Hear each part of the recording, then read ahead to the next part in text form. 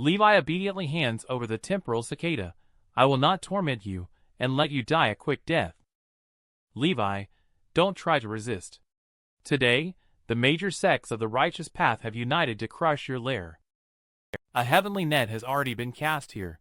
This time, you will surely meet your end.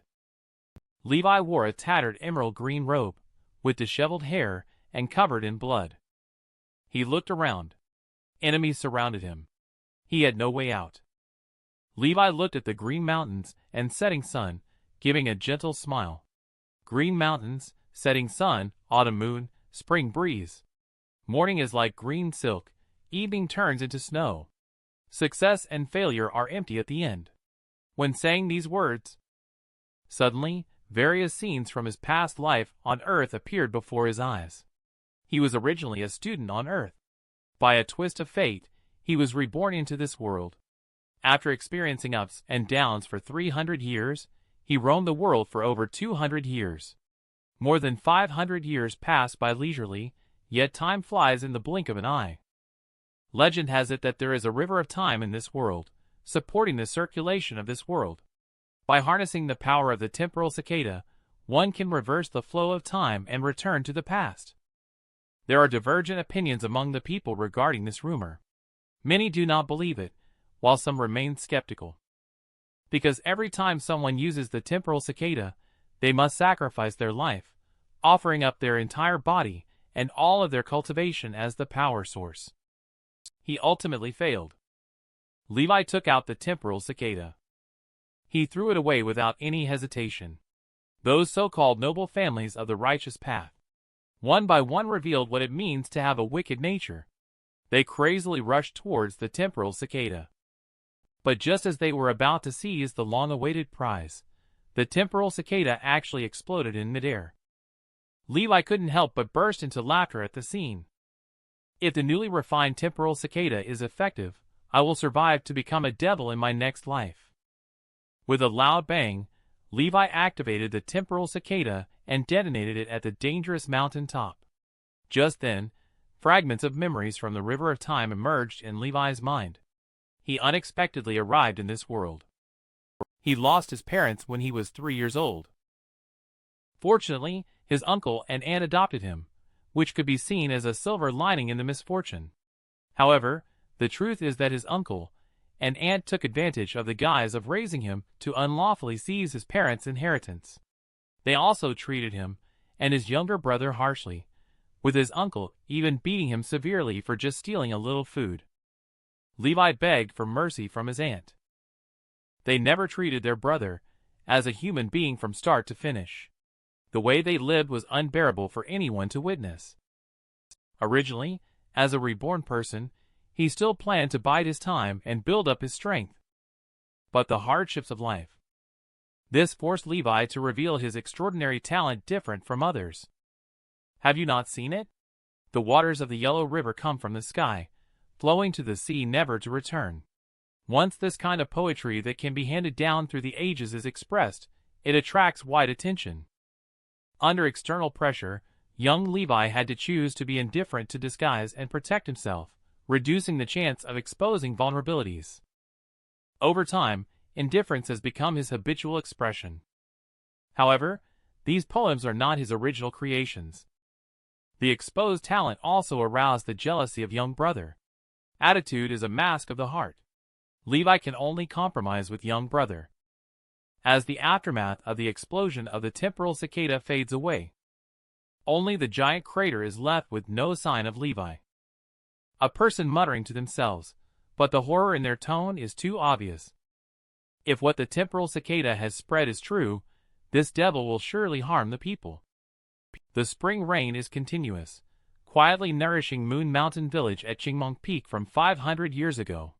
In the very center of Moon Mountain Village stands a magnificent and majestic building. At this moment, a grand sacrificial ceremony is being held there, making the lights even brighter and more dazzling. The Moon Clan leader is dressed in a solemn white sacrificial robe, kneeling on the brownish-yellow floor. He kept his upper body straight, with his hands clasped together, closing his eyes tightly in sincere prayer. May the ancestors bless us. I hope that in this awakening ceremony, more outstanding young people with great aptitude will emerge, adding new blood and hope to the family.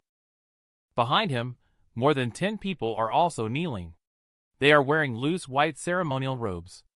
They are all clan leaders and spokespersons in the family, holding power in various aspects.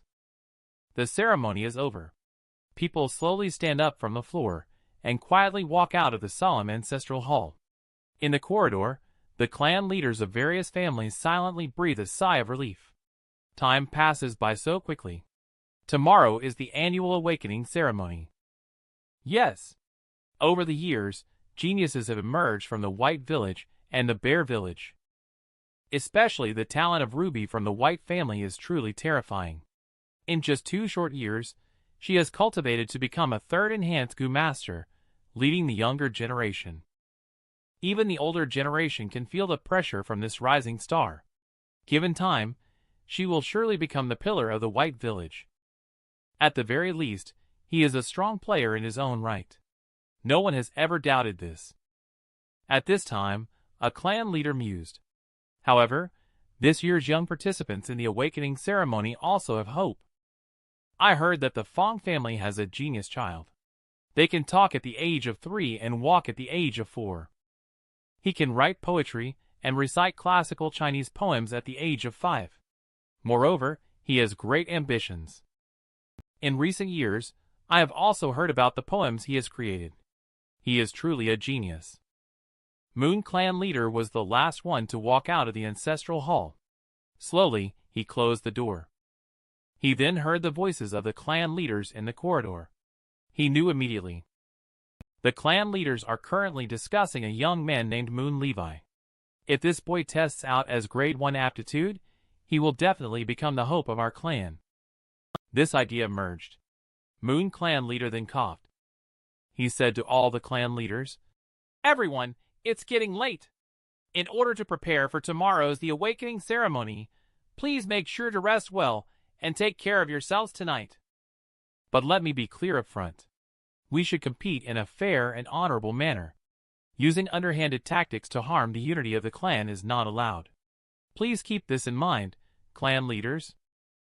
The clan leaders were slightly taken aback by these words. A hint of vigilance could be seen in their eyes as they looked at each other. Then, deep in thought, the clan leaders dispersed. The long corridor became quiet. The spring rain and wind blew in through the window. A clan leader walked lightly to the window. This was on the 3rd floor of the attic. Looking out, the clan leader could see most of Moon Mountain Village at a glance. Reflecting in their eyes were the lights of the clan leaders' residences. With a long sigh, the clan leader murmured, "This is the hope for the future of our clan." And at this moment, a young man suddenly stood up. 500 years ago, in Moon Mountain Village, the temporal cicada really works. Levi walked to the window, letting the wind and rain hit his body. The temporal cicada was just recently mastered. I didn't expect to use it so soon. You want to place me in a deadly situation. You planned well for my demise. Have you not heard that there's always a way out in desperate times? As long as I want to leave, the road is right beneath my feet. Although everything will start anew. But what does that matter? The road ahead is full of dangers. Now take steps from the beginning. Danger gives one a unique strength. My heart still looks up to the sky. Let them face 1,000 difficulties. Let them face a myriad of dangers. I am already on the road.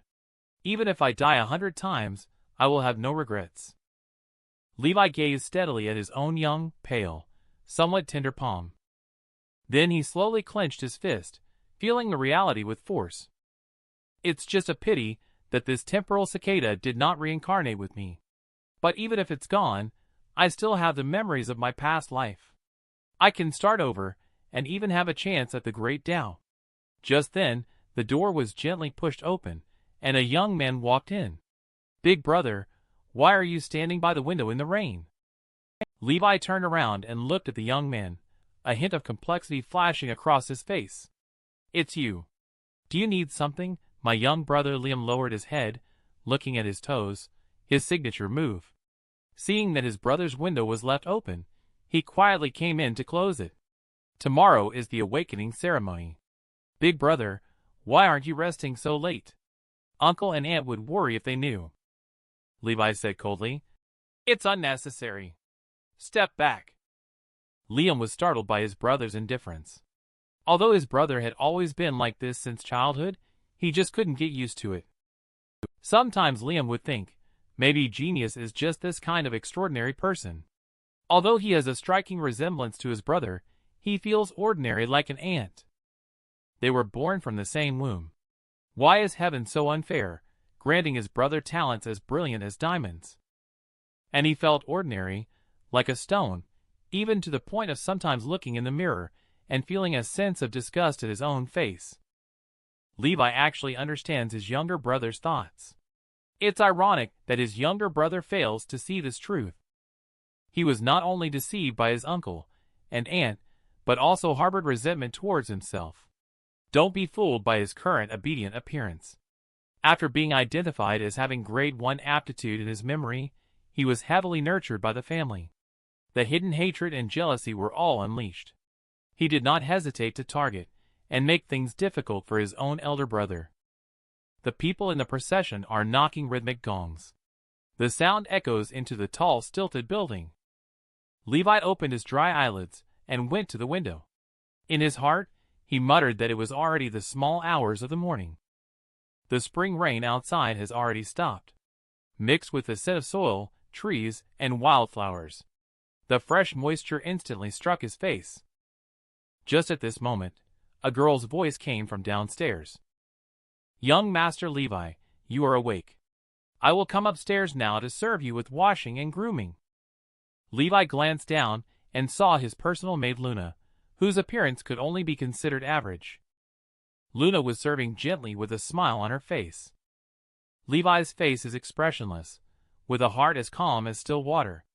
This maid is not only an informant for the uncle and aunt, but also admires vanity, and has a cold personality. In the previous life, I was deceived by her. After the awakening ceremony, my status plummeted, and she immediately turned against me. She didn't hesitate to give me hostile looks. At this moment, Liam, who happened to pass by, saw Luna smoothing out the wrinkles on Levi's chest clothing. A hint of envy and jealousy flickered in his eyes involuntarily. The clothing was already neatly arranged. Luna was more about seduction. Levi said coldly, No need. You may leave. Luna pouted slightly, feeling somewhat strange and aggrieved by Levi's inexplicable mood today. She wanted to say something coquettish, but found herself captivated by Levi's elusive demeanor. She opened her mouth several times. In the end, she uttered, I'm sorry, and obediently stepped back. Levi looked at Liam. Are you ready? The younger brother stood dully at the door, lowering his head to look at his own toes. He softly murmured in agreement. Levi nodded. The young brother's thoughts in his heart were not clear to him in his past life. But how could he not understand in this life? However, it was meaningless to break it at this moment. He gave faint orders. Let's go then. So the two brothers walked out of the residence. Along the way, they ran into many people of the same age. Groups of 3 or 4 gathered together, whispering and pointing at them. Look, there go the Fong family brothers. And ahead of them is that Levi, the poet. So that's him. He really does have that aloof and indifferent look, just as the rumors say. Liam listened expressionlessly. By this time, the first light of dawn was breaking on the horizon. Levi's shadow fell on his face.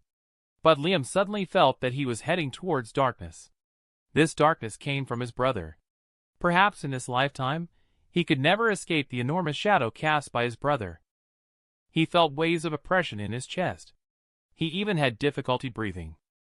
Levi listened to the discussions around him with a cold smile in his heart. Such discussions.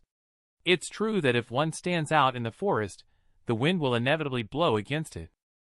No wonder he found himself surrounded by enemies after testing his grade 3 aptitude. For a long time, he endured sneers and cold treatment. He suddenly realized that his uncle and aunt were quite cunning. They assigned Luna to monitor him closely, and an old nanny to look after his young brother. In fact, there were also other differences in treatment in daily life details. This was all intentional. They wanted to provoke a sense of unfairness in the heart of the young brother, and sow discord in his relationship with his own brother. People are not troubled by the lack, but by inequality. In the past, I experienced too little, and the young brother is too naive and innocent. He was successfully manipulated by the uncle and aunt. But in this life, this young brother can be completely suppressed and subdued. Luna, a young maid, can be brought into the harem earlier. There are also the uncle, aunt, and clan leader. As long as I want to, with my formidable skills in demonic cultivation, I can manipulate the entire Qingmong Peak in the palm of my hand. But they are also worthy. In this vast river of time, they are nothing but insignificant scum. Calculating, they are just wasting their lives. But that being said, if anyone dares to block my path, I will make sure they die 10 times over. The sun rises, and the rosy light spreads out. More than 115-year-old teenagers are now gathered in front of the main hall of the clan leader's house. This is the central hub of power for the entire village. Responsible for this trip is the Academy Moon Master. Very good. Everyone has arrived on time. Today is the awakening ceremony, which is a significant turning point in your lives. Let's not talk too much. Follow me. He led them through an entrance in the lobby and continued downstairs. Following the well-built stone stairs, they entered the underground cave. The young men all exclaimed in amazement. The underground cavern is splendid and magnificent. As they walked, Moon Master narrated the story. Hundreds of years ago, the Moon Clan migrated from the Central Plains to the southern frontier and settled here at Qingmong Peak. They were attracted by the spiritual spring in the underground cavern, which can be considered the foundation of Moon Mountain Village. It is because the spiritual spring can produce a large number of essence stones, providing a continuous supply of resources for cultivation. Cultivation is the most resource-intensive practice for Gu masters. So children, you must remember that resources are the most important no matter where you are. They walked for hundreds of steps. The light in front of them grew dimmer, and they faintly heard the sound of water. Turning around the corner, an underground river over 10 meters wide appeared before everyone's eyes. On the opposite bank of the river is a vast sea of moon orchids, which are the main food for many Gu worms. This flower sea can be said to be the family's largest breeding ground. The young people have really broadened their horizons. Their eyes are shining brightly. They are both excited and nervous. Moon Master bowed to the clan leader, who had been waiting for a long time. The clan leader nodded and gave the order to begin. Moon Master spoke loudly. All right. Next, listen to me announce the registration. Those called upon will cross this river to the other side. They will go as far as they can, the farther the better, of course. Is everyone clear on the instructions? The first one is Moon Bob. Bob stepped onto the river bank with a serious look on his face, heading towards the sea of flowers. The river may be wide, but it is not deep. It only reaches up to the knees of a young person. But suddenly, he felt an invisible pressure. It's as if there is an invisible wall blocking his way forward. He was struggling to take a step forward.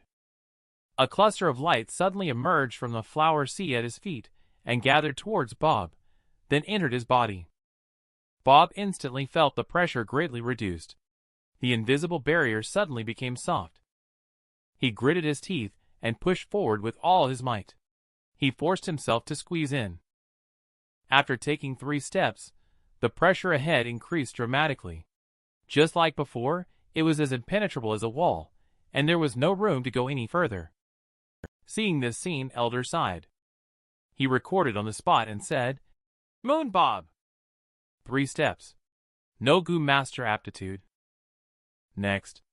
Moon Noah. Soon after, Moon Noah returned with a disappointed look on his face because he hadn't taken a single step forward. Next, Academy Elder called out the third name, Moon Michael. A horse-faced boy in coarse linen clothing. With a light shout, he stood out from the crowd. He is tall and sturdy, much more robust than his peers, emanating a hint of bravery. He took a total of 36 steps. Finally, he crossed the river and stepped onto the other side. The young people on the other side of the river were dumbfounded. The Academy Elder shouted with joy. "Very good, Moon Michael Grade 2 Aptitude. Come here. Let me see your origin see." Moon Master reached out and placed his hand on the young man's shoulder. He closed his eyes and concentrated to probe for a while before withdrawing his hand. He recorded it on paper. Moon Michael origin C 66%. Can be cultivated vigorously. This aptitude is graded from grade 1 to grade 4 from top to bottom. Below 10 steps is grade 1 aptitude. From 10 steps to 20 steps is grade 4. A youth with grade 4 aptitude, after 3 years of cultivation, can be promoted to become a senior Gu Master of the first enhancement, becoming the cornerstone of the family. A youth with grade 3 aptitude, after 2 years of cultivation from 20 steps to 30 steps, mostly can become a second enhanced Gu Master and become a backbone of the family. From 30 steps to 40 steps, a youth with grade 2 aptitude needs to be taken care of. They often need to be nurtured as future elders. With 6 or 7 years of effort, they can become a third enhanced Gu Master. As for a youth with grade 1 aptitude, even if one appears, it is a blessing for the whole family. They need careful attention and allocation of resources. In about 10 years, they can become a fourth enhanced Gu Master and compete for the position of clan leader by that time. Half an hour later, already half of the youth have stepped into the flower sea, and many with grade 3 and grade 4 aptitudes have emerged. Of course, almost half of them have no aptitude at all. Clan leader sighed deeply. There's nothing we can do. The bloodline is getting thinner and thinner. Plus, in recent years, the clan has not seen a few fourth enhanced strongmen to strengthen the bloodline. The 4th generation clan leader is the only 5th enhanced expert. However, he perished alongside the pleasure-seeking wanderer, leaving no descendants to carry on the bloodline. The younger generation of the Moon clan is showing increasingly weaker aptitude. Just at this moment, the Academy Elder shouted, "Moon Cameron!" Upon hearing this name, Levi glanced over in the corner of his eye. This is the grandson of Elder Moon Charles. Moon Cameron is short in stature, with a pockmarked face. He clenched his fists with a sweaty face, looking particularly nervous. He took 36 steps in a row and stepped onto the opposite bank. Light spots were scattered into his body one after another. The young men suddenly became agitated. Another grade 2. Moon Charles even shouted loudly, "Ha ha! 36 steps." Levi looked pensive as he gazed at Moon Cameron on the opposite shore. He was harshly punished by the clan for cheating in the awakening ceremony. In fact, his aptitude was only grade 3, but his grandfather Moon Charles falsified it for him, creating the illusion of a grade 2 aptitude. Moon Charles has always been in conflict with Moon Mason. These two elders are the two biggest factions in the family. In order to suppress his opponent, he needs his grandson, aptitude, to excel. It is also because of his cover in the background that Moon Cameron is able to conceal for a while. In his memory, if it weren't for that accident, he wouldn't have been exposed. Levi's eyes are shining brightly. He is considering how to use this to gain the greatest advantage. He is pondering. He suddenly heard Academy Elder calling out his name. Moon Levi. For a moment, everything fell silent. Countless gazes were cast upon him. Levi chuckled to himself. It was getting more and more exciting. He waded through the river under the watchful eyes of the crowd. Suddenly, he felt a layer of pressure. The pressure comes from the spiritual spring deep in the flower sea because the energy is too concentrated and abundant, leading to the pressure. When this pressure becomes unbearable, the Hope Goo will appear. Each light spot is a goo. They come from the oldest legend. Legend has it that when this world was newly formed, wild beasts roamed the wilderness. The first human, named Ancestor, appeared. He ate raw meat and drank blood, facing very difficult living conditions. Especially with a group of wild beasts called Dilemma. They always wanted to eat him. Ancestor does not have a body as strong as a mountain or the sharp teeth and claws of a wild beast. How can he fight against this group of wild beasts called Dilemma? He is at the lowest end of the food chain in nature. He can barely survive. At this moment, 3Gu actively approached Ancestor and said, "As long as you use your life to nourish us, we will help you get through this difficult situation." Ancestor, in desperation, had no choice but to agree to these 3Gu. He first used his own youth to nourish the largest of the 3Gu. That Gu brought him power, and with the power, his life began to improve under the guidance of the Power Ancestor. He is brave and fierce, defeating many dilemmas. But he soon discovered that power is not omnipotent. It also needs restoration and nurturing. It cannot be squandered at will. And for the entire dilemma beast herd, his power is simply too small. The Ancestor, deeply hurt by the pain, decided to use his most energetic middle-aged self to provide for the most beautiful of the 3 Gus. As a result, the second Gu bestowed upon him wisdom. With wisdom acquired, the Ancestor learned to contemplate and reflect, and began accumulating experiences. He discovered that many times, using wisdom is more effective than using power. But the good times did not last. The Ancestor grew old, older and older. This is because he dedicated his youth and middle age to Power Gu and Wisdom Gu. "What else can you bring us, human? You have nothing else to offer us." After realizing this, both Power Gu and Wisdom Gu coldly left. Ancestor lost power and wisdom. He was discovered by Dilemma again and became surrounded by the pack of beasts. He's old now, unable to run anymore. His teeth have all fallen out, unable to even chew wild fruits and vegetables. He collapsed weakly on the ground, surrounded by a dense crowd of dilemmas. His heart was filled with despair. At this moment, Gu Third spoke to him. "Man, you worship me. I can help you get out of the dilemma." Ancestor shed tears and said, "Gu, what else do I have? Look, Power Gu and Wisdom Gu have both abandoned me, and all that's left is old age. But if I offer my old age to you, my life will end immediately. Although I am currently surrounded by dilemma, I will not die for the time being. I still want to live a little longer, even if it's just for a second. So you can leave. I can no longer serve you." But Gu said, "Among the 3 Gus, my request is the smallest. Human, you just need to entrust your heart to me." The Ancestor hesitated for a moment. "Then I will entrust my heart to you. But Gu, what can you bring me?" "In this current desperate situation, even if Power Gu and Wisdom Gu return to my side, it won't change anything.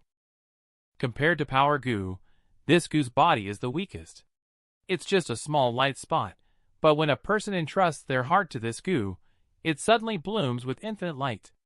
In this light, the dilemmas scream in fear. This is when Hope Gu quickly retreats." The Ancestor was stunned. From that moment on, he knew that when facing dilemmas, he should entrust his heart to Hope. And at this moment, the combined Hope Gu had already entered Levi's body in the form of a stream of light. Levi suddenly felt the pressure ease slightly. He increased his pace and continued forward. With every step he took, continuous streams of Hope Gu would soar out of the sea of flowers and merge into his body, joining the orb of light. But the person in charge on the other side of the bank frowned. "The number of Hope Gus seems a bit low." Clan leader also frowned. This is by no means the aura that a grade 1 aptitude should have. Levi continued to move forward under pressure. "I have taken 23 steps from grade 1 to 40 steps to 50 steps so far." Levi silently counted in his heart. When he reached the 27th step, he seemed to hear a loud bang. The ball of light accumulated between his belly and kidneys reached its limit and suddenly exploded. This explosion happened only inside Levi's body. Outsiders couldn't perceive it at all. Only Levi felt earth-shattering wonder in that instant. At this moment, his whole body's hairs stood on end, pores closed tightly. His mind was like a bowstring suddenly pulled taut. Soon after, his mind went blank, and his whole body felt as if it had fallen into the clouds. Awake succeeded. This is the hope of immortality. Levi only took 27 steps and then broke through. The feeling of the empty aperture is extremely mysterious. Although it is housed in Levi's body, it does not exist in the same space as the 5 viscera and 6 bowels. You can say it is infinitely large. Some people call it Purple Mansion, but more people call it Origin C empty aperture. The entire empty aperture is spherical. The surface of empty aperture flows with white light, which is a layer of light film. It is the light formed by the previous explosion of the hope goo, which is what sustains empty aperture from collapsing. Inside empty aperture is naturally the origin C. This is the bronze true origin condensation that only first enhanced goo masters have. It is commonly known as the bronze C. Each drop of seawater represents true origin, symbolizing the condensation of Levi's vitality and spirit. It signifies the life potential he accumulated over the 15 years. Goo masters use this true origin to activate goo worms. In other words, from this moment on, Levi has officially entered the ranks of first enhancement goo masters. Empty aperture has been opened. There is no longer any hope goo entering Levi's body. Levi retracts his mind. He only feels a strong pressure ahead, as if hitting a solid wall. He can't move forward anymore. He smiled indifferently at this outcome, just like in past lives. Academy Elder shouted from the other side of the bank. "Can't you keep going?" Levi turned around without a word, answering him with actions. This stirred up a huge commotion among the crowd. Levi took 27 steps. It is unbelievable that he only has grade 3 aptitude. Such a genius is only grade 3. Moonliam looked up in shock, staring at Levi returning from crossing the river. He couldn't believe what he saw before him. His own brother is actually only a grade 3. Moon, the clan leader, clenched his fists in anger. Damn it. He's only a grade 3 after all. The elders who were secretly watching. Some furrowed their brows. Some looked down to discuss. Someone sighed deeply towards the sky. Could the test be wrong? How is that possible? This method is extremely accurate. Besides, we have been keeping an eye on it all along. Cheating is difficult. But then, how do you explain his previous performance and talent? Young people with higher aptitude from Origin C will indeed demonstrate characteristics that surpass ordinary people, such as intelligence, insight, memory power, and agility. However, conversely, these characteristics do not necessarily mean that aptitude is always high. Everything still needs to be based on test results to determine. The clan leader sighed deeply. The greater the hope, the greater the disappointment. Moon Clan is getting worse with each generation. The icy river water soaked the socks. It was so cold that it felt a bit bone-chilling. Levi continued to walk expressionlessly. The distance was getting closer. He could clearly see the solemn expressions of the academy elders. He could keenly sense the gazes from hundreds of young people. The exact same situation made Levi involuntarily think of his past life. At that time, he felt like the sky was falling. He slipped and fell while crossing the river.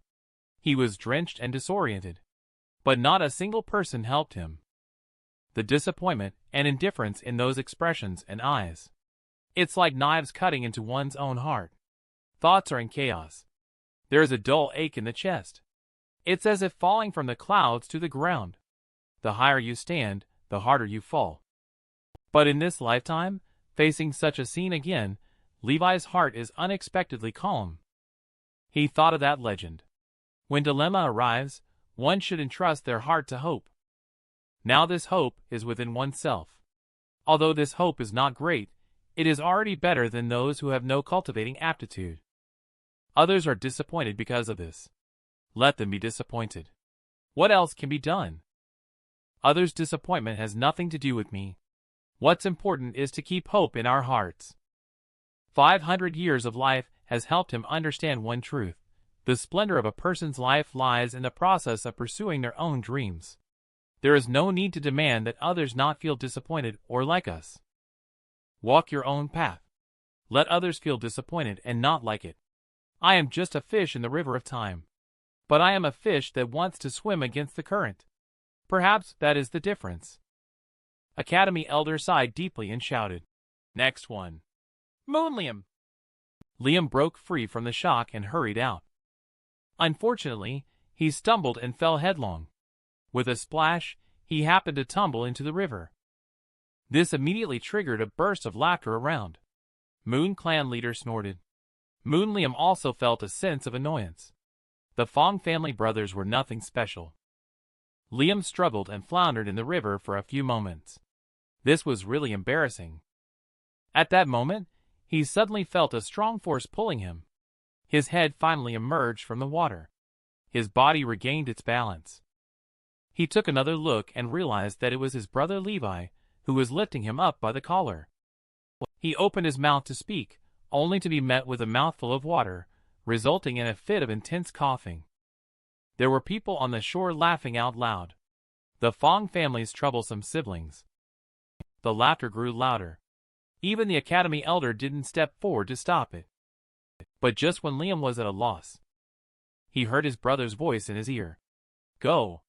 The future road will be very exciting." Very quickly, a week passed. In the academy of the village, the Academy Elder was talking eloquently. Man is the spirit of all things. In this world, there are thousands of different forms of goo with various forms. The places of existence are also diverse. They may be in the earth and mines, in the grass, and even inside wild beasts. They have birds and beasts, flowers, plants, insects, and snakes. They also have gold, silver, jade, and other precious stones, even ghosts, demons, and spirits. All the special lives formed by the essence of the heavens and the earth are goo. In the process of human reproduction and multiplication, our ancestors gradually discovered the mysteries of goo worms. They have opened empty apertures and used their true origin to nourish, refine, and control these goo for various purposes. We collectively refer to such individuals as goo masters. In the awakening ceremony 7 days ago, all of you have successfully opened empty apertures, condensed the true origin C, and have now become first enhanced goo masters. At this moment, a young man raised his hand. After receiving permission from the elder, he stood up and asked, "I have known since I was very young that goo masters are categorized into first enhance, second enhance, and so on. Could you please explain this to us in detail?" The Moon Master nodded and waved his hand, signaling the young man to sit down. The Goo Master has a total of 9 major realms, namely from bottom to top: first enhance, second enhance, third enhance, up to 9th enhance. Within each enhance realm, there are further divisions into beginner, intermediate, advanced levels, and pinnacle. When you just become Goo Masters, you are all at the first enhance, beginner level. However, if you work hard on cultivating, your skills will naturally improve. Advancing to second enhance and third enhance is also possible. Of course, the higher your aptitude, the greater the likelihood of promotion. Grade 4 Aptitude. When the origin C occupies about 20 to 30% of the empty aperture, often reaches the highest level of cultivation at the first enhance or second enhance. With Grade 3 Aptitude, when the origin C occupies 40 to 50% of the empty aperture, one typically stops at the second enhance realm, with only a small fraction managing to break through to the third enhance beginner level. Grade 2 Aptitude, when the origin C occupies 60 to 70% of the empty aperture, can achieve cultivation up to the third enhance or even fourth enhance. Grade 1 Aptitude, when the origin C is abundant, occupying 80 to 90% of the empty aperture. Individuals with such aptitude possess the highest natural talent and are best suited for Goo Master cultivation, able to reach the 5th enhance level. Youngsters are all ears and eager to learn when hearing about it. As for the 6th enhance, every upward Goo Master is a legend. I'm not very clear on the specifics. In our Moon Clan, we have not seen a 6th enhance Goo Master, but we have had 5th enhance and 4th enhance Goo Masters. Many people couldn't help but look at Moon Liam, who was sitting upright in the first row. That's Grade 1 Aptitude. Their eyes were filled with envy and jealousy. At the same time, some glances drifted towards the corner in the last row of the academy. In the corner by the window, Moon Levi was sound asleep with his head resting on the desk. Someone twisted their mouth. Look! Still sleeping. He has been sleeping for a week in a row. Still hasn't recovered. More than that. I heard he doesn't come home at night. He roams around the outskirts of the village. Some people have seen him more than once. At night, he was drunk outside hugging a wine barrel. Fortunately, in recent years, the area around the village has been cleared, making it relatively safe. The crackdown was indeed severe. He relied on the reputation of being a genius for so many years. Unexpectedly, in the end, he was just a grade 3. It would have been fine if it had ended there. It's just that his younger brother was tested as a grade 1, and now enjoys the best treatment in the limelight. Listening to the increasingly loud discussion around him, the eyebrows of the academy elder have already knotted into a lump. A week has passed, and he still looks so dispirited. I really misjudged him at the beginning. How could such a person be a genius? Elder coldly snorted in dissatisfaction. Forget it. He can't even withstand such a blow, even if he is only a grade 3. Such temperament cultivated like this is not worthy of great use. Instead, it is a waste of the family's resources. Academy elder continued to ponder, while speaking again about the previous topic. Many strong individuals have appeared in the history of the clan. Among them, there are 2 5th Enhance experts. One is our founding ancestor, the first-generation clan leader, who established Moon Mountain Village. The other is an outstanding talent who rose to the realm of 5th Enhance Gu Master, being the 4th-generation clan leader. If it weren't for the despicable and shameless villain, the pleasure-seeking wanderer, launching a sneak attack, perhaps he could have advanced to become a 6th Enhance Gu Master, who knows? The young people in the audience were all filled with righteous indignation and shouted out. They all felt that the pleasure-seeking wanderer was too cunning and treacherous. It's a pity that our 4th-generation clan leader, who was kind-hearted and passed away at a young age. I regret not being born a few hundred years earlier. Otherwise, I would have fought to expose that villain's ugly face even at the cost of my life. Was awakened by the condemnation in the academy. Levi in the corner opened his drowsy eyes. The pleasure-seeking wanderer, huh? Speaking of which, the story of the 4th-generation clan leader and the pleasure-seeking wanderer is known to every member of the Moon clan. This pleasure-seeking wanderer, who was also a 5th-grade Gu Master, had been a notorious womanizer and thief for many years. He was notorious in the world of demonic cultivation. Hundreds of years ago, he roamed to Qingmong Peak with the intention of committing crimes in Moon Mountain Village. As a result, he was exposed by the 4th-generation clan leader. After an earth-shattering battle, the pleasure-seeking wanderer was beaten to his knees, begging for mercy. The 4th-generation clan leader, being kind and compassionate, intended to spare his life.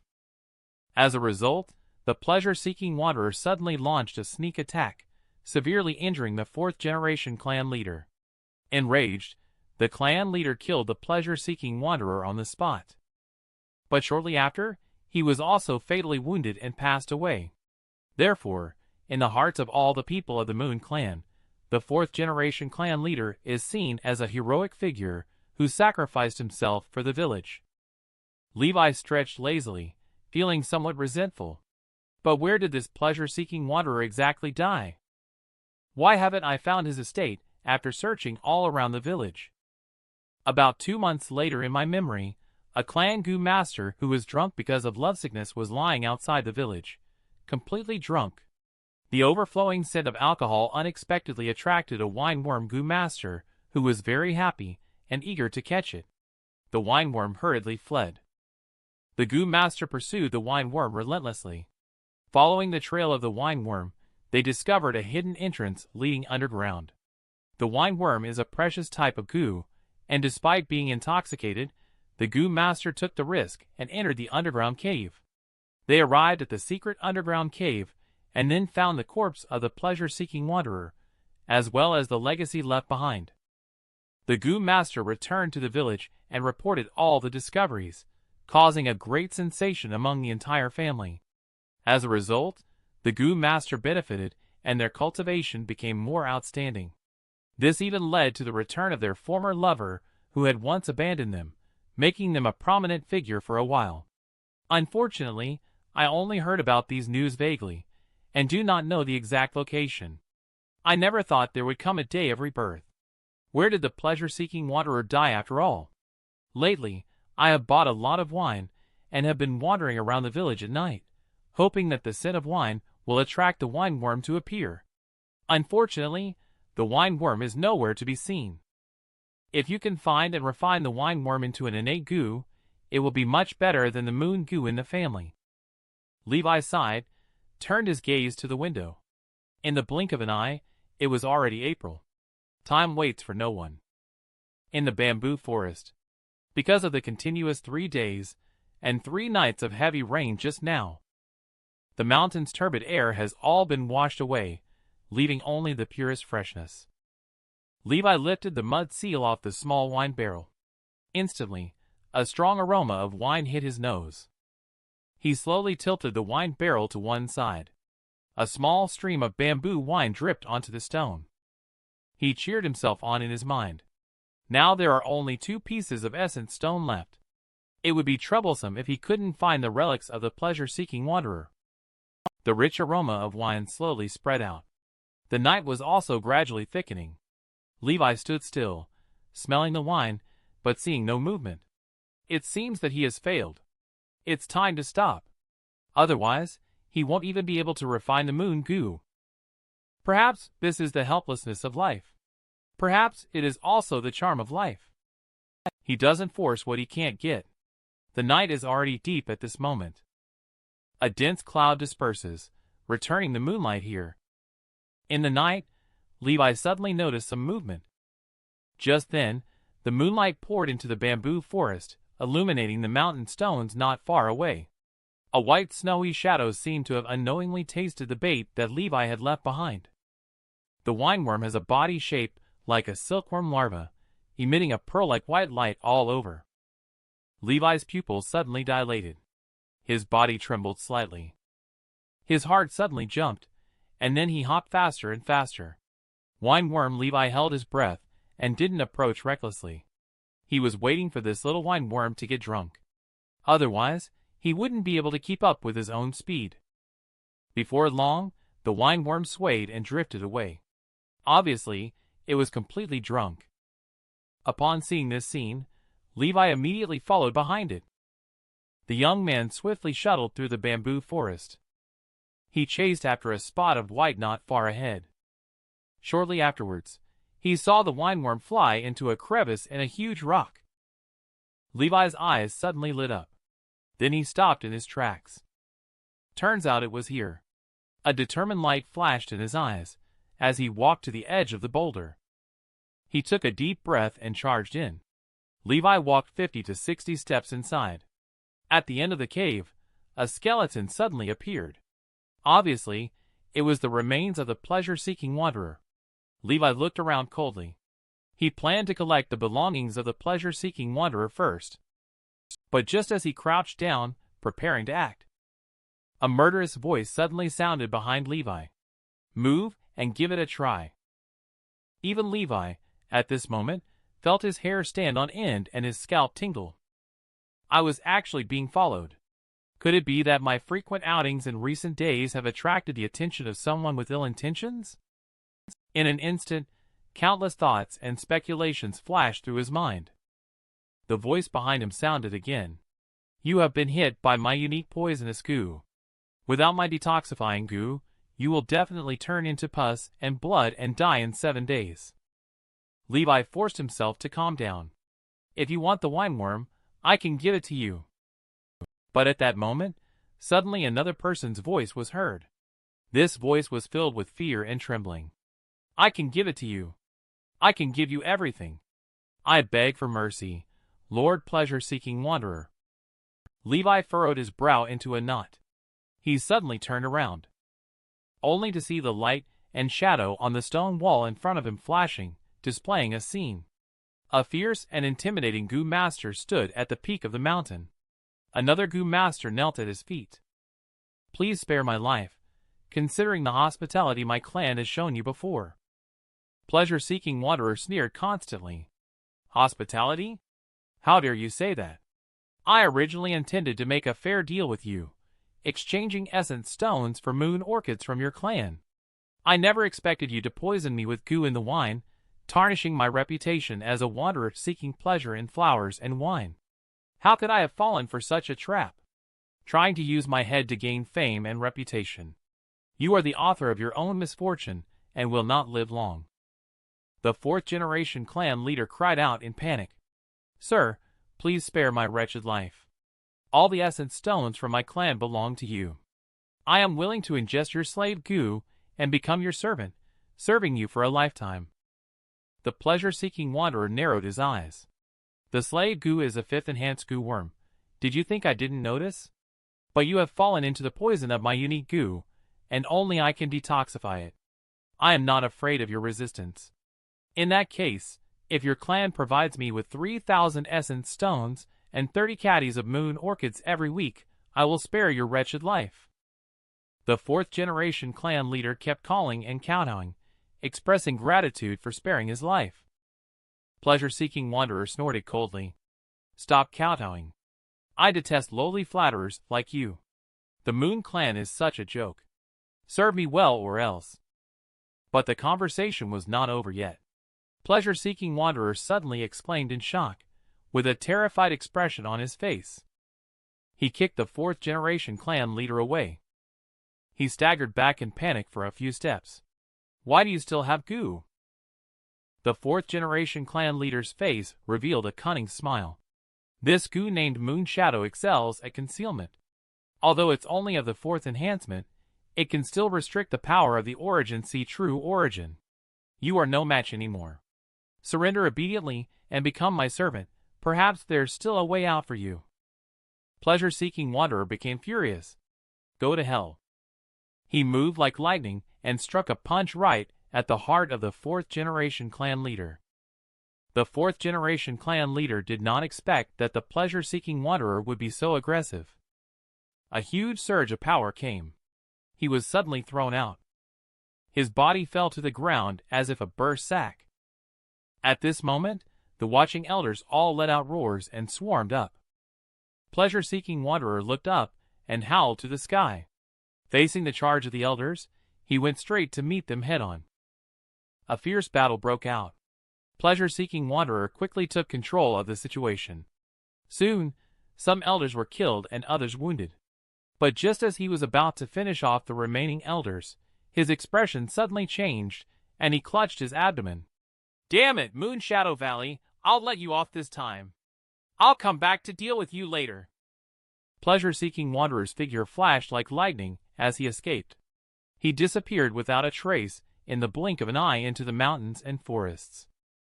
The scene resets and starts playing again. Levi sneered. So, this is the real truth from back then. It turns out that it was this group of elders who tampered with history. No wonder that heartbroken Goo Master didn't dare to embezzle privately.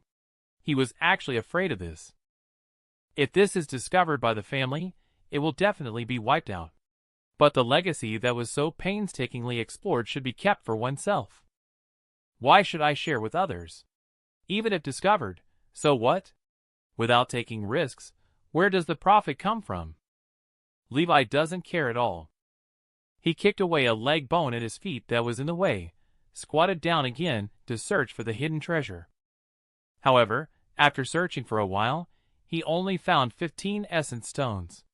What a poor guy, Levi commented. The harvest is less than expected. This should also be one of the reasons reported to the family by the Goo Master.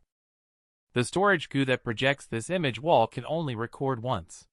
Does this mean I can only report to the family to reap benefits? Levi thought about it, and quickly dismissed the idea. Something that could undermine family beliefs. If sold to the other two villages on Qingmeng Peak, they would definitely receive more rewards than from the family. What? You mentioned the family's sense of honor and belonging. I'm really sorry. Levi really doesn't have any of that. Relying on the family. How could I be so naive like in my past life? The so-called Moon Clan. It's just a stepping stone for my eternal plan. It doesn't matter if it's destroyed. Levi returned to the inn, after he sent away the troublemaker. Next, he will refine the goo worm at the inn. As long as he obtains the innate goo, he will be eligible to stay in the student dormitory. And he can also enjoy the resources of the clan. After all, staying at the inn a few times is one thing. The cost of staying for too long is really too high. Refining the wine worm requires at least 17 pieces of stone. Although the wine worm, like the moon goo, is both a first enhanced goo worm, it is undoubtedly more rare. The difficulty of refining has also increased. And in a certain sense, it is a goo worm that can enhance a goo master's aptitude. Levi sat cross-legged on the bed, took out the wine worm, and first mobilized the true origin from the origin sea. This wine worm can purify its own true origin to enhance my beginner level true origin to intermediate level. This way, I can surpass my peers in the foundation of true origin and significantly accelerate the speed of cultivation. At this time, the wine worm is still in a dormant state. It is the best time to refine it. The essence of refining is to use one's own will to eradicate the will of the goo worm. And this wine worm is very likely the pleasure-seeking wanderer's innate goo. It was originally at the 5th enhancement level, but has not had enough food for a long time. Its rank has gradually decreased to the 1st enhancement level. But the will of the pleasure-seeking wanderer still exists in the wine worm. Levi frowned, feeling the strong resistance. At this rate, not to mention 17 essence stones, even 30 won't be enough. He shouldn't even think about refining it within a month, unless there is help from a strong individual. But I have no connections. Who would bother to help a grade 3 waste like me without gaining anything in return? The moon outside the window has slowly descended. And then a new day arrives.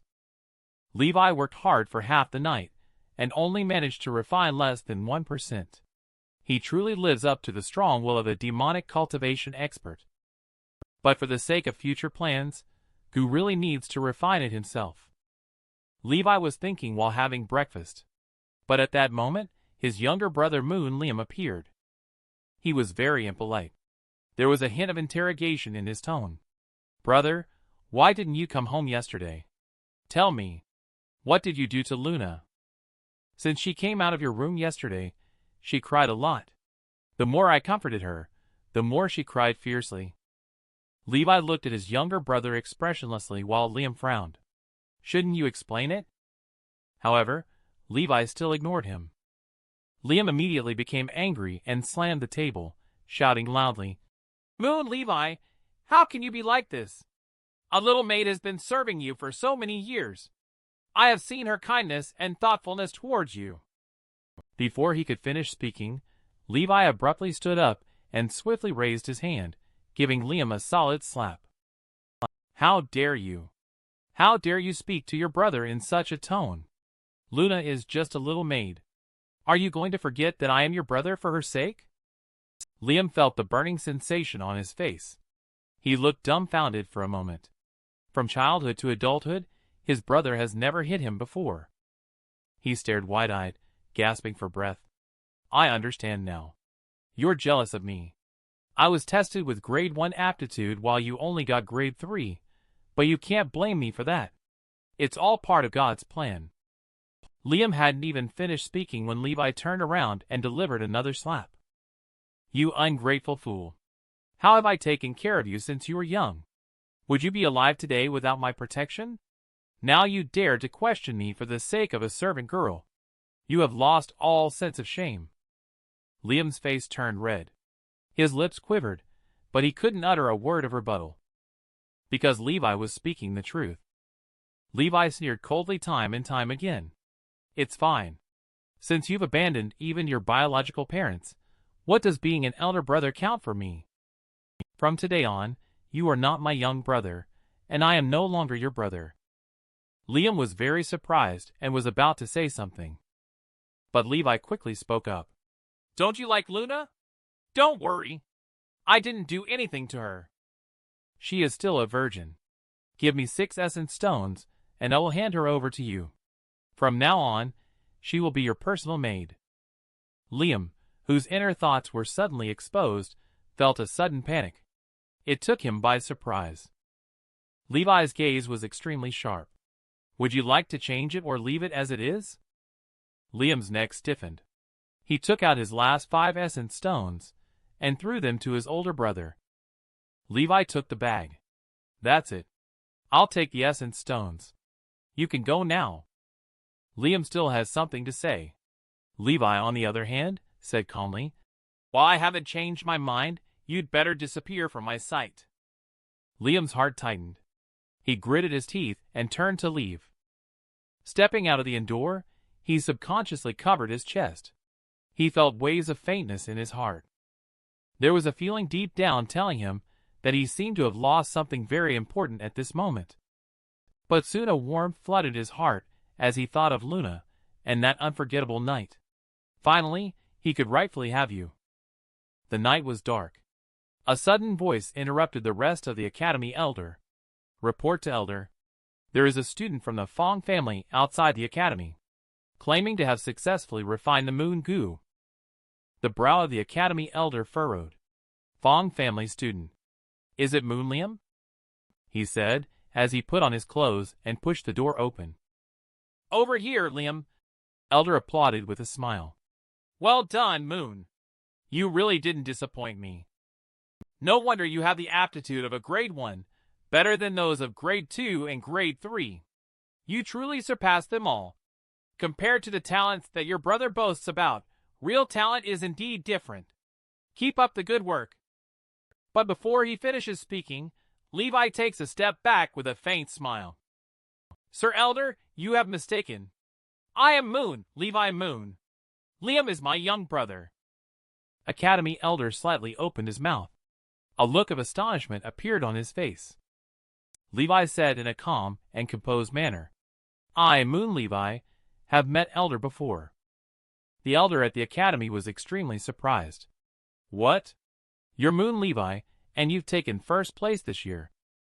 Levi looked thoughtful. If there's no one earlier than me, it seems to be the case. The academy elder was stunned. You should know he has been in charge of the academy for decades. Extremely experienced. He has even witnessed a grade 3 aptitude taking the lead before. But it definitely won't happen this early. Besides, there are peers of grade 1 and grade 2 aptitudes in this cohort.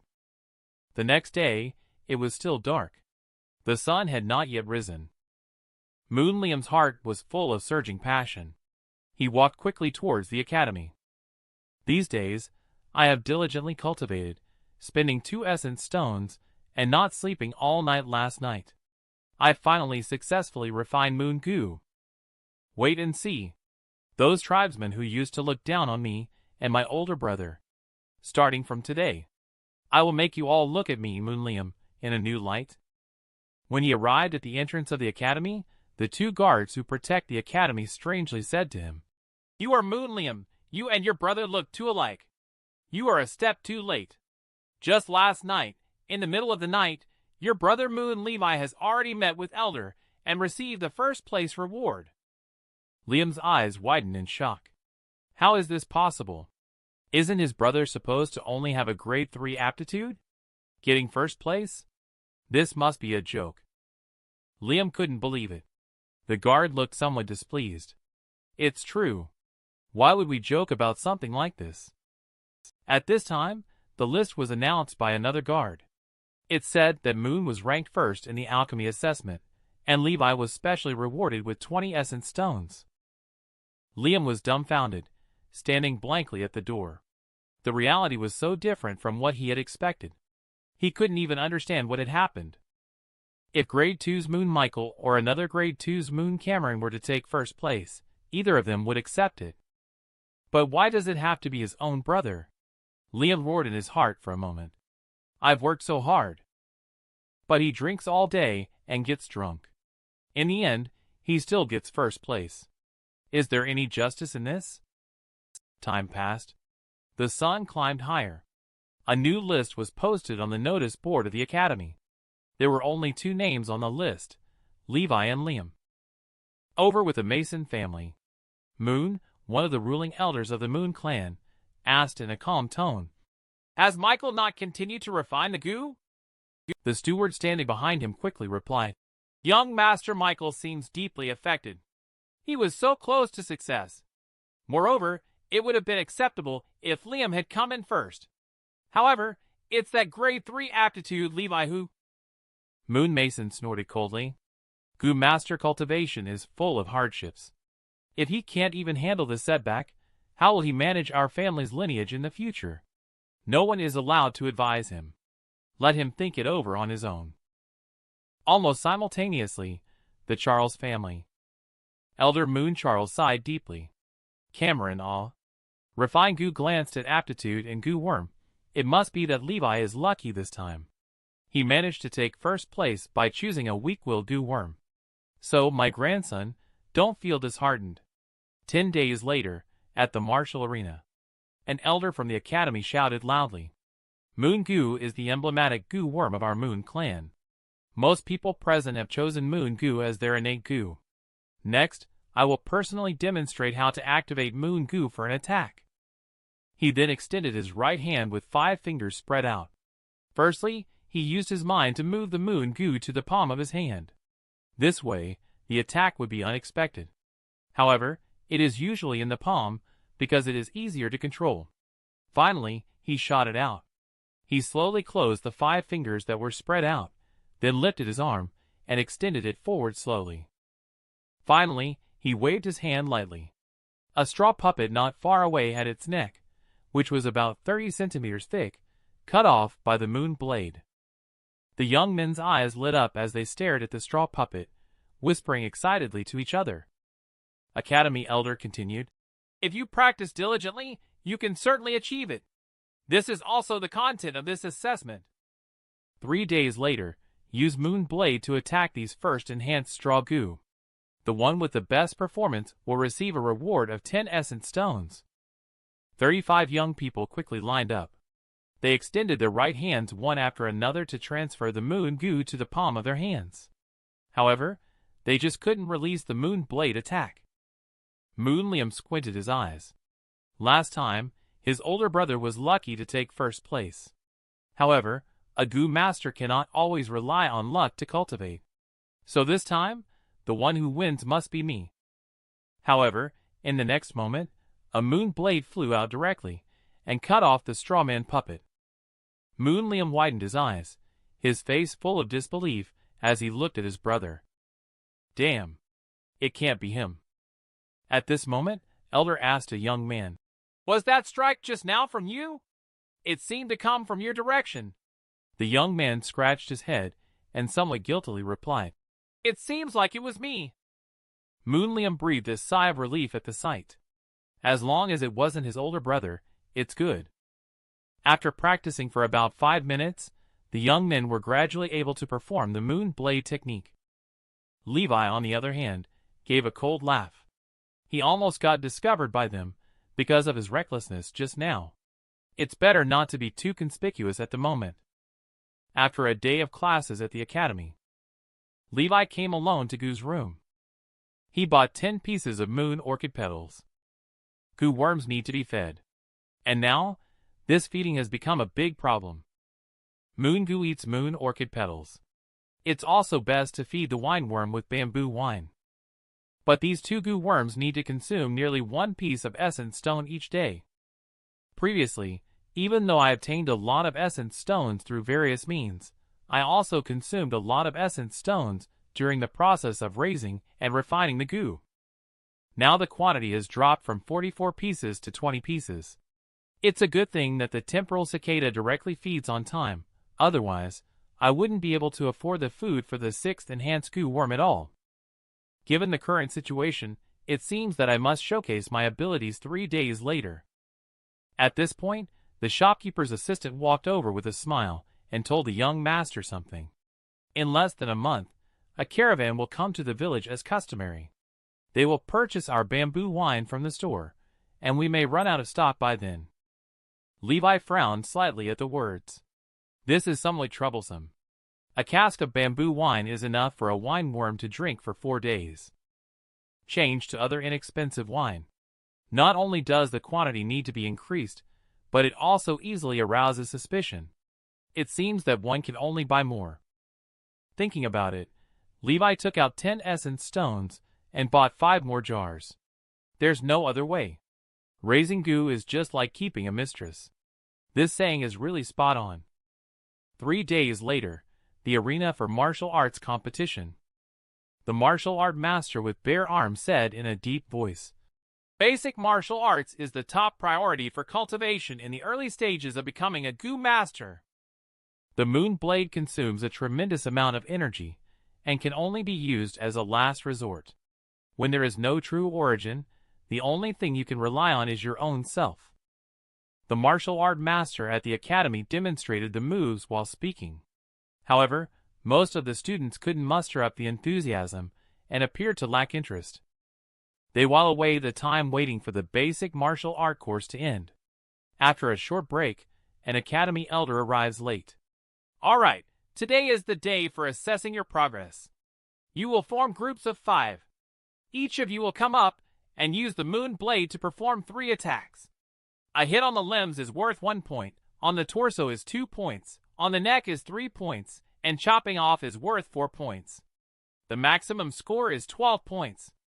The one with the highest score will be the first place." The first group of students walked up. The moon blade danced in the air.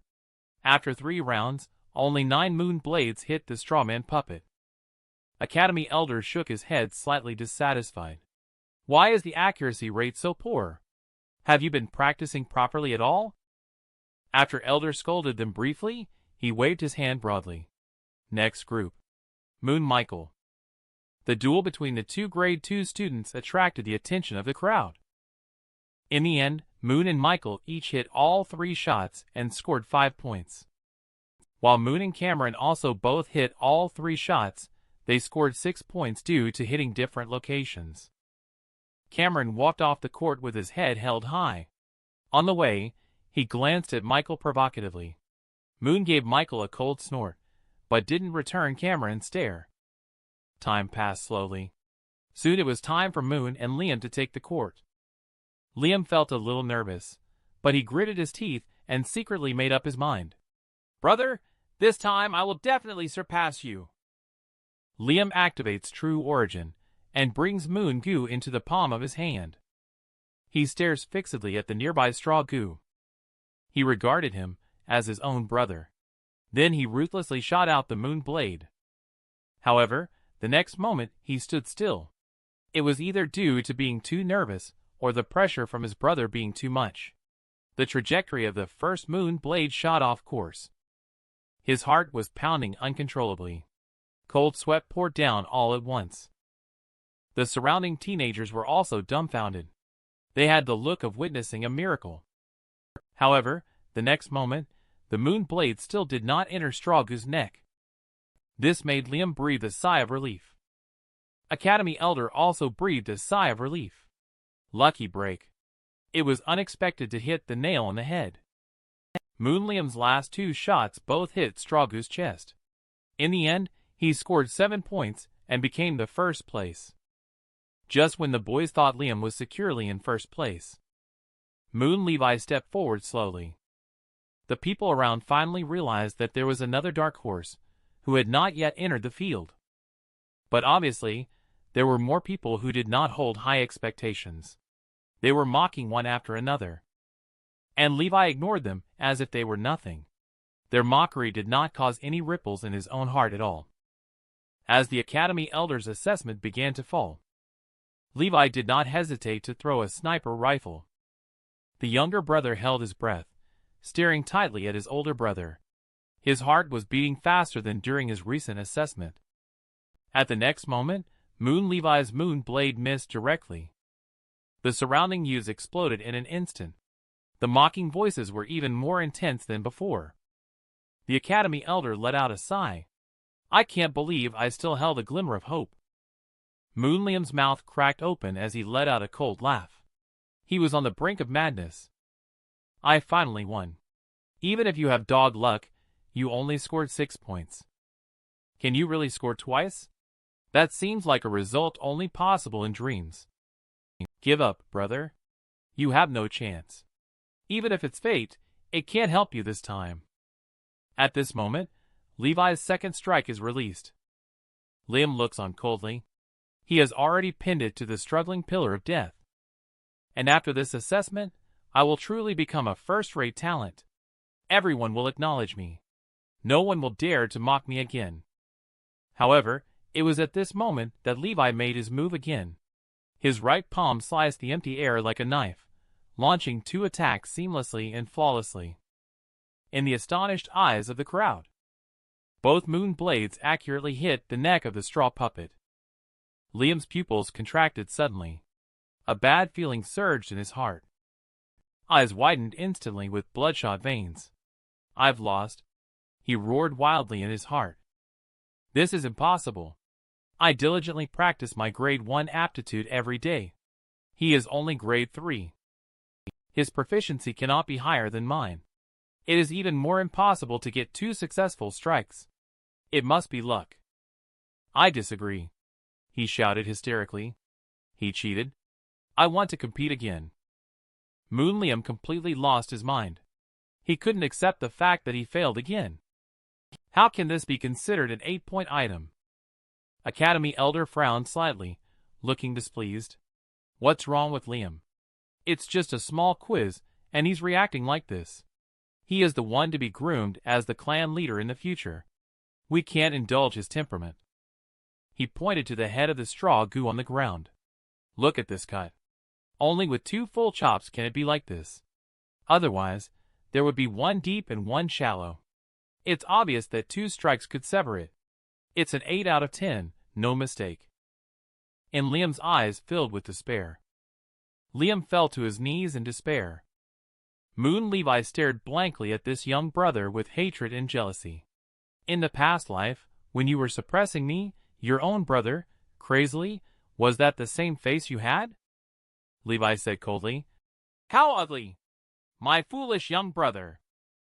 Liam gritted his teeth. He's itching to tear him apart alive. But all he got in return was Levi's cold sneer. The sunshine of spring. It really is bright and beautiful. The test is over. All the students have returned to the academy. Levi walked up to the stage to receive the 2 money bags handed to him by the academy elder. This is your family subsidy and the first place prize. After speaking, he glanced deeply at Levi. This caused the initially disappointed elder to pay him slightly more attention. Moon Mason stared at Levi with great dissatisfaction in his heart. Damn it. He was robbed of first place again. Is this really his true strength, or is he just lucky? At the end, Academy Elder announced something. You have been at the Academy for some time now. You are already familiar with the use of innate goo. Next, I will teach you how to improve your cultivation. The higher the realm of a goo master, the more condensed the true origin becomes. The first enhanced goo master is at the bronze true origin level. Each enhancement is equivalent to increasing the true origin tenfold, so you must remember that. Goo worms are just tools we use. Cultivation is the foundation of US goo masters. The higher the cultivation, the more powerful goo worms can be driven in the next 3 months. Whoever can be the first to advance to the intermediate level of the first enhancement will receive a reward of 30 essence stones. At the same time, a class leader and 2 vice class leaders will be established based on performance, and their allowances and treatment will be enhanced at that time. Moon Liam finally regained a hint of rationality. Taking a few deep breaths completely calmed down. Elder is right. I can't let my emotions cloud my judgment, so I won't resort to any tricks anymore. I will defeat you fair and square, and from now on, my brother will have to bow down to me whenever he sees me. After Elder finished speaking, it also meant the end of this lesson. Moon Michael wants to find Levi in person to ask for clarification. However, Levi had already left ahead of time. He and Cameron could only curse silently in their hearts. Unexpectedly, Levi didn't leave. Instead, he was leaning against the entrance of the academy. A class leader and 2 vice class leaders positioning themselves have made them eager to compete. Little do they know, it's all just a tool for those in power. All organizations. their purpose is nothing more than one thing. That is resources. At this time, young people are coming out of the academy one after another. They felt very unhappy when they saw Levi's cool appearance. They made mocking remarks and pulled faces one after another. Little did they know that Levi was not going to indulge them today. They panicked immediately after being beaten. But still, they gritted their teeth and scolded loudly. However, the sound was clearly not as loud as before. Levi took a step forward. I am in a good mood today. Each person must hand over an essence stone before they can leave. The young men were shocked and angry. Levi, are you out of your mind? How dare you stand at the entrance of the academy and extort us? He was cursing with his mouth when he suddenly received a heavy blow to his lower body. He immediately curled up on the ground wailing in pain. The crowd exploded. However, they had not yet started. He took a couple of steps forward and charged into the crowd. Levi just has 500 years of battle experience, while these young people are just a group of inexperienced youngsters. In the blink of an eye, these young people were all knocked down by Levi. Levi twisted his ankle slightly, gently turned aside, and reached out his hand. Each of you needs to give me an essence stone, or don't blame me for not holding back, he said. Moon Michael just walked out of the academy and saw this scene immediately. He straightened his neck and shouted. He raised his index and middle fingers and poked Michael's throat. Levi's attack had not stopped yet. Those who were knocked down by him were either unconscious or in intense pain. Levi took a step forward. He said, Surrender or not surrender? The guards looked concerned and glanced at the academy elder. Isn't he going to stop him? What if it comes to casualties?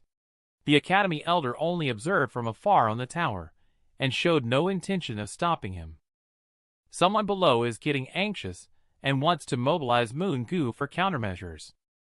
Levi coldly reminded them that the use of goo worms for fighting is not allowed in the academy.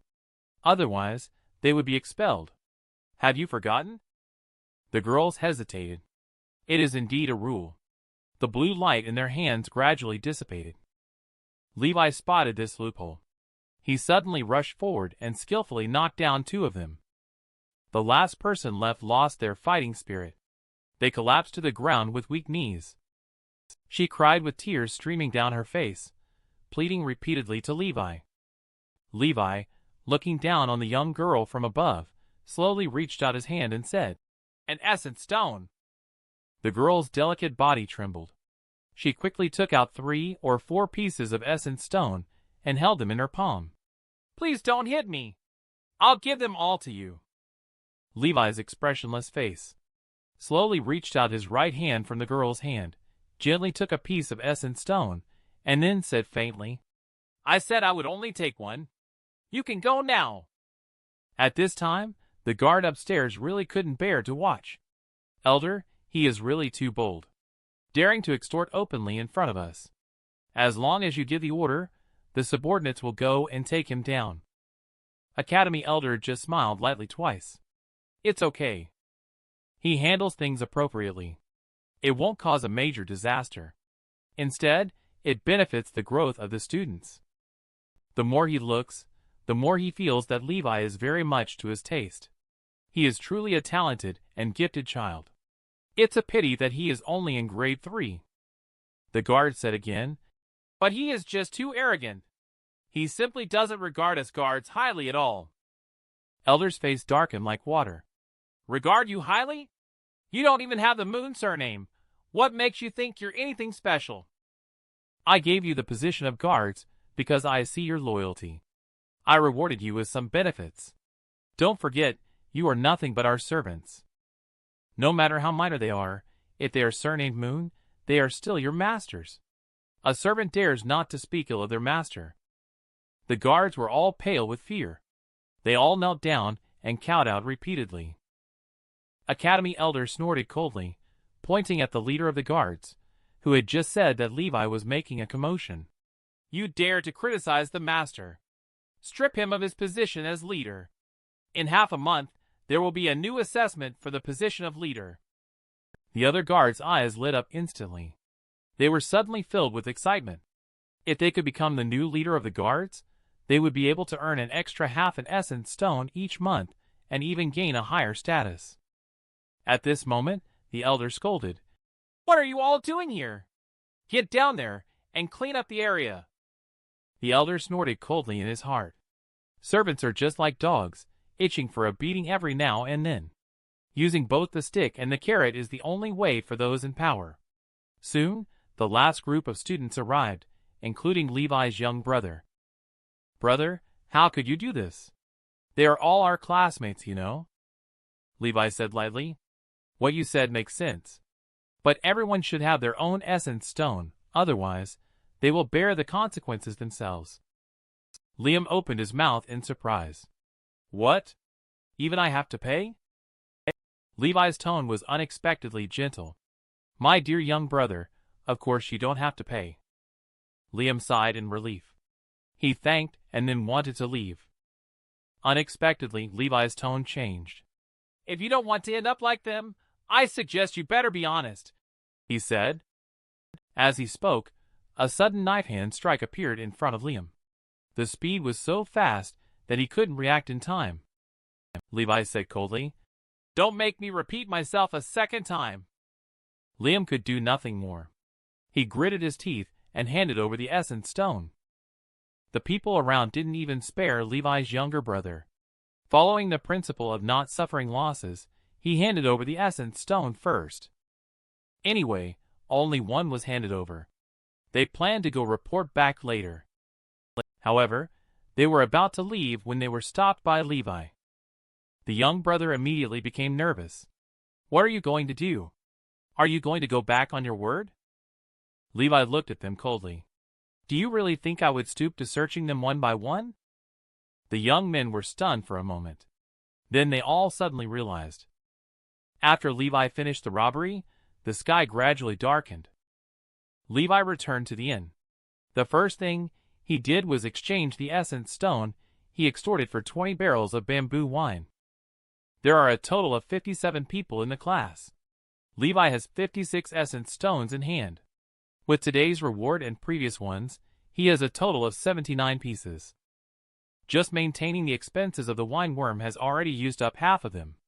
In the future, more essence stones will be needed to support it. It seems like robbery and extortion, this no-cost business, will have to become the main operation. In Uncle's home, Uncle was furious after learning about what had happened. He didn't expect Levi to be so heartless, not even sparing his younger brother. It's despicable. Well, it's just an essence stone after all. You can go to the accounting office to get another one. Wait until Liam leaves. Aunt beamed with joy. That's great. I think Levi is likely to be expelled. Uncle shook his head repeatedly and sighed. I think not necessarily. He may not even receive any punishment. Our world has no boundaries. It is precisely in need of such combative individuals. So as long as he doesn't cause serious consequences, fighting or violence might even be encouraged. Besides, taking only one piece of essence stone per person is within the tolerance range of the academy. If he takes more, I'm afraid the elder will have to intervene. Aunt asked in confusion. He hasn't faced any consequences for taking so much. This large amount of essence stone is of great help to him. Please think of a solution. Uncle sighed again. What can we do? Can I really snatch it back myself? Isn't that a joke? Now all we can do is continue to instigate Liam to use him to fight back. The younger brother found himself in a dilemma for a moment. Brother made a big mistake this time. It's inevitable that he might be expelled. Should I plead for him when the time comes? At this moment, there are two little people fighting a fierce battle in his mind. One little person fiercely said, What are you begging for? He even wants to snatch you, this young brother. This is a self-inflicted disaster. But another little person said that he is your real older brother. Even if you don't recognize him, you still have to plead for mercy. Otherwise, how will others see you?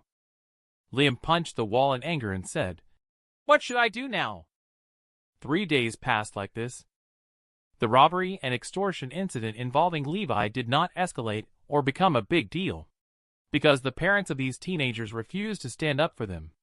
So the matter naturally came to an end. Their focus also shifted back to Cultivate. Martial art master is very satisfied to see them cultivating so diligently. Just when he caught a glimpse of Levi out of the corner of his eye, he was suddenly overwhelmed with anger. He turned to the academy elder to complain, but the elder just smiled faintly and said, "The student you mentioned is the driving force behind their hard work in cultivation." For days passed in a blink of an eye. The academy elder distributed essence stones as subsidies once again. It was also time for Levi to take action again. The students who were blocked at the door were furious. They were not satisfied with just one round of grabbing, and now they wanted to grab a second time from us. Moon Michael took the lead and stepped forward. "Levi, you have gone too far. I want to challenge you." However, when he was ready to strike a pose, Levi swiftly moved to his side. He casually delivered an elbow strike and knocked him down. Moon Cameron acted upon seeing this, roaring as he charged towards Levi. However, the next moment he followed in Michael's footsteps. He was kicked by Levi and sent flying far away. Liam also felt confident. He dashed over with a loud cry. As a result, almost 2 of his front teeth were knocked out. The others realized that it was no longer possible to fight one by one. They gritted their teeth and huddled together. They rushed towards Levi in unison. However, Levi's combat experience was countless times greater than theirs. Although just cultivated, every bit of strength was used with precision. 1/4 of an hour later, on the ground lay a large group of people, both men and women. Levi strolled away casually with a bulging money pouch. He returned to the inn and ordered a meal. He finally breathed a sigh of relief and started to calculate. Including today's harvest, he already has more than 90 essence stones.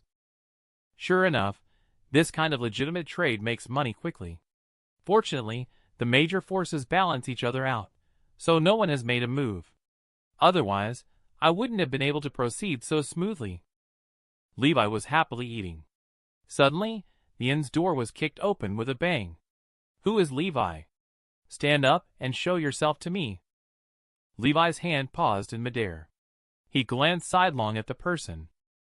That person seemed to have planned it all along. He walked straight up to Levi. He sneered and spoke. "You must be Levi. I finally found you. Do you know that a disaster is looming over you?" Levi only glanced at him when he entered, then ignored him afterwards. The burly man gritted his teeth. The feeling of singing a solo made him feel extremely embarrassed. He directly flipped the table. "Do you still have the mood to eat here?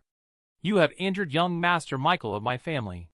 Miss Nova is now looking for you everywhere to settle the score. You are doomed today."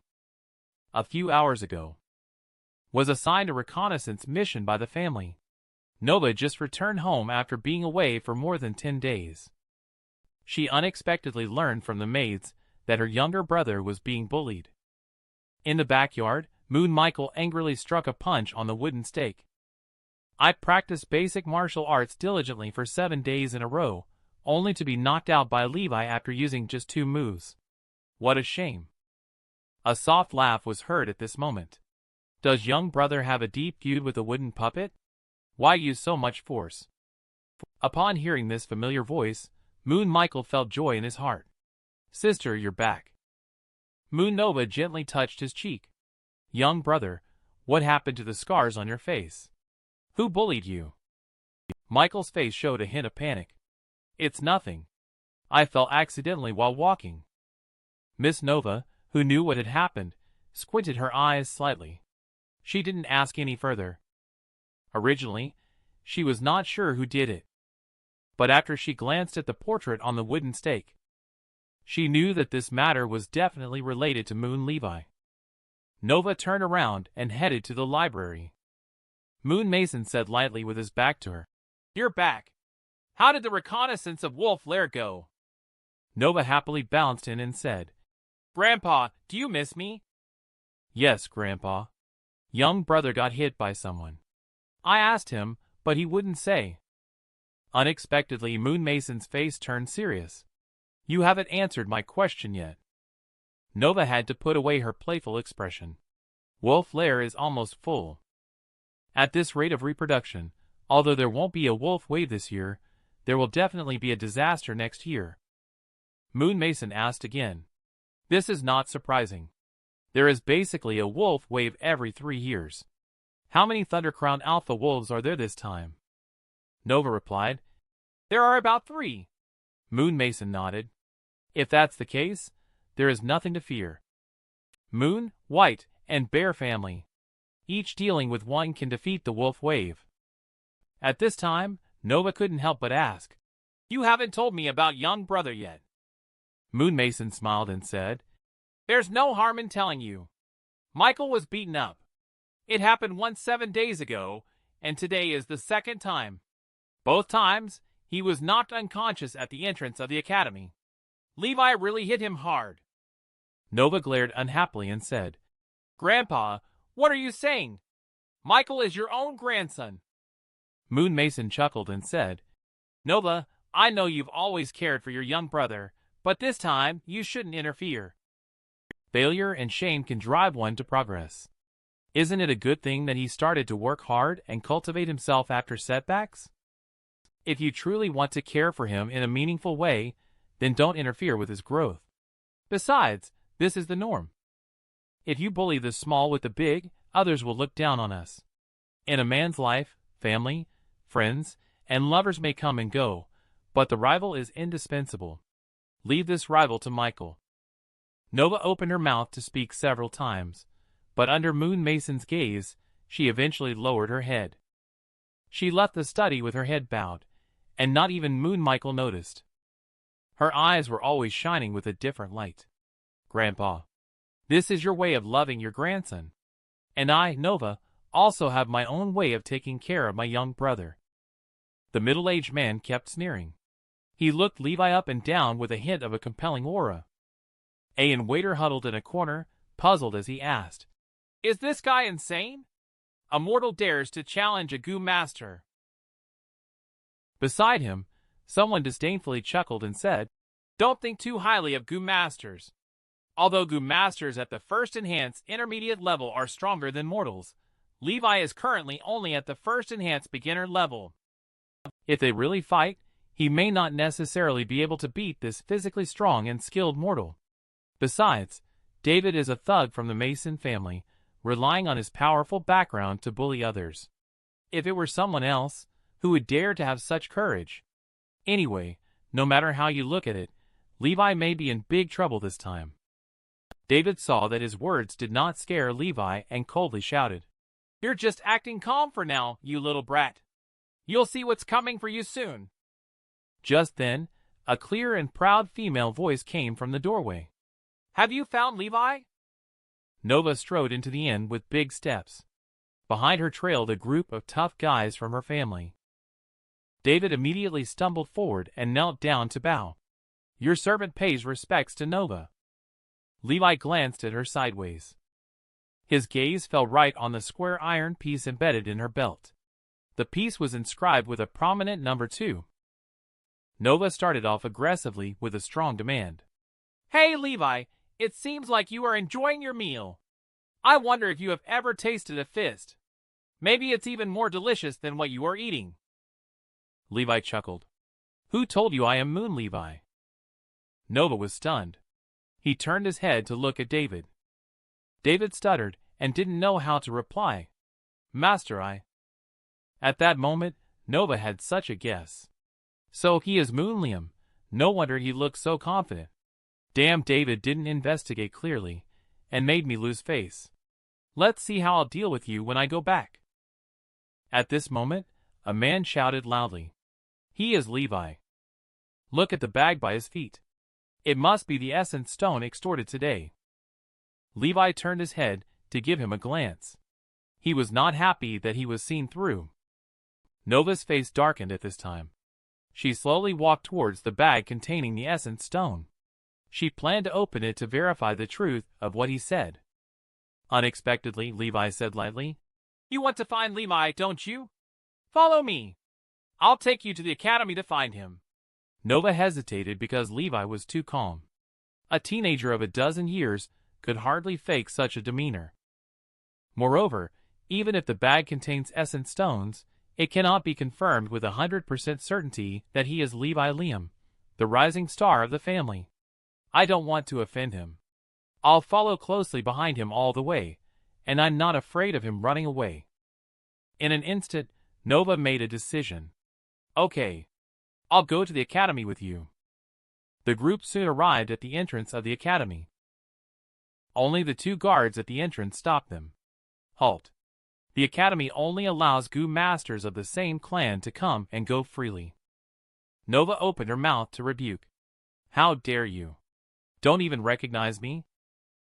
The guard hurriedly forced a few laughs. We will always remember you. You know the clan rules. Let's do this, Mississippi. You are allowed to bring one slave. This is our biggest concession. Although somewhat reluctant, Nova doesn't dare to openly violate the clan rules. After some consideration, Nova entered with David and Levi. Levi's expression remained calm. He arrived at the dormitory door, unlocked the latch, and pushed the door open. The room was neat and tidy. The furnishings inside were simple and plain. There was no one else inside. Nova's face darkened slightly. You better explain clearly. There's no one in this room. Levi smiled slightly. Am I not a person? Nova fixed his gaze on Levi, his eyes flashing. I'm looking for Moon, not Levi. Levi chuckled lightly. I never said that. I am not Moon Levi. Nova's anger surged. She finally realized that she had been played by Levi. What audacity. He even dares to deceive your grandma. As she spoke, she reached out with her right hand to grab Levi. Levi stood his ground without taking a step back. He sneered twice and said, Nova, you better think carefully. Nova's movements halted. His outstretched right hand hung in the air. However, a hint of hesitation and anger flickered across his face. Levi continued, There are specific regulations within the family. Students at the academy are protected. No one is allowed to intrude into the dormitories and capture students without authorization. You must be aware of this, right? Nova's eyes were filled with anger. If I were to violate the family rules alone, that would be one thing. I'm afraid of implicating my grandfather and bringing trouble to the family. Levi smiled slightly. Besides, I have never lied to you. I said I would help you find Levi, and now you have found him. Go ahead and say whatever you need to. I'm listening. Nova suppressed her anger. Levi, oh Levi, you seem to have studied the family rules very thoroughly. But you can't stay out of the dormitory forever. I want to see how long you can hide. Levi turned and walked away. Then I want to see how long you can block me. It's already nighttime. I have a bed to sleep in. And you? If my presence is missing in the classroom the next day and the academy elder comes looking for me, what do you think I will say? Nova was furious. Do you really think I dare not come in and get you? Levi completely opened the door of the dormitory room. He said to Nova provocatively and candidly, Then go ahead, make your move. Stimulated by this, Nova instead calmed down. But she still couldn't understand why. Clearly, she could have reached out and grabbed him with just one hand. But in her own eyes, it seemed as if there was an insurmountable gap. Levi no longer paid attention to him. Such people are the most pitiful.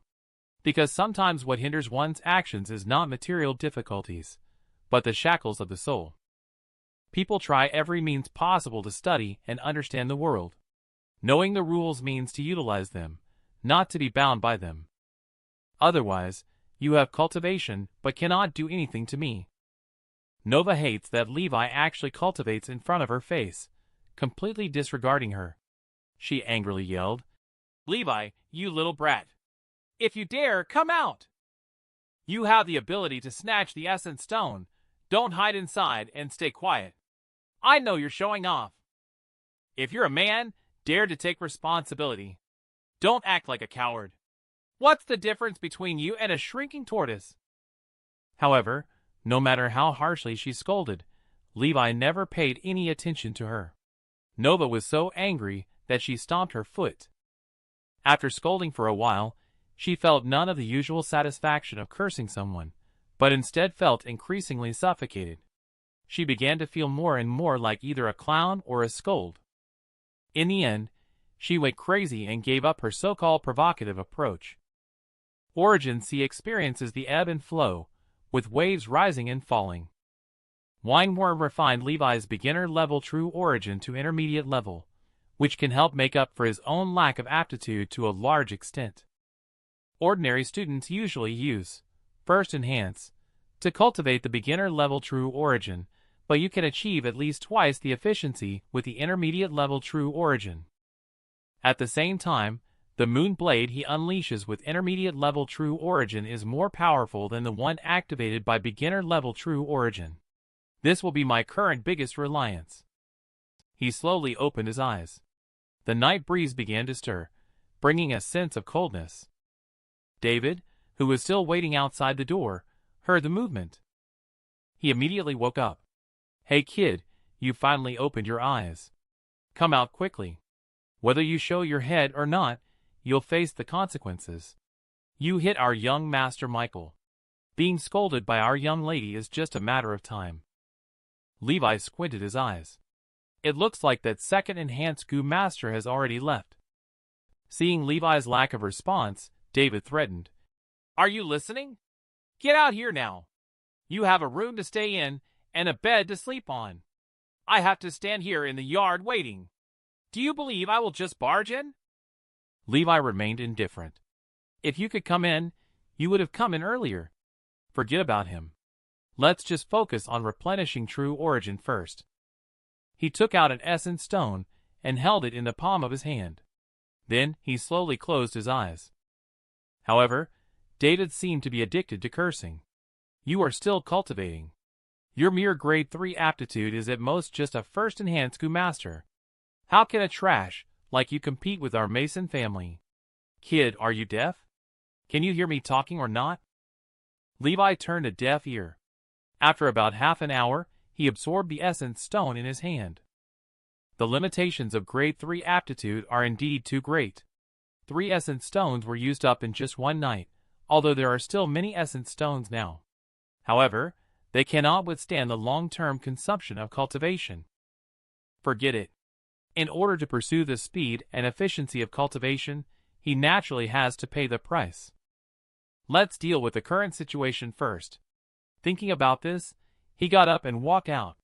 David coldly said, "You finally came out.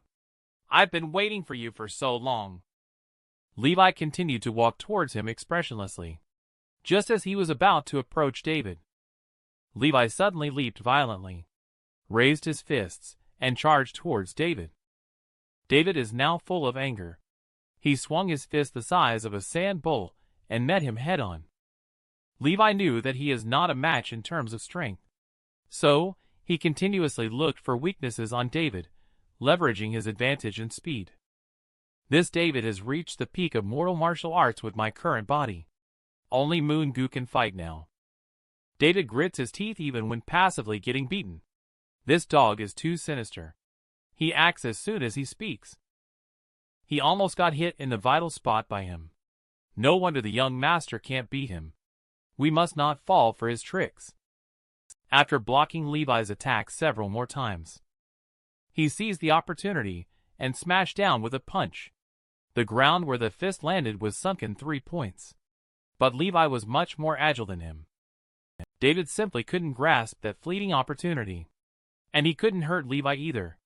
Otherwise, he would definitely be torn apart by the Moon family. However, Levi is still just a child no matter how capable he is. His physical abilities cannot possibly surpass mine. As long as I capture this kid, I will achieve great success. By then, the young lady will surely reward me.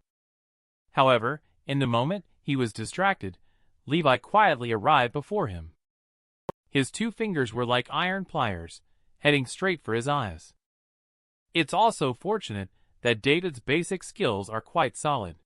While leaning back, he reached out to block the attack. Then, he took the opportunity and countered with a palm strike. Just as Levi backed off in an instant, he quickly caught up by utilizing his physical abilities. However, Levi was like a monkey, targeting David's vital points relentlessly. His methods were ruthless, making David break out in cold sweat. This is the limitation of ordinary people practicing martial arts. Levi's brief advantage will not last long. He is already panting in the midst of the martial arts entanglement. On the other hand, David's breath still remains long and deep. Levi knew he couldn't drag it on any longer. His heart stirred. He activated True Origin while leaping back. David's expression immediately darkened. "Kid, you used goo worm in battle at the academy. This is a violation of the clan rules." Levi sneered. "So what if I violated them?" He immediately thrust his palm into the void against David. The blue moon blade shot towards David's face. David gritted his teeth. He raised both arms together in front of his face, forming an arm shield. The moon blade hit his arm, and blood splattered instantly. David was in so much pain that he almost passed out. "The moon blade enhanced by the beginner level can only hurt my flesh and blood at most. As long as it doesn't hit any vital parts, it will be fine." However, at this moment, Levi is approaching once again. He closed his two fingers together and stabbed directly at the wound on his arm. David let out a soft hum. He gritted his teeth and decided to go all out. Levi frowned. "Indeed, the power is still too weak. It looks like I have to use the intermediate level True Origin." He stepped back and opened up his stance. Levi also activated the True Origin in his palm at the same time.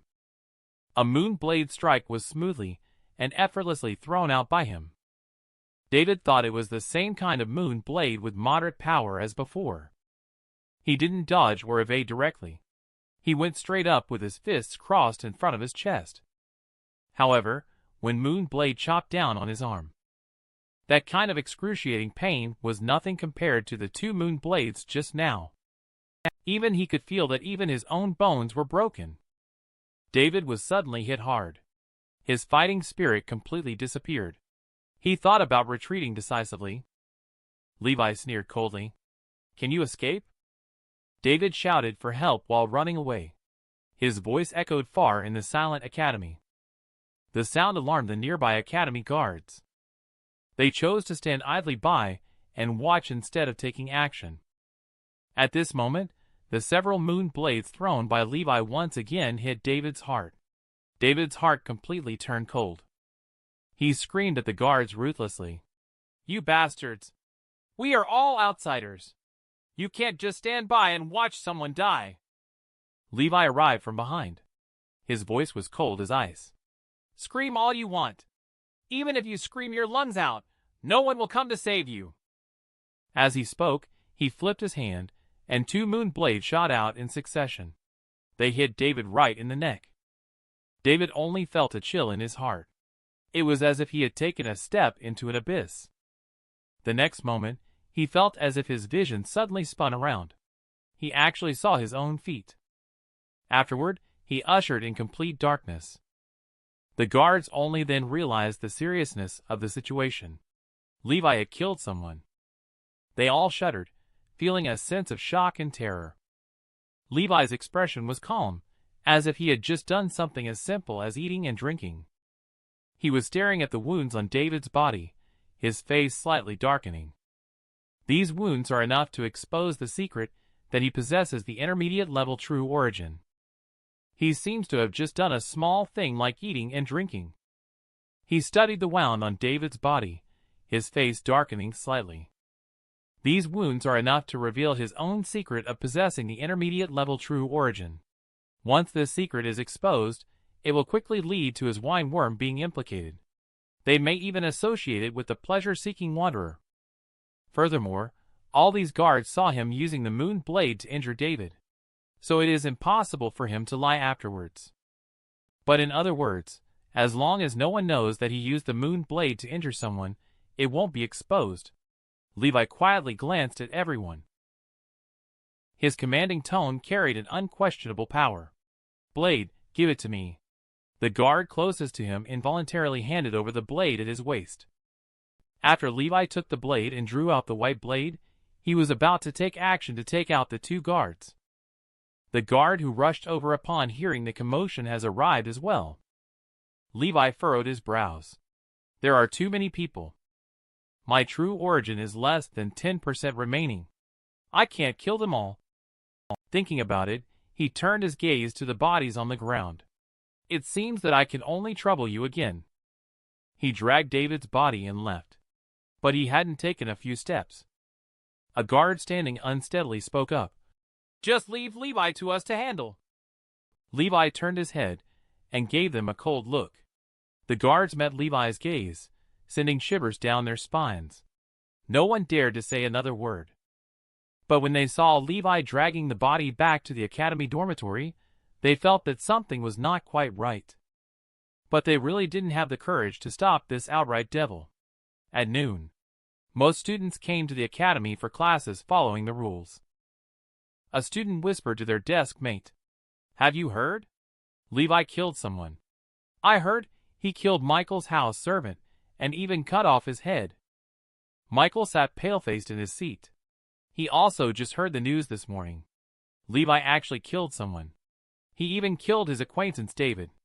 This horrifying crime deeply shook his innocent soul. Only Academy Elder and Levi. Academy Elder's eyes flickered with a hint of complexity. "Do you know why I summoned you?" Levi nodded. "I know. I violated the clan rules by using moon goo at the academy, as stipulated.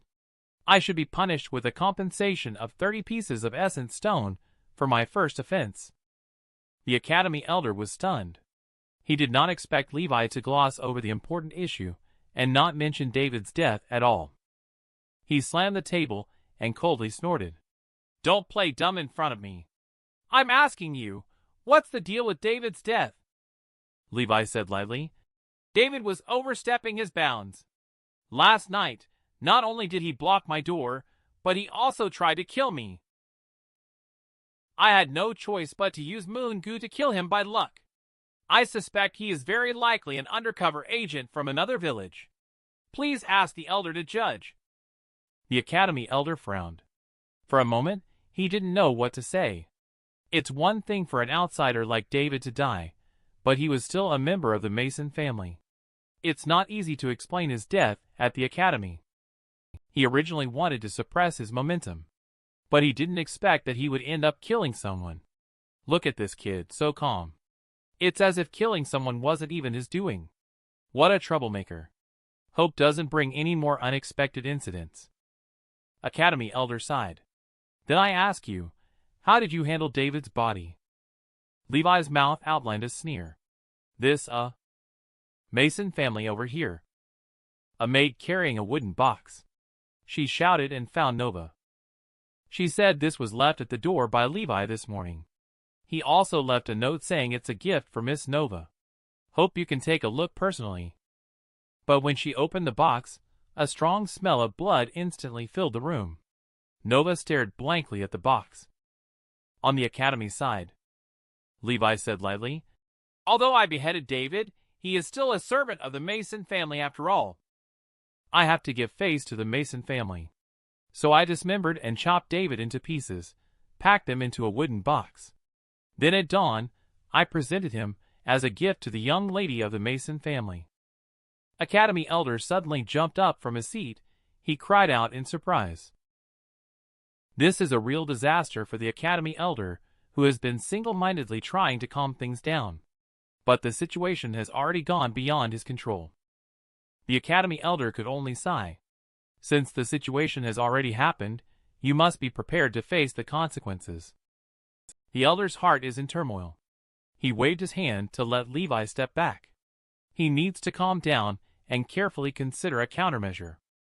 Levi still had that sinister smile on his face. He coldly nodded and stepped back. The Mason family at this time. Moon Nova is raging in the study right now. Even when you're disciplining a dog, you have to consider the owner. Moreover, he even beat the dog to death. He simply doesn't regard our Mason family at all. I will go and arrest him to hold him accountable. Just as she took a step out, a inkstone flew towards her feet. Moon Mason shouted angrily, "Stop right there, you reckless fool! All these years you have gained nothing from your experiences. You really disappoint me. You've not only overcomplicated things dealing with just a small first-enhanced beginner-level goo master, but also let yourself be manipulated. Don't you understand the significance of Levi's actions by now?" Nova was suddenly startled. Moon Mason snorted. If Levi wanted to provoke and make a big deal out of this matter, why did he not place the box at the bustling front gate but rather at the desolate back gate? Nova looked puzzled. Could it be that he wanted reconciliation? Since he wants reconciliation, wouldn't it be better to apologize in person? Why did he send this box? This is simply provocation. Moon Mason shook his head and nodded at the same time. He wanted to reconcile. However, it was indeed provocative to place the wooden box at the back gate as a gesture of reconciliation, while putting dismembered body parts in the box was a provocation. The wooden box is not large enough to hold a complete body, so there were only partial dismembered body parts inside. He was trying to tell us that he did not want to escalate the situation. He wanted to settle things peacefully. But if our Mason family continues to cling to this matter, he will scatter the remaining dismembered body parts at the front gate, completely escalating the situation. By that time, both sides will be hurt. The whole family will know that our Mason family broke the rules and standards first. His tactics are really clever. This not only shows Levi's willingness to compromise, but also his threat against our Mason family. Unfortunately, Levi has really got us where it hurts. Nova stubbornly said, "Grandpa, are you overestimating him? After all, he is only 15 years old." Mason glanced at his granddaughter with dissatisfaction. "It seems that you have had a smooth sailing life for years, developing a bad habit of arrogance. You are starting to lose sight of reality. Levi first deceitfully kept calm in the face of danger to get you into the academy. Then he cleverly avoided trouble in the dormitory. He endured your insults with calmness. Once you left, he immediately killed David. He is resolute and brave. Now he has sent this box again. Obviously, it is a calculated move. Do you think I am overestimating him?" Nova was unwilling to accept it. He is just a grade 3 student after all. Moon Mason let out a long sigh. He possesses such intelligence yet only has a grade 3 aptitude. If only his aptitude could reach grade 2, he would be the rising star of my Moon clan in the future. What a pity. As he spoke, the situation took a turn. This matter was caused by you. How do you plan to handle it? Nova pondered for a moment. David dying as a servant is no big deal. As for Levi, being a grade 3, it's just a minor issue. The key is to maintain the reputation of my Mason family. To settle this matter, we might as well kill David's entire family. This will show the whole clan our stance on upholding rule and standard. Moon Mason nodded in satisfaction. You can temporarily put aside personal feelings for the sake of the overall situation. This is very good. However, your approach is still inappropriate. David is behaving arrogantly. A mere servant offends the master, unforgivable. His crime deserves severe punishment. But he is a servant of the Mason family. The Mason family also has the responsibility for lax discipline. Let's compensate Levi with 30 pieces of essence stone. As for David's family, provide them with a subsidy of 50 essence stones. Then expel them all from the estate. As for your punishment, grandfather will confine you for 7 days. From now on, do not trouble Levi anymore. Rest at home and do not go out during these 7 days. Take this time to reflect on the profound meaning behind grandfather's decision. The sky is covered with layers of dark clouds. Spring rain is falling continuously. Levi is sitting by the window. He gazed into the distance and softly recited a line. On heavenly street, fine rain falls smooth as oil. From afar, the grass looks green, yet fades when near. I suppose Moon Mason should understand my intention of sending the coffin to him now. If all goes as expected, the Mason family should no longer investigate David's death. They may even offer compensation to me. The Mason family is powerful. If they are determined to seek punishment, I am powerless to resist. However, Mason dares not do so. He is afraid that if he breaks the rules and standards, others will follow suit.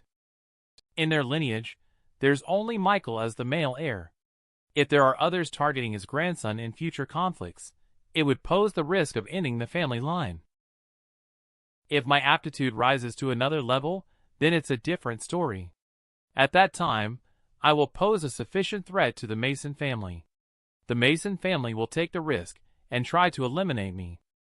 Strength can be wielded, and weakness can be exploited. Everyone is like a flag. But once they understand the rules and standards, they can perceive the overall situation with the insight of a chess player. In this Moon Mountain village, the master's command is valued while the servant's status is low. This is the rule and standard. Therefore, Luna wants to use all means to break free from slavery. Meanwhile, David is trying his best to please his master. Speaking of rule and standard, we cannot help but mention that story. The story about Ancestor. Speaking of which, after Ancestor entrusted his heart to Hoku, he successfully broke free from the entrapment of Dilemma. However, he was ultimately too old. He couldn't even chew wild fruits and vegetables. He lost his power and wisdom. He could no longer continue hunting. Ancestor already felt death slowly approaching.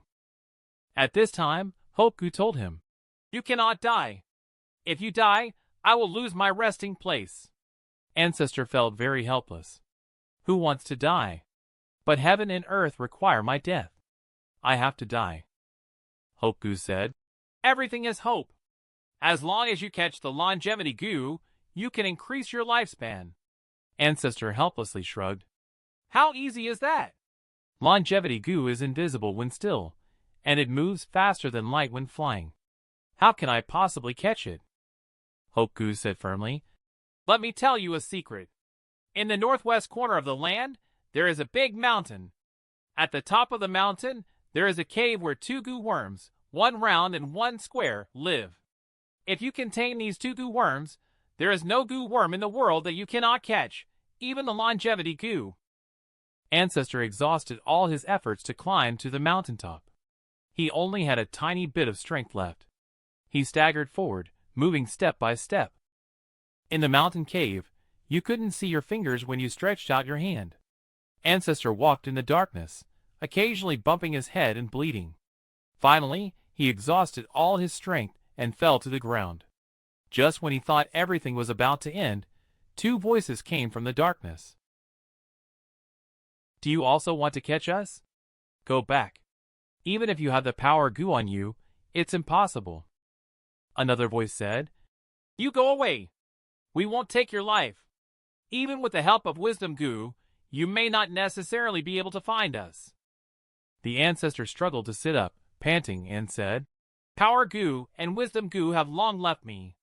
My life is running out, and I am at a dead end. But as long as there is a glimmer of hope in my heart, I will not give up." The two voices fell silent.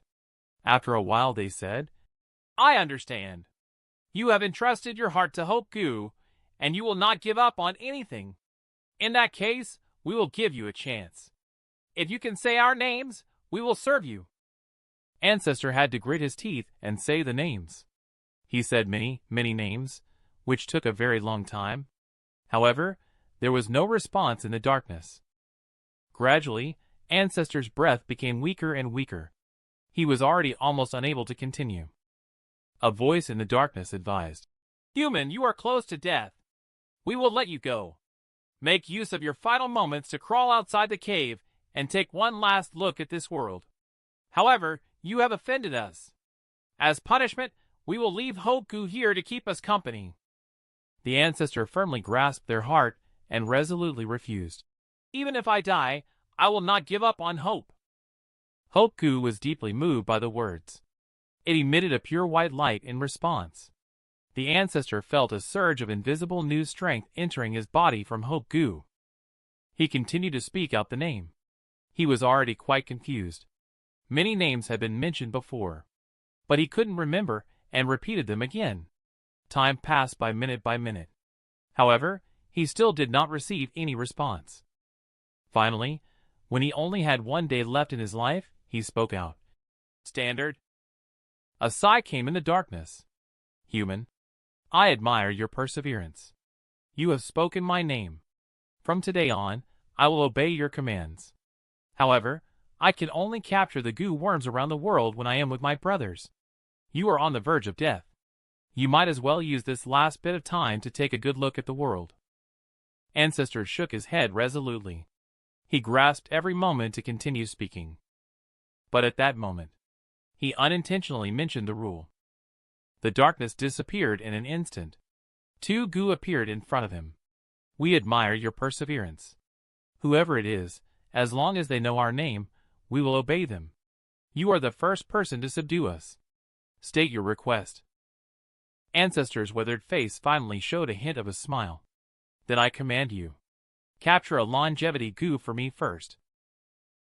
Rule and Standard worked together to capture an 80-year-old longevity goo. Ancestor ate this longevity goo and instantly restored to the appearance of a 20-year-old. Levi's eyes were deep. He muttered, Rule and Standard Ancestor, is it a legend or just a story with various opinions from people? However, the underlying truth is thought-provoking. All things in the world follow their own paths. Each has its rules and standards, and if one wishes to understand them, one must grope around in the darkness.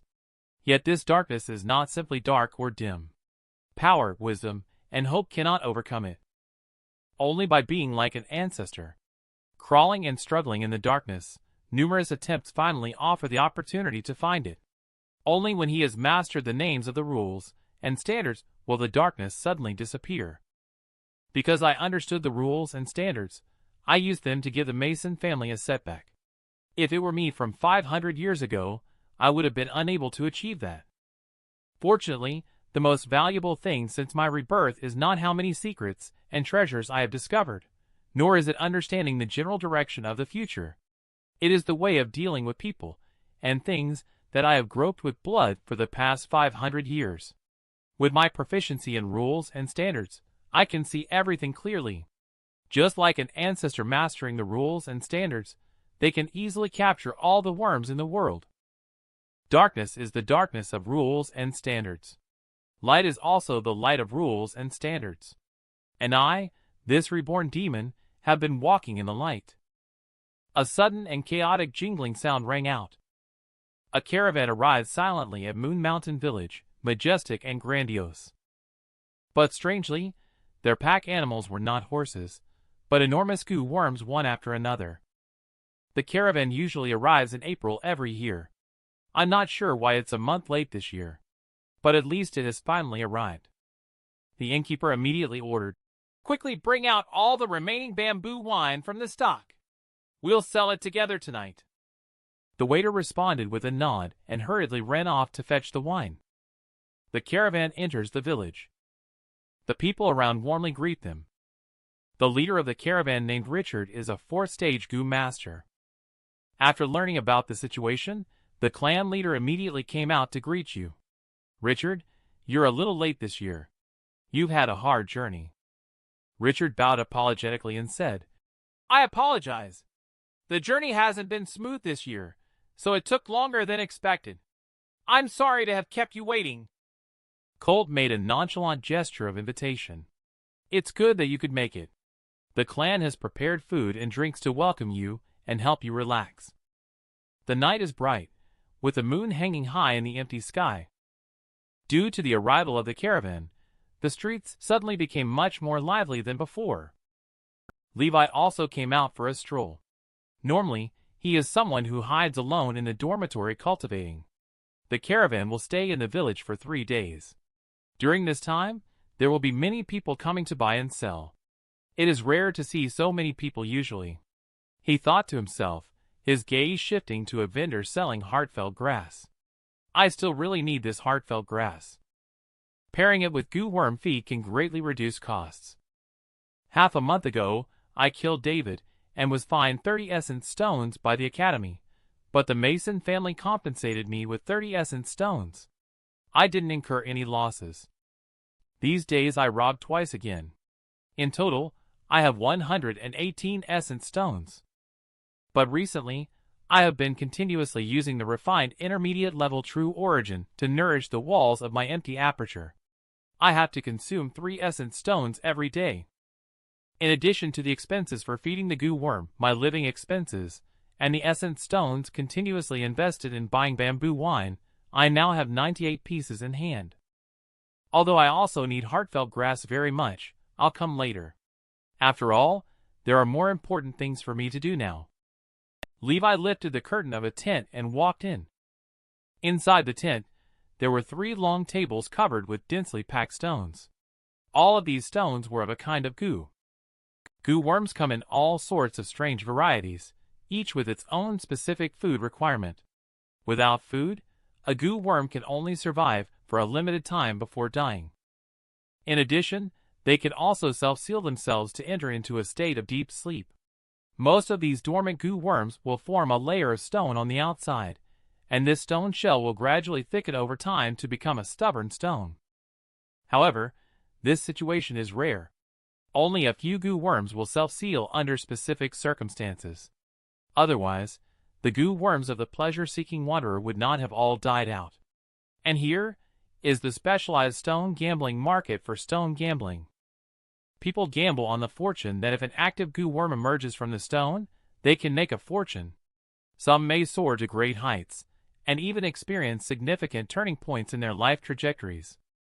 If he remembers correctly, a goo master from a past life once gambled here and won a warty toad essence stone valued at $500, and it happened tonight. But now, this fortune is going to be taken by me. At this moment, a pleasant voice came from beside Levi. The young master, may I ask which stones you would like to bet on? The woman saw Levi remain silent. Instead, she looked at herself quietly. She introduced herself very familiarly. The counter on the left sells each piece of stone for 10 essence stones. If this is your first time trying, you might as well go to the counter on the right. They sell each piece for only 5 essence stones. If you're looking for a challenge, you might want to go to the high-level counter directly ahead. They sell each piece of stubborn stone for 20 essence stones. Levi cleared his throat. He had come with a purpose and didn't want to be led astray by this woman. Thinking this, Levi said, "Let's take a look first." 500 years is indeed a very long time. I can only vaguely recall the first night caravan arrived that year. A lucky fellow spent 10 essence stones. He bought 2 stones with a purple gold hue on the stone skin. After cutting the stone on the spot, a warty toad emerged and was bought by someone. As a result, he earned quite a few essence stones. However, there are over 30 stones that meet the criteria. With my funds, I can buy at most 9 pieces. But after deducting living expenses, I can only buy 6 pieces. He picked up some stones while thinking. This stone, purple gold, is adorned with stars. However, it is as flat as a pancake. There won't be any warty toad inside. This purple gold stone is dazzling but too small. If there really is a warty toad, it should be at least 30% larger. This stone is indeed large enough. However, the surface is too smooth. The skin of a warty toad is always pitted and uneven. Clearly, this is not it. In my past life, I also participated in caravans, worked as an assistant at the stone gambling market, and even later operated a medium-sized stone gambling market. I have also cheated many gamblers.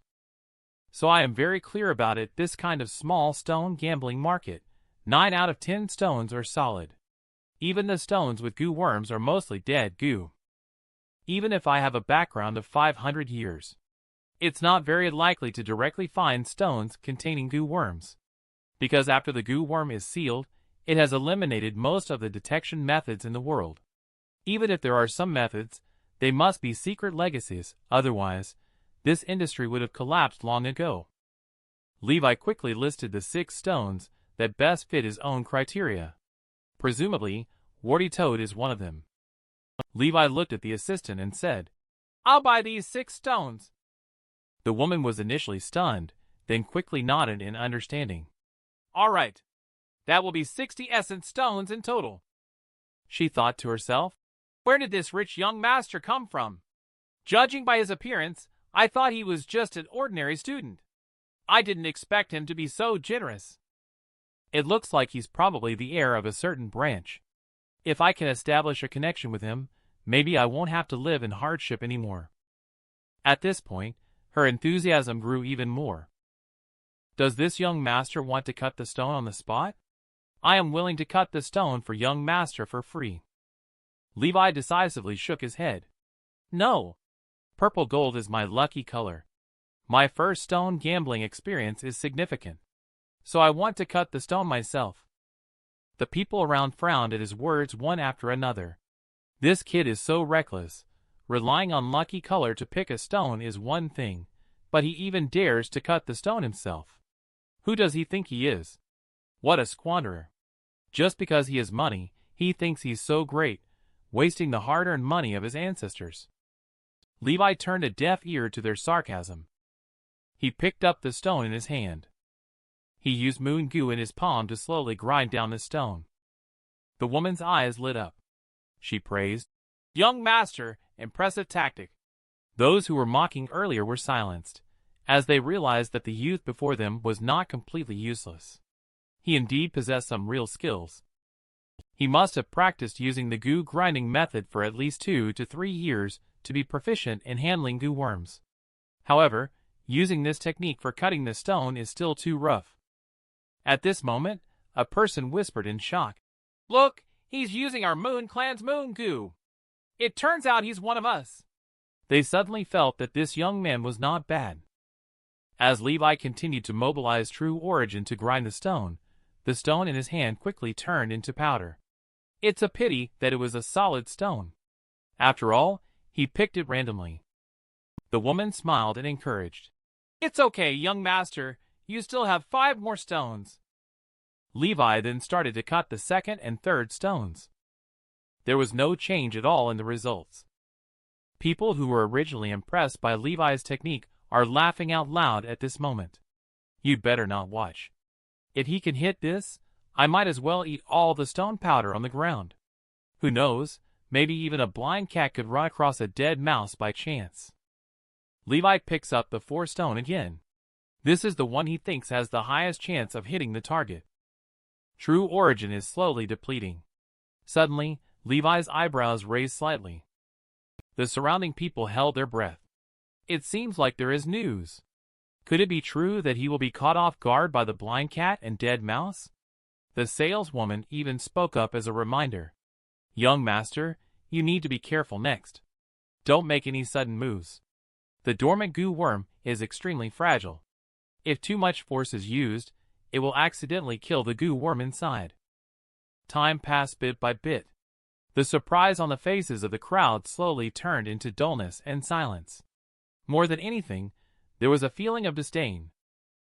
It turns out to be a stone within a stone. I wasted my emotions in vain.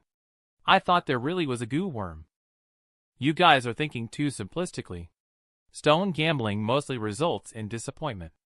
Otherwise, the shops wouldn't be making money. That's the way it is. The saleswoman chuckled awkwardly and said, "Young master, don't pay attention to those 2 fools. It's rare to gamble a stone within a stone on the first try. Ordinary people couldn't do it either." Levi remained calm and picked up the 5th stone. And this stone's performance turned out to be much better than the previous one. Those 2 people who were being sarcastic suddenly stopped. Their mood changed so quickly, going from high to low in an instant. There might be a risk of sudden death. And at this moment, a hint of a smile finally appeared at the corner of Levi's mouth. "It's coming." But at this moment, a cold and threatening voice came from behind him. "Kid, slow down. I bought this planet." Levi frowned, his eyes coldly glancing over. At this time, several voices were heard behind him. Subordinates have seen the young master. The onlookers frowned at these words. Young master seems to be the half-brother of Richard, the leader of the caravan. So he is the innkeeper here. But his interference is a bit improper. Abel tightened his belt. The word above immediately caught everyone's attention. He is the first enhanced goo master. Abel smiled and said, "You're so young but already out here stone gambling. Aren't you afraid of being held accountable by your family?" "I'm in a good mood today. I don't want to see you end up losing everything. I'll offer you 40 essence stones for the mud ball in your hand. Remember, stone gambling often results in losing 9 times out of 10. Levi asked calmly. "It seems like you are trying to forcefully buy the fossilized mud ball in my hand with 40 essence stones. This violates the rules of the gambling house. And we are on Qingmeng Peak. Are you trying to publicly bully me, a member of the Moon family?" The people around from the Moon clan also heard the words. They realized the suspicious nature of the matter. They all looked displeasedly at Abel. A person from the Moon clan spoke up and asked, "Is it true, innkeeper?" Abel immediately felt a little flustered. "You've misunderstood. Why would I sabotage my own business? Whether you want to do business with me in the future or not is up to you. I just found your planet interesting and wanted to buy it. If you don't want to sell, that's fine. Don't blame me later if something unexpected happens." Levi let out a soft hum. The speed at which he activated True Origin in his hand increased once again. In a few breaths' time, a toad goo suddenly appeared in his hand. The onlookers exclaimed, "It's really a goo worm. This young man's luck is about to explode. Can you gamble like this? Don't rush. It's not certain if it's a live goo yet." Abel gnashed his teeth as he watched. He secretly prayed in his heart that it was a dead goo. But Levi directly slapped him in the face with a loud smack. As the last trace of his true origin poured into Toad's body, he completely awakened the dormant toad goo. The atmosphere around him exploded directly. Why is it a live goo? He can bet on a live goo even if he chooses blindly. Abel's expression management instantly lost control. It turned out to be a warty toad. This is a rare second enhanced goo. I suffered a big loss. I suffered a big loss. He is just a student. Maybe if I offer him a few more essence stones, he can transfer it to me. If I offer 100 essence stones, I'm not afraid he won't be tempted. But why didn't I do that? No. Perhaps this kid doesn't know the value. Even though he offered the warty toad, I should be able to negotiate a lower price and purchase it. However, Levi's next word shattered his little idea. The rare warty toad's second enhanced goo worm needs to consume 1 pound of yellow mud per meal. It is a necessary main goo to refine the precious aura brass toad, which has a market value of 500 essence stones. Do you want to purchase it, Abel? Abel opened his mouth wide. He actually knew all of this so clearly. Levi saw him remain silent.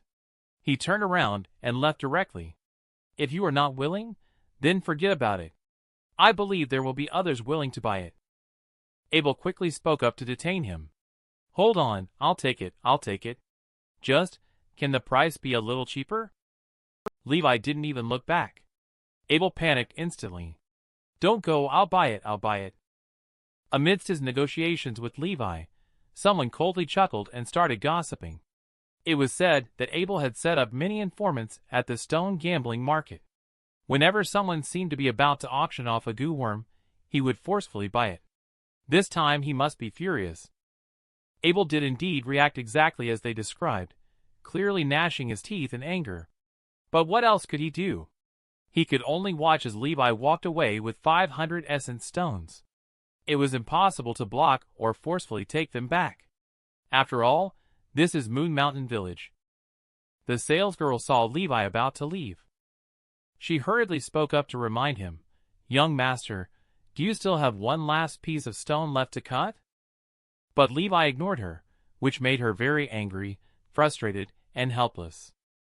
Soon, Levi returned home. Cultivation is always his top priority. After all, his aptitude is slightly lower than others. Thanks to the intermediate level True Origin, otherwise he really couldn't have cut the stone consecutively 5 times. Now he has 500 essence stones, so he doesn't have to worry about this minor consumption for the time being. Although he has acquired the second enhanced goo, he does not plan to cultivate it. Firstly, on Qingmeng Peak, where azure soil is the main food source, it is difficult to find yellow soil. Secondly, he alone cannot afford the expenses of maintaining 3 gus. Moreover, his current cultivation level is too low. He is easily targeted by others. He already possesses a huge fortune. If he is not on Qingmeng Peak, he will definitely be in danger of being killed or robbed. Levi takes out the last piece of purple gold stone. After cutting the stone, the result was not as he expected. There was nothing. It doesn't matter now. This pile of stone powder is his true purpose for this trip. The warty toad was just a side quest. Now, in his opinion, there are no more hidden treasures on the Qingmeng Peak side. However, nearby Bone Mountain has a 4th enhancement, the Right Path Legacy, but it requires 2 people to work together to pass. He currently does not have suitable candidates. By the way, the pleasure-seeking treasure also has a shadow wall that he should act on now. He believes in something that can strike at the beliefs of a clan. The other 2 villages in Qingmeng Peak will definitely be interested. The next morning, Levi just remembered that he forgot to buy heartfelt grass. But when he found the vendor again, he was told that he had come too late. The heartfelt grass had already been sold out. Levi felt a little disappointed. Last night, he was feeling so wealthy that he temporarily forgot about this. Reluctantly, he began to walk back. Suddenly, a shouting voice attracted him. Come and taste the fine wines from various villages. We have over 100 types of fine wines here.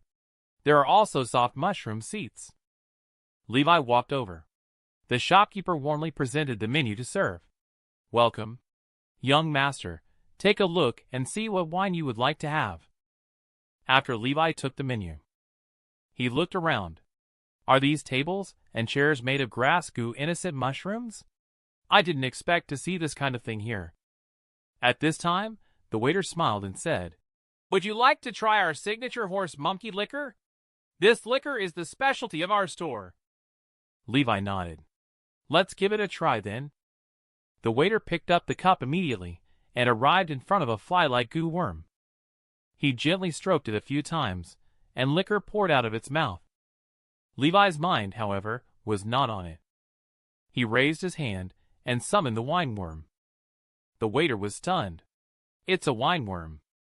He looked at it with joy and curiosity. Young master, do you know if your wine worm can be parted with? I have been waiting for this fortune for a long time. This first enhanced goo master wine worm is a treasure that can elevate me to a new realm. Unexpectedly, Levi directly put down an essence stone without even giving him a good look. The waiter sighed helplessly when he saw him leave. He was originally in a good mood when business came, but now he has become depressed. Levi walked all the way back. He listened to them talking about their own deeds last night all the way back. They all headed towards the stone shop goo. Levi looked at them and thought, Is there no rumor about the wine worm? Well, after all, this thing is only important for first enhancing goo masters. No one paying attention is also normal. But the wine worm's secret cannot be kept hidden.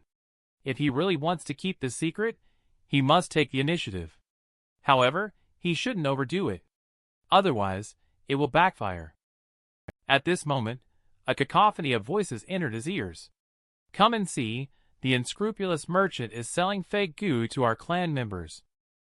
People from the Moon clan crowded around.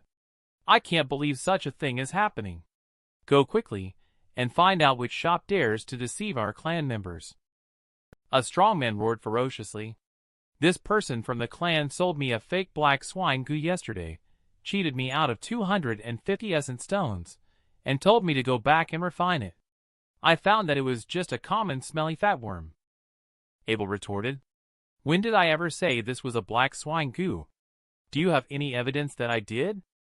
Strongman became angry and immediately started to scold Abel. You deceitful merchant, dare to deny it. Dare to deceive your Lord Moon on Qingmeng Peak. Are you seeking death?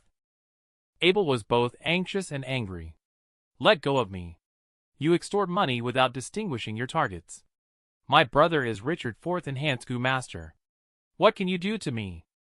With a disdainful spit, he said, It's you who wants to take advantage of me. You don't even use your brain to think. Black swine goo can fundamentally enhance the power of a goo master, even more valuable than the wine worm. The market price is selling for 600 essence stones.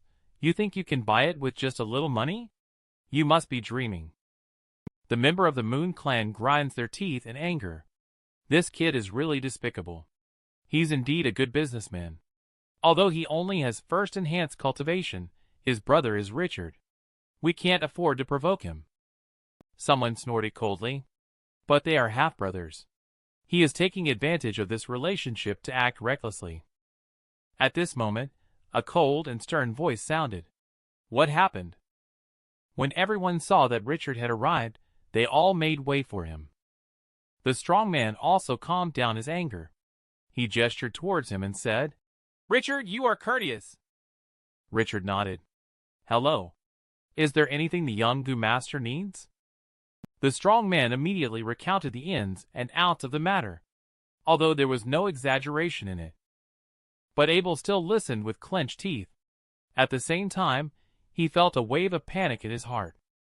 Richard asked, Is it true that there's something going on with young brother? Abel, don't turn around. He snorted unhappily. Richard immediately knew that what the strong man said was true. He then apologized to him. It was completely my younger brother's fault. I'm truly sorry that you suffered a loss because of him. Although the strong man was in the right, he didn't dare to accept the bow from the 4th Enhanced Goo Master. He quickly said there was no need for that. Richard smiled. This has nothing to do with cultivation. I have always been fair when it comes to matters. Right is right, wrong is wrong. On behalf of the caravan, I apologize to you and will compensate you for double the losses. But my young friend, I also want to advise you. Don't be greedy for cheap deals anymore. The black swine goo, even if it is only a first enhancement, is rare and hard to find at a high price.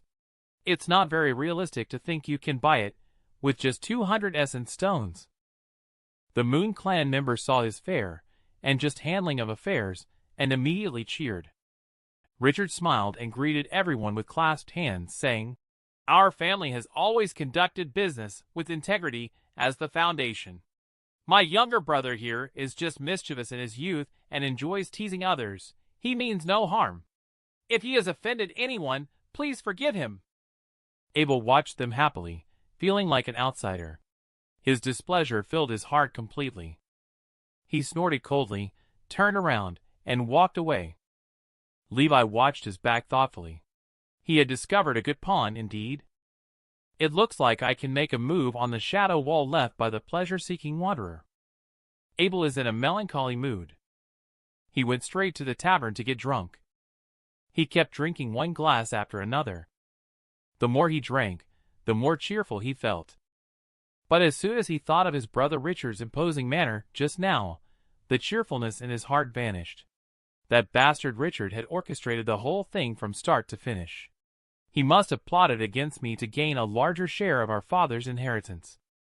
Among the siblings in the family, I am the youngest and the one with the worst aptitude, only a grade 4. Moreover, I am the one who resembles our father the most and therefore, I am the one who receives our father's favoritism. Thus, I have been excluded by my brothers since I was young. As our father's deadline approaches, he wants to divide the family estate. He instructed each pair of siblings to lead a caravan, and in the end, the estate will be divided based on their respective achievements. I had already planned to obtain recognition from the family in my own way to secure the inheritance. However, now I am being tightly suppressed by Richard. The huge gap between the first enhance and the 4th enhance makes me feel powerless to compete. At this moment, a voice quietly entered his mind. Do you want to deal with your brother? I can help you. He turned abruptly and saw Levi standing behind him, sizing him up. Good lad. I remember you. What are you doing here now? To mock me? Levi said lightly. I have a big business deal. If you want to achieve good results and earn more family assets, You might as well listen and see. Abel immediately became alert. He asked in a cold voice, "How do you know about my family assets?" Levi still had that arrogant look on his face. He said, "Your family's affairs are not some big secret. How could you hide them from people who are truly interested?" Abel furrowed his brow slightly. "Indeed," he said, "there are no walls that don't let the wind through. But could this be another one of Richard's traps?" Abel pondered for a moment, and then gritting his teeth, he said, "Let's talk somewhere else." Levi vetoed the suggestion of changing locations. "No need. It's noisy here. We can avoid being overheard by some goo worms. Just come closer and whisper." He then whispered a few words to Abel beside him. Abel's frown deepened. "This business involves the 3 major villages of Qingmong Peak. As merchants, we avoid getting involved in local power struggles. I suspect you were sent by Richard to set me up." Levi sneered a few times. "In that case, I will talk to your brother." Abel hurriedly followed him out. "Don't go. We can talk again." Levi didn't really intend to leave either. He turned around slowly and said, "I know you have doubts, but you are being pressured hard by Richard now. There is no chance of winning. If you believe in me, there is still a glimmer of hope. It depends on whether you dare to take this gamble." Abel fell into deep thought, weighing the pros and cons frantically in his mind. After all, the outcome of this matter could lead to unimaginable wealth and prosperity. He gritted his teeth and said, "Richard is just a bit older. I have never acknowledged him as my brother, but what you said makes sense. I will take this gamble." Levi reached out his hand slowly. "The 2,000 essence stones are non-negotiable." Abel suddenly felt a toothache. This price is too high, and this deal carries risks. Levi said lightly, "The higher the risk, the higher the return. If you manage to sell to those 2 villages, you earn even more." Abel nodded. "I believe that. The White Village's influence has been expanding rapidly in recent years. They have produced another Grade 1 genius ruby. Your dominance in Moon Mountain Village will soon be challenged. If I sell to the White family, I can at least double my profit." Levi nodded in satisfaction. At the same time, he thought to himself, "I was right. Abel is not entirely useless, and is from a decent family background. It seems we can utilize him in the future." Abel gritted his teeth and stomped his foot. "Fine. I'll jump into this pit regardless. 2,000 essence stones for the deal. But I need to inspect the goods first." Levi turned around and gestured for him to follow. They quickly arrived at the location of the pleasure-seeking wanderer's treasure. When they entered the dark cave, Abel asked, puzzled, "I have a question. Richard has always been honest, while I have deceived and coerced in my dealings. Why did you choose me for this transaction instead of him?" Levi replied without looking back, "Because his cultivation is too high to control. I don't like handing over control to others. Besides, I never believe in integrity. So-called reputation is all nonsense. It's just that the benefits are too small to move the heart." Abel totally agrees. "Your last sentence really resonates with me." Levi sneered inwardly. "The main reason being your special status and weak cultivation, making it more convenient for me to manipulate and control." In less than a quarter of an hour, the two finally reached their destination. Abel looked at the picture on the wall and laughed out loud, because everything in front of him confirmed what Levi said to be true. What Levi said was true. That means his future is promising. His laughter echoed in the cave. "I bet you didn't lie to me. It looks like I really have a chance to catch up with Richard. But looking at your 4th-generation ancestor, they don't seem that great either." Levi is quite plain. That's okay. The Moon Clan needs a hero. So the 4th generation became the hero. The White Village needs a despicable person. The 4th generation will become a despicable person. So-called hero or villain. It's just other people's opinions. Abel nodded, and then looked at the body of the pleasure-seeking wanderer on the ground. That was a brilliant statement. But unfortunately, my friend, you must have gained a lot from him. Levi looked at him somewhat displeased. It's been so long. Many gu have died. I only got a wineworm. Abel obviously didn't believe it. Don't lie to me. As long as we get this deal done, we're accomplices. I won't betray you for sure. Tell me the truth. How much benefit did you actually get? Levi turned his head away, looking like he didn't want to talk to you. Abel, on the other hand, kept close on Levi's heels. Leaving aside other matters, I know that pleasure-seeking wanderer has a fifth enhanced mount called the 1,000-mile wolf spider. It is large in size, and excels in burrowing underground to escape. This wolf spider allows pleasure-seeking wanderer to repeatedly evade the encirclement of the right path individuals. Levi frowned. Is that so? Abel nodded firmly. I heard about this legend when I visited your village last year. It piqued my interest, so I went home to investigate. It is inseparable from the pleasure-seeking wanderer. In my opinion, this cave was most likely carved out by the wolf spider. Otherwise, how could such a dense and intricately formed empty cave exist in the thick and sticky azure soil of Qingmeng Peak naturally? Stop hiding the truth. The pleasure-seeking wanderer died here. There must be his 1,000-mile wolf spider here. Levi pondered for a moment. What you said makes sense.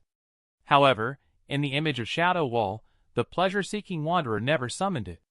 It is also possible that he was trapped and killed by the fourth generation in advance. Abel also frowned. This makes the situation even more mysterious. Just then, the shadow wall suddenly turned black. The two were shocked. What happened? Why did it turn black? At this moment, the corpse of the pleasure-seeking wanderer actually started to slowly grow flesh and blood at a visible speed. The originally shrunken body suddenly grew into a new body in an instant.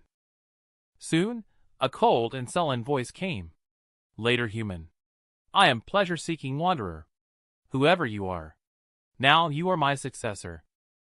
The two widened their eyes at the fifth enhanced powerhouse pleasure-seeking wanderer's legacy. Oh my! This small Qingmeng Peak actually has the legacy of a fifth enhanced Gu master. With the third enhancement, one can become the leader of a stronghold. So what about with the fifth enhancement? The pleasure-seeking wanderer sneered. Being able to continuously replay nearly 100 days for my shadow wall is enough to prove that you have no good feelings towards the Moon Clan. Very well. I will leave all my inheritance to you, but I have one condition. You must help me annihilate the Moon Clan and destroy the village without leaving anyone alive. Abel swallowed his saliva. By the way, if I inherit the power of pleasure-seeking wanderer, who is a Gu master in demonic cultivation, do I really have to do this? Power has nothing to do with good or evil. Anyway, he's already dead. I just need to ignore these things. This is a huge fortune. Although I am only grade 4, with a legacy, I can compete with Richard and so on. Wait a minute. I almost forgot about one more person. What should I do? Do I have to share with him? He suddenly turned red. No, I can't. Then I will kill him. As long as I kill him, the legacy will all be mine. This is my fortune and cannot be shared with others. That's right. I will first try to calm him down, then deceive him by pretending to split evenly. Finally, when he least expects it, launch a surprise attack. This place is really good. Even if I kill him, no one will know. That's the plan. As his thoughts reached this point, Abel put away his fierce expression just now. That Levi guy. But he hadn't finished his sentence. A moon blade had already arrived in front of him. With a sound of "P-U-C-I," that moon blade directly penetrated into his head. Abel couldn't believe it even before he died. Levi actually dared to move so ruthlessly against his subordinates. In the end, darkness filled his vision. He weakly collapsed to the ground. Levi coldly snorted in disdain. If you're going to kill, then just kill. No need to beat around the bush. He then shifted his gaze towards the pleasure-seeking wanderer and said, I didn't expect such a twist. Quite interesting.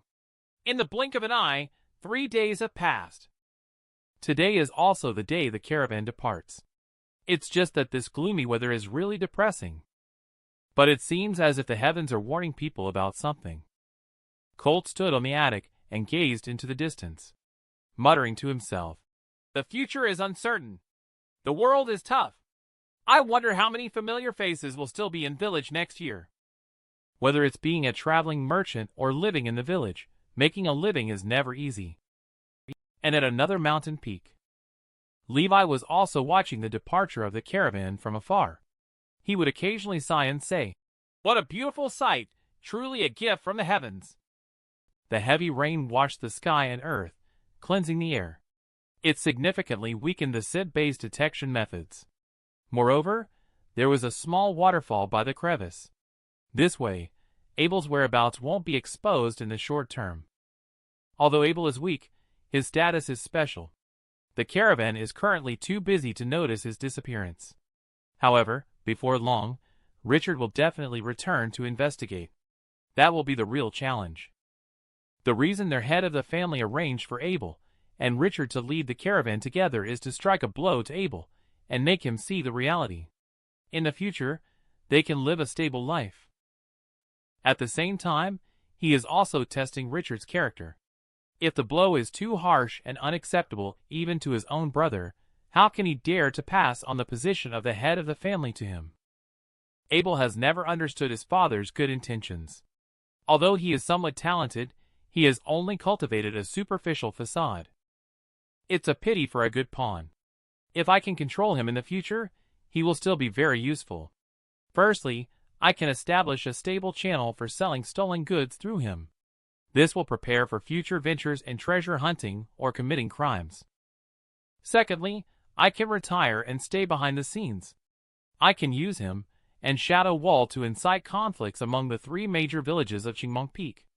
Then I can reap the benefits while others suffer in the chaos. Thirdly, I can rely on him to infiltrate his family's internal affairs. In the future, they will hold a fighting competition due to disputes over family property. If I can participate, I am sure to gain a lot of benefits. But at that time, I had no choice in that situation. I can only blame your terrible luck. Although I successfully covered up the evidence, there were still many consequences. It seems I can't go to the cave with hidden crevices for now, to prevent investigations in the near future. But it's okay. I can use this time to break through intermediate level. Inheriting the pleasure-seeking legacy will give me more confidence.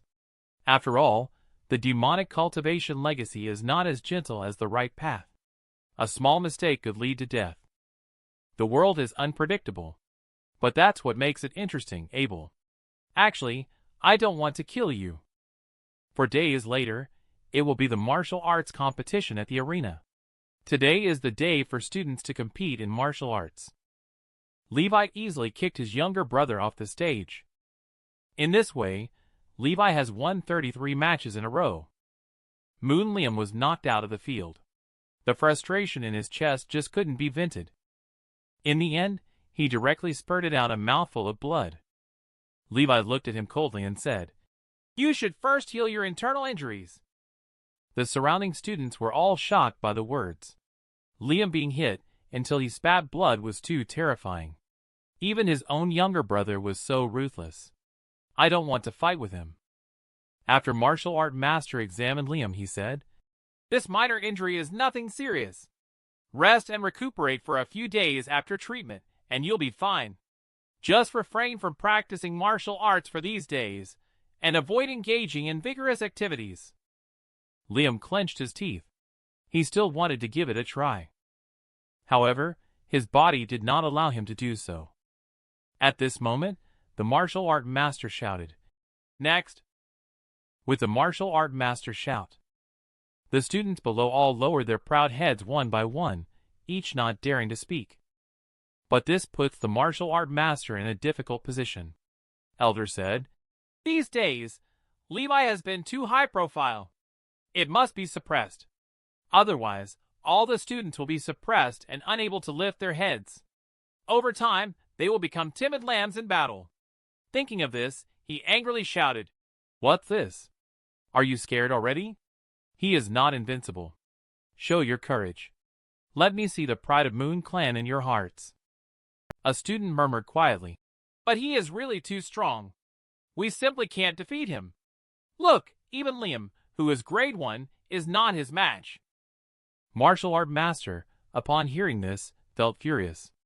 These ignorant children don't know that Levi's stamina is running low, which is why he couldn't hold back and ended up injuring Liam. If just a few more people step up, they can surely knock him down on the spot. Martial art master gritted his teeth. The one to defeat is often not a strong enemy, but one's own heart. He has already fought more than 30 rounds.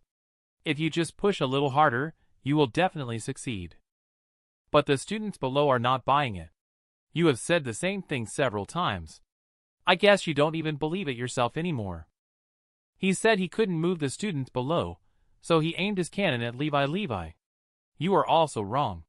Classmates should be more friendly when discussing with each other. If you make someone cough up blood again, I will declare you the loser. Unexpectedly, Levi coldly laughed and said, You are wrong. In a sparring match, one must naturally go all out. Otherwise, how can it serve the purpose of training? Are they going to ask the enemy to be gentle and friendly during future battles? Martial art master snorted coldly. Nonsense. You've hurt your classmate with your vicious actions, and still think you're justified. Unexpectedly, Levi refuted him again. You're wrong again. It was you who arranged this sparring match and raised the reward to 20 essence stones without your instigation. How could these people get injured? Martial art master got angry. Bastard, do you still want the first place reward? If you keep arguing with me, I will directly declare you lose. But he didn't expect that Levi turned around and left directly. It's just a matter of winning or losing and 20 essence stones. Do you think I care? The students below looked at each other. Levi really abstained. Even Master can't do anything about him. If I had known earlier, I would have joined the game later. Martial art master cursed inwardly. Then he vented his anger on the students below. What are you all staring at? Anyone who hasn't been on the stage yet, continue to go up. Don't you want the reward of 20 essence stones? Levi strolled towards the stage.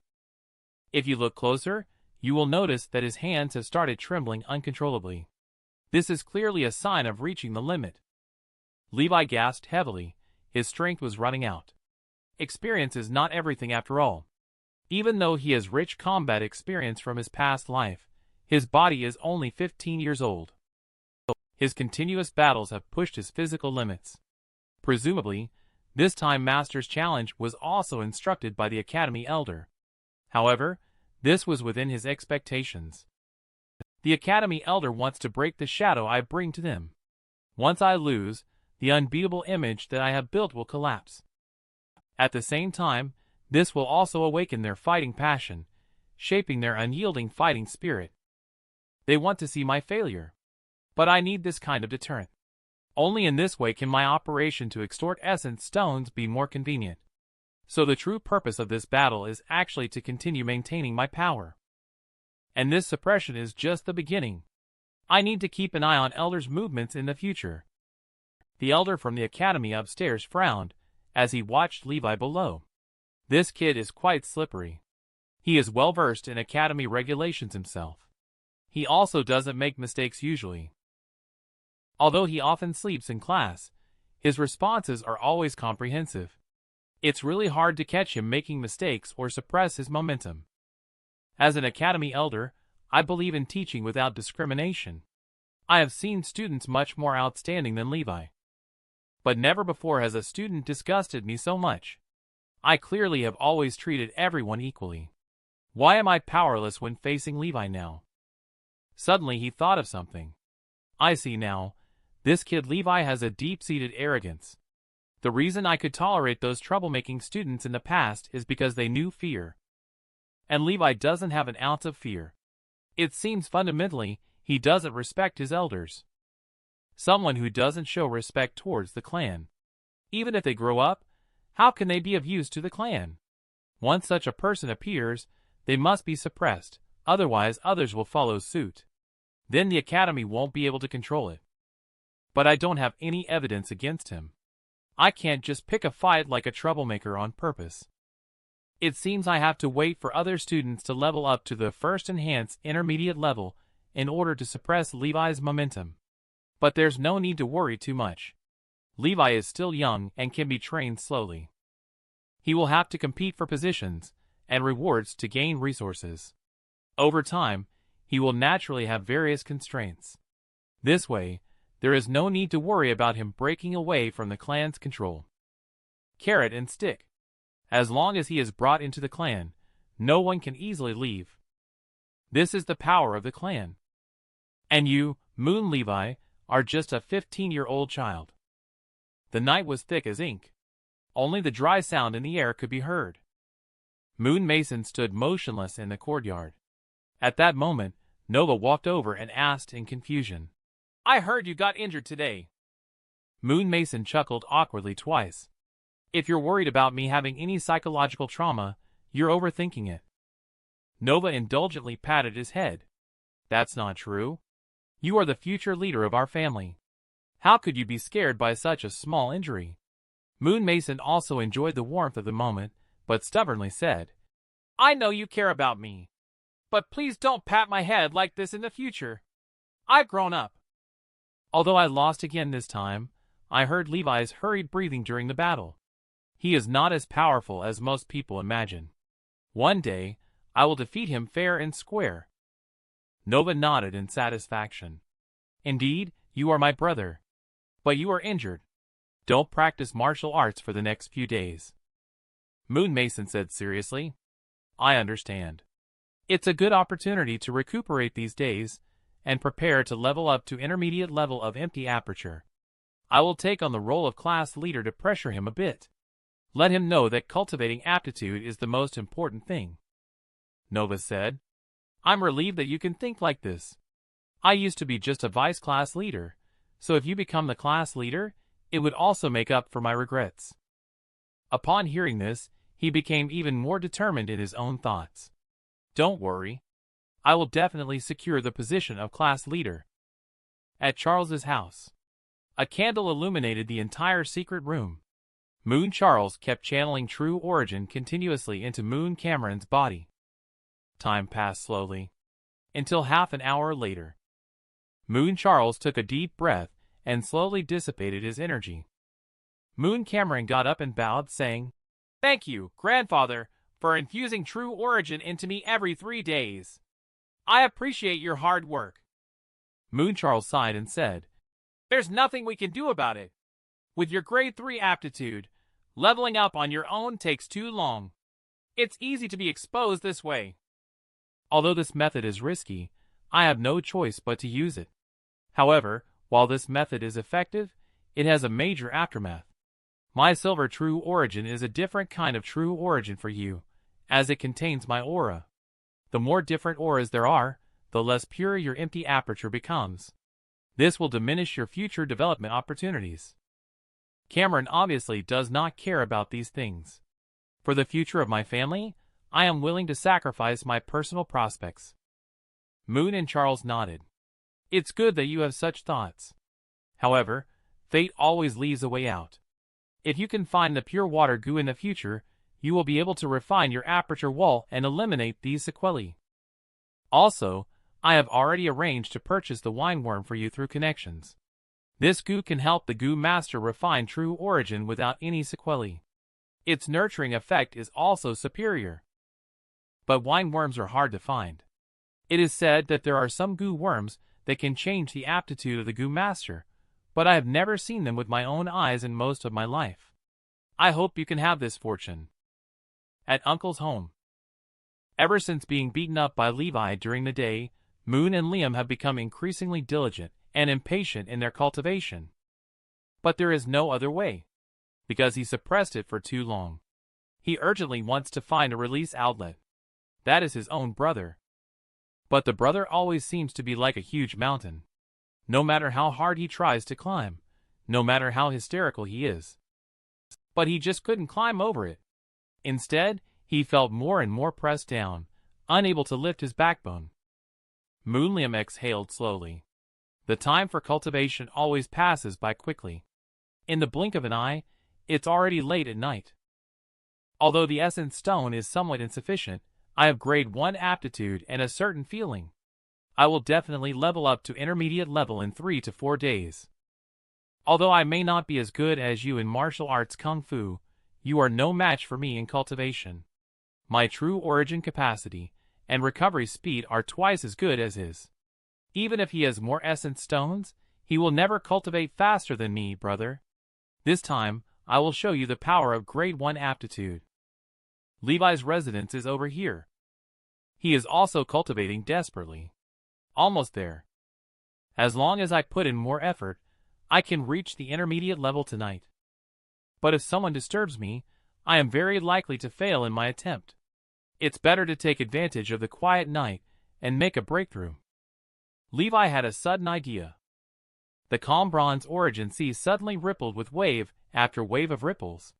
The ripples grew more and more numerous and larger, forming surging waves. The waves surged forward one after another, crashing into the aperture wall all around. It was as if they were hitting against rocks. Most of the true origin shattered into emerald green spray, flying high before merging back into the sea. A small part of the true origin was consumed, transforming into strange and invisible forces that permeated into the white light membrane of the aperture wall. The true origin was intensely consumed. The water surface kept lowering, and the continuous surging waves eventually triggered a qualitative change. Seeing this scene, Levi was overjoyed. He successfully broke through to the intermediate level. But suddenly, a bright light pierced into his eyes. Levi frowned slightly. He didn't expect time to pass so quickly. It was already the second morning. One frustrating thing after another followed. His door was kicked open with a bang. Levi, you skipped class for no reason. Academy Elder wants to see you. Come with us. Levi squinted his eyes for a few moments, trying hard to suppress his urge to kill. But one glance at these fools again, Levi muttered to himself.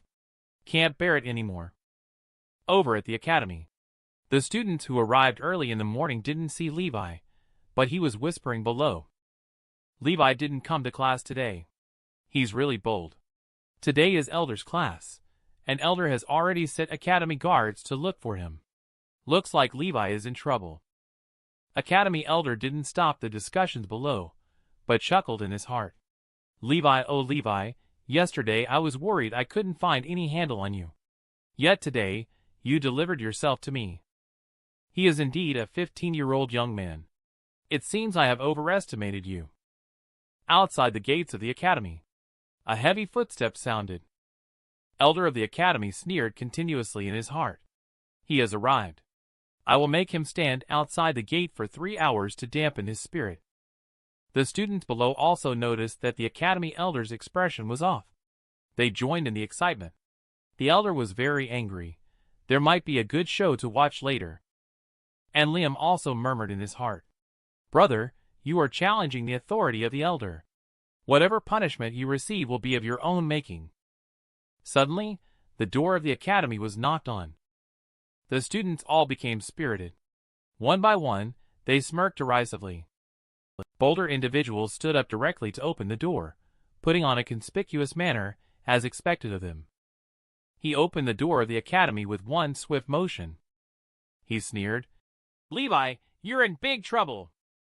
But the next moment, his eyes widened. A moment of fear surged through his mind.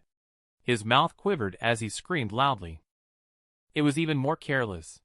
His feet gave out, and he knocked over a table and chairs directly. The surrounding students were curious about what was happening. One by one, they craned their necks to look outside the door. Then, they saw a bloody palm pressed against the door panel. As the door slowly opened, a figure holding a severed head stood outside. This extremely terrifying scene instantly entered the students' sight, deeply imprinting on their souls as well. This scene continues to impact their fragile nerves.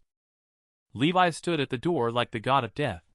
Within 3 feet around him was filled with a strong smell of blood. It made people dare not approach and not want to approach. A female classmate accidentally made eye contact with Levi. They were all scared pale and screamed like ghosts. If it weren't for the preparation earlier, They might have wet themselves by now. Academy Elder was also stunned for a moment. Isn't the guard that Levi was holding one of the guards he had sent out himself? He instantly widened his eyes, a surge of inexplicable anger rising within him. He gnashed his teeth in hatred, so much so that he wanted to slap Levi dead right now. But his pride and status as an Academy Elder restrained him from acting out. In the end, he could only roar, "Levi, you must explain to me clearly what is going on. Otherwise, based solely on your indiscriminate killing of guards, I will execute you according to the clan rules." Levi snorted coldly in his heart.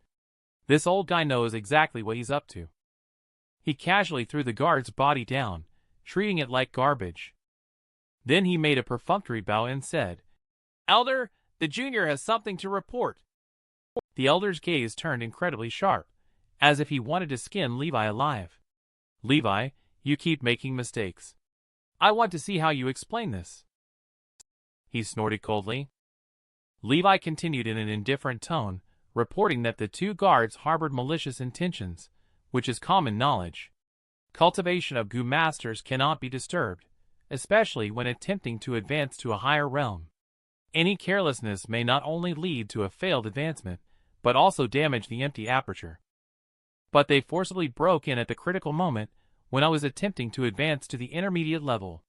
Fortunately, I was lucky enough to step into the intermediate level at the moment they intruded. Otherwise, the consequences would have been unimaginable. However, these two individuals not only refused to admit their recent mistakes, but also shamelessly threatened me with physical violence. They not only insulted my clan ancestors, but also falsely claimed that this disturbance to the cultivation of the younger generation was at your behest, Elder. I don't believe it. I resisted fiercely. But these two individuals were skilled in martial arts. It was only after fighting bloodily that I managed to defeat them. However, considering that they are Academy guards, I did not kill them. So they were just seriously injured. That's how the whole thing unfolded. Please, Elder, help me uphold justice. Everyone present was stunned when they heard this. No way. Did he just whitewash such a big mistake with just a few words? Wait a minute. What did he just say? He leveled up to intermediate level. The students reacted and exploded again. How is it possible? A grade 3 underachiever actually leveled up to intermediate level as the first one. This must be a lie. He must be afraid of being punished by the Academy, so he lied. Yes, that must be it. Elder said with a dark face. You claim that you have leveled up to the first enhanced intermediate level. You can't say such things lightly. If you try to cover up with lies, that would only make things worse. Levi casually shrugged and said, If Elder doesn't believe me, then please come and check for yourself. The Academy Elder was taken aback by Levi's confident words, feeling a moment of unease in his heart. However, he still didn't give up. He took a big step forward and placed his hand on Levi's abdomen. And then he continuously mobilized True Origin to the palm of his hand, slowly probing Levi's origin sea inside his body. The more he explored, the more alarmed he became. Because there was only one result. Levi was not lying. He actually leveled up to intermediate level. How is that possible? The students are all eagerly watching how the Academy Elder is doing. What is the result? It's not real, right? The Academy Elder, unwillingly, has to accept reality. He sighed helplessly. Indeed, it is the intermediate level, no mistake. The students were all shocked speechless. How is this possible? He is just in grade 3. Moon and Liam were equally affected by this emotion. How could this be? This is impossible. Elder is not supposed to be deceived. But how did he manage to do it? Academy Elder cleared his throat a few times. Levi, I hope you can explain. How exactly did you level up to the intermediate level? Levi chuckled. Heaven rewards diligence. Through consistent hard work and practice over time, I naturally progressed to the intermediate level. Moon Cameron obviously didn't believe this nonsense. He's a fraud. If heaven really rewards diligence, I would have been in the top position long ago. I even saw him leisurely strolling around the shops not long ago. Academy Elder frowned at the words. In his heart, he didn't believe it at all. But in reality, he could only helplessly ask back, "Are you not lying?" Levi certainly couldn't tell the truth. Anyway, for now, it seems that he has the final say. He nodded decisively. This is natural. The Academy Elder kept scrutinizing Levi, attempting to find flaws in his micro-expressions. But this kid Levi is fearless and unperturbed. There's no way I can question him on the spot. With his grade 3 aptitude, leveling up first, he must have some undisclosed secrets. However, since he won't speak, I can't force him to answer due to my identity. It seems like I can only investigate secretly. At this moment, Levi spoke again. I am worried.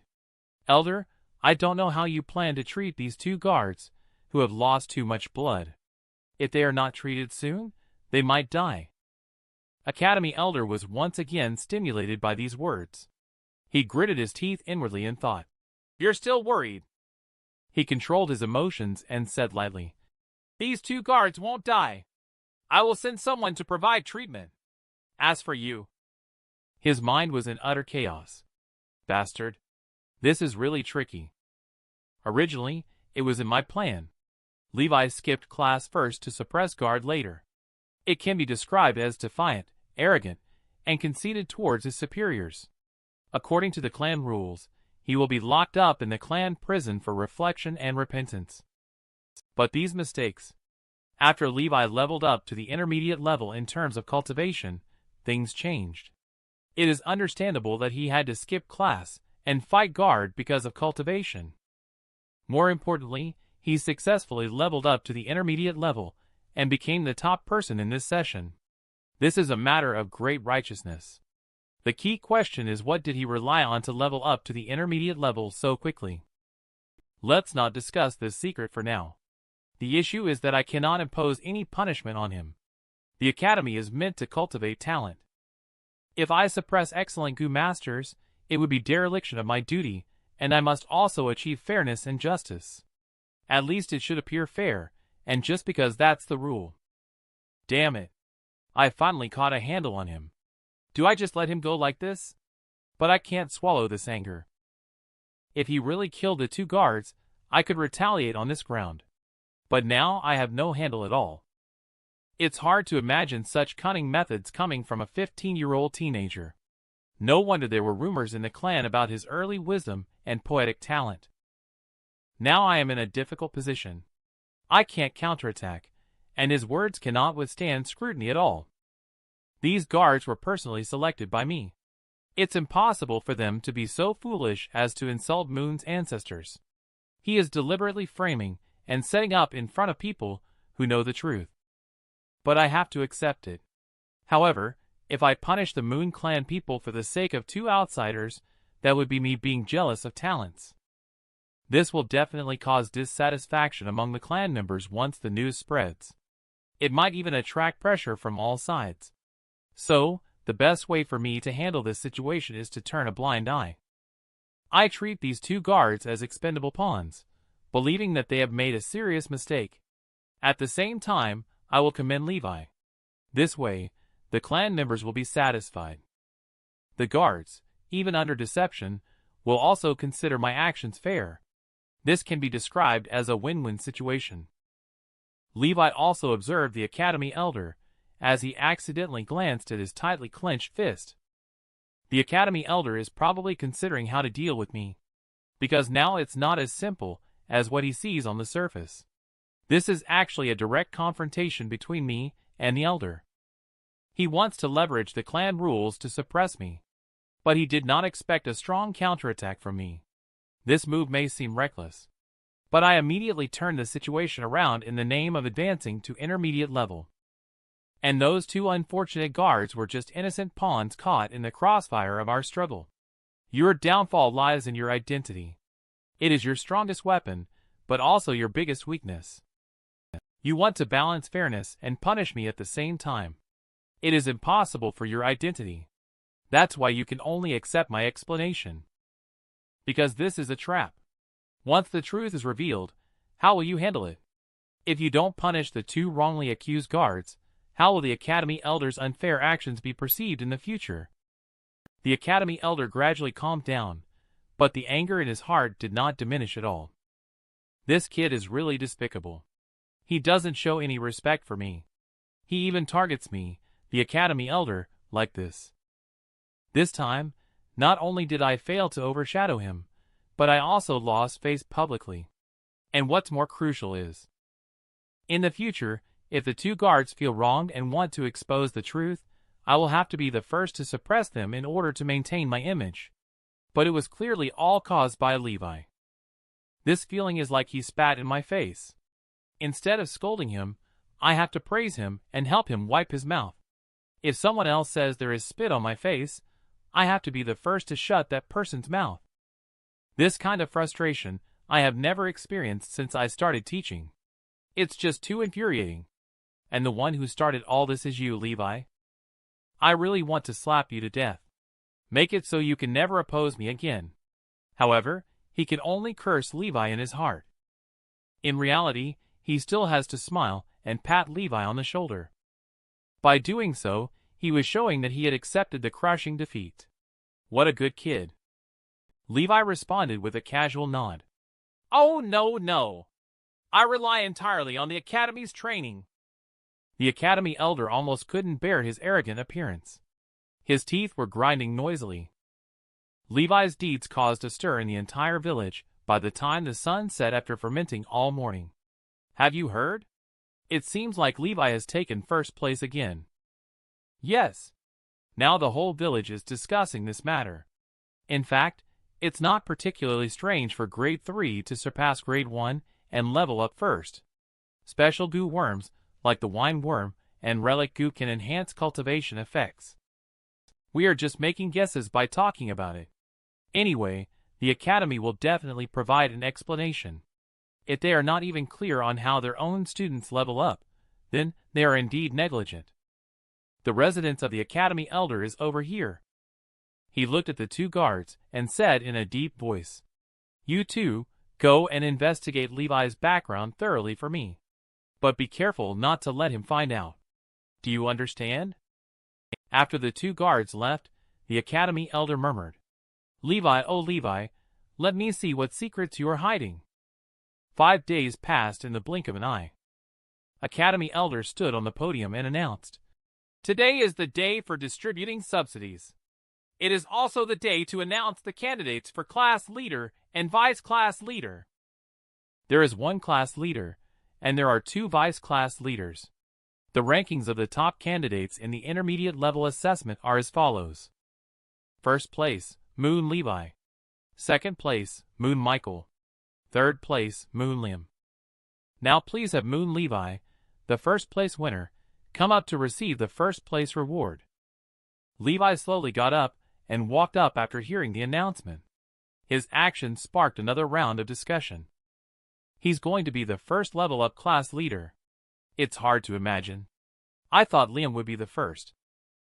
Liam is probably feeling a bit defeated right now. He's only the third one to level up. The Academy Elder hands a bag to Levi. This is your reward for being the first in the intermediate level assessment. Keep up the good work. Unexpectedly, Levi ignored him and directly opened the bag to check its contents. This annoyed the Academy Elder. He said in a deep voice, Don't worry. There are a total of 30 essence stones. The Academy will not shortchange you. After saying that, he sneered repeatedly in his heart. Even if you snatch more, after you break through to the intermediate level with your grade 3 aptitude, you will still be short of funds. As long as you need essence stones, you will never be able to escape the control of the clan. Even if I can't uncover your secrets, one day you will reveal them yourself. In light of this, the Academy Elder publicly announced that Levi, as the first to step into the enhanced intermediate level, not only would receive a reward of 30 essence stones as stipulated, he also has the power to choose the second goo worm first. At the same time, I appoint you as the class leader of this class. The students below, though mentally prepared, still cannot accept the appointment when they hear about it. Moon Liam looks even more disheartened. With my third place grade, I am sure to be appointed as a vice class leader. but I will still have to salute my brother in the future. Academy Elder looked at the expressions of the students below, and his mind became more active. Actually, making Levi the class leader is also a good thing. At least in any case, he must stop extorting his classmates. Once he joins the clan, he can no longer do as he pleases. Moreover, he can gradually integrate into the clan.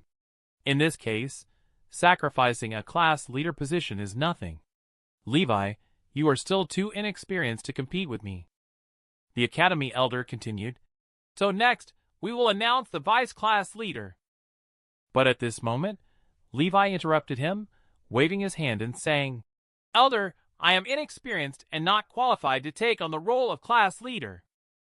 Let a talented person take on such an important position. The Academy Elder and students were all stunned. What is he up to? But the next moment, someone reacted and couldn't help but shout out loud. They simply couldn't believe what they had just heard. Academy Elder also widened his eyes. Are you saying you don't want to serve as the class leader? As the class leader, you will receive a subsidy of 10 essence stones each time. Are you sure you want to refuse? Levi countered. Does the academy require that only the top student can serve as the class leader? Can I refuse? Academy Elder shook his head. Of course, there is no such unreasonable rule. Levi laughed twice and walked straight off the platform. Thank Elder for the understanding. The students were all at a loss because of his actions. Levi actually refused. Is he out of his mind? Moon and Mason also had their mouths wide open for a long time, unable to close. What's going on? So does this mean I am the class leader now? Cameron Moon snorted disdainfully. It's absurd that someone would voluntarily give up the position of class leader. Utterly foolish. Liam Moon stared blankly at his older brother. It seemed like he was becoming increasingly incomprehensible. As the sun sets in the west, the academy's classes are coming to an end. Along the way, Mason Moon enjoys the salutes of the other students. He naturally felt pleased in his heart. At the same time, he truly did not understand how that fool Levi could give up such a great position. Liam Moon walked heavily with a heavy heart. Why would his brother do something so bizarre again? Does he not care at all? Then what's the point of me being vice class leader? At this moment, Levi was leaning against the entrance of the academy. It seemed as if he had been waiting there for a long time. Liam was about to speak, but he was interrupted by him. It's an old rule. 1 essence stone for each person. Moon said uncertainly to Liam, Brother, I am now the vice class leader. Levi nodded. Indeed. The vice class leader subsidy reaches up to 5 pieces of essence stone. So why don't you hand over 3?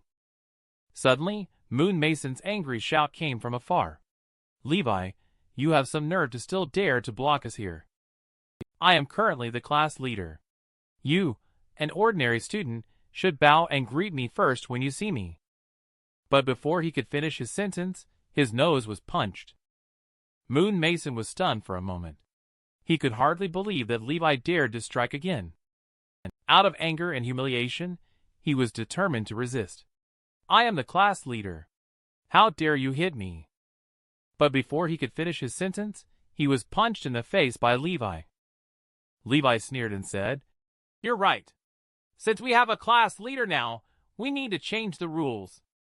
Starting today, each regular student will contribute 1 essence stone, while the vice class leader will contribute 3. The class leader will contribute 8. Moon Mason's face turned green. No way. Why am I contributing 8 times as much? The sound of robbery and vandalism inside the academy alarmed the guard on duty. However, the 2 guards were too scared to intervene or persuade them to stop. One of the guards weakly asked, Levi has defeated the newly appointed class leader. What should we do? Another person replied grumpily, What should we do? Just pretend we didn't see anything. What kind of person is Levi? Do you also want to provoke him? Think about the consequences of the previous encounters between the 2. Time passes slowly. The obedient students, who handed over the essence stone, were released. And at this moment, someone suddenly woke up. I understand. No wonder Levi didn't want the position of class leader. It turns out he wanted to continue extorting us. As soon as he spoke, it drew resonance from others. Yeah. Each time he extorts, it used to be 59 essence stones, but now it has increased to 68. If he were the class leader, he would only have at most 10 pieces. He is too cunning and crafty. In this way, the class leader and vice class leader are nothing special. They were still robbed and left with only 2 essence stones. Up on the academy attic, the academy elder slammed his fist hard. Levi is too much. What does he want to do? He took so much from the class leader and vice class leader. What's the difference between them and regular students now?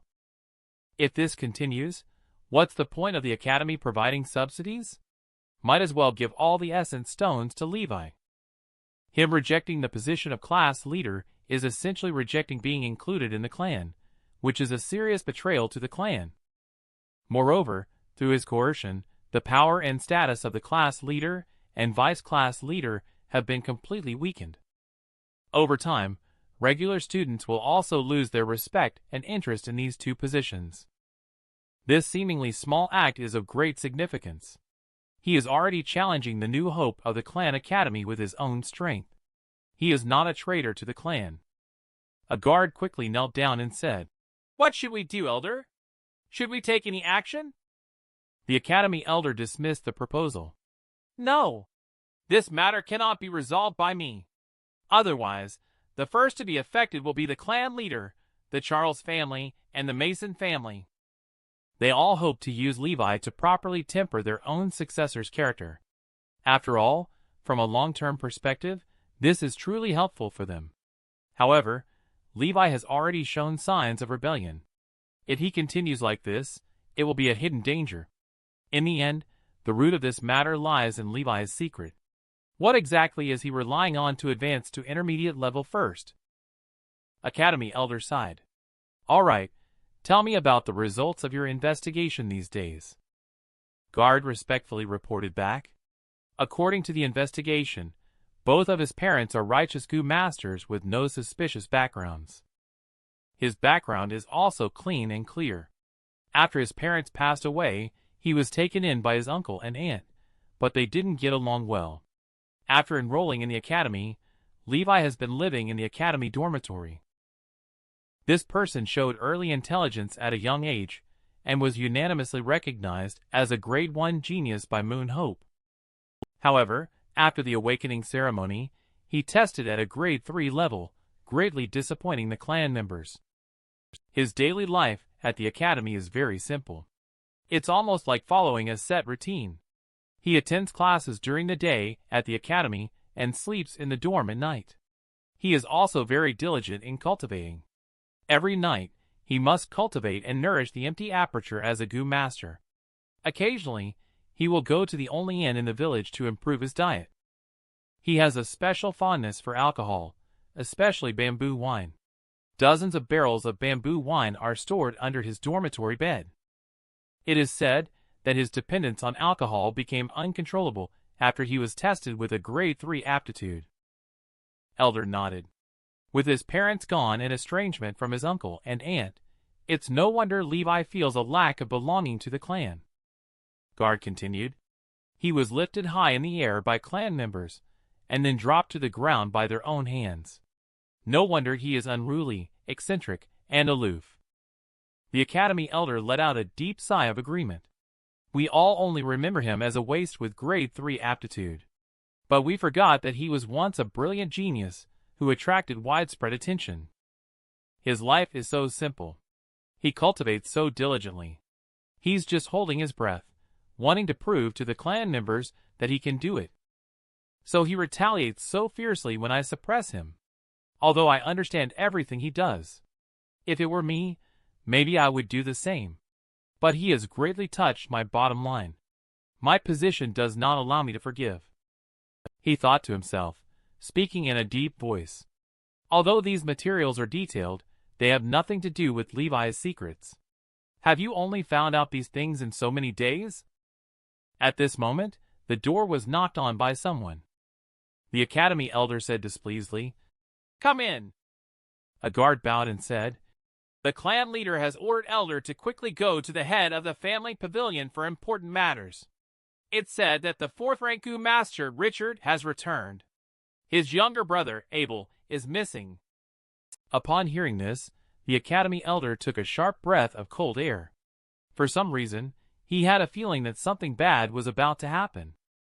But he still followed the guard out. However, he was uneasy all the way. Survival in this world is difficult. It's common for masters to go missing. Generally speaking, such inexplicable disappearances often mean death. But anyone can die.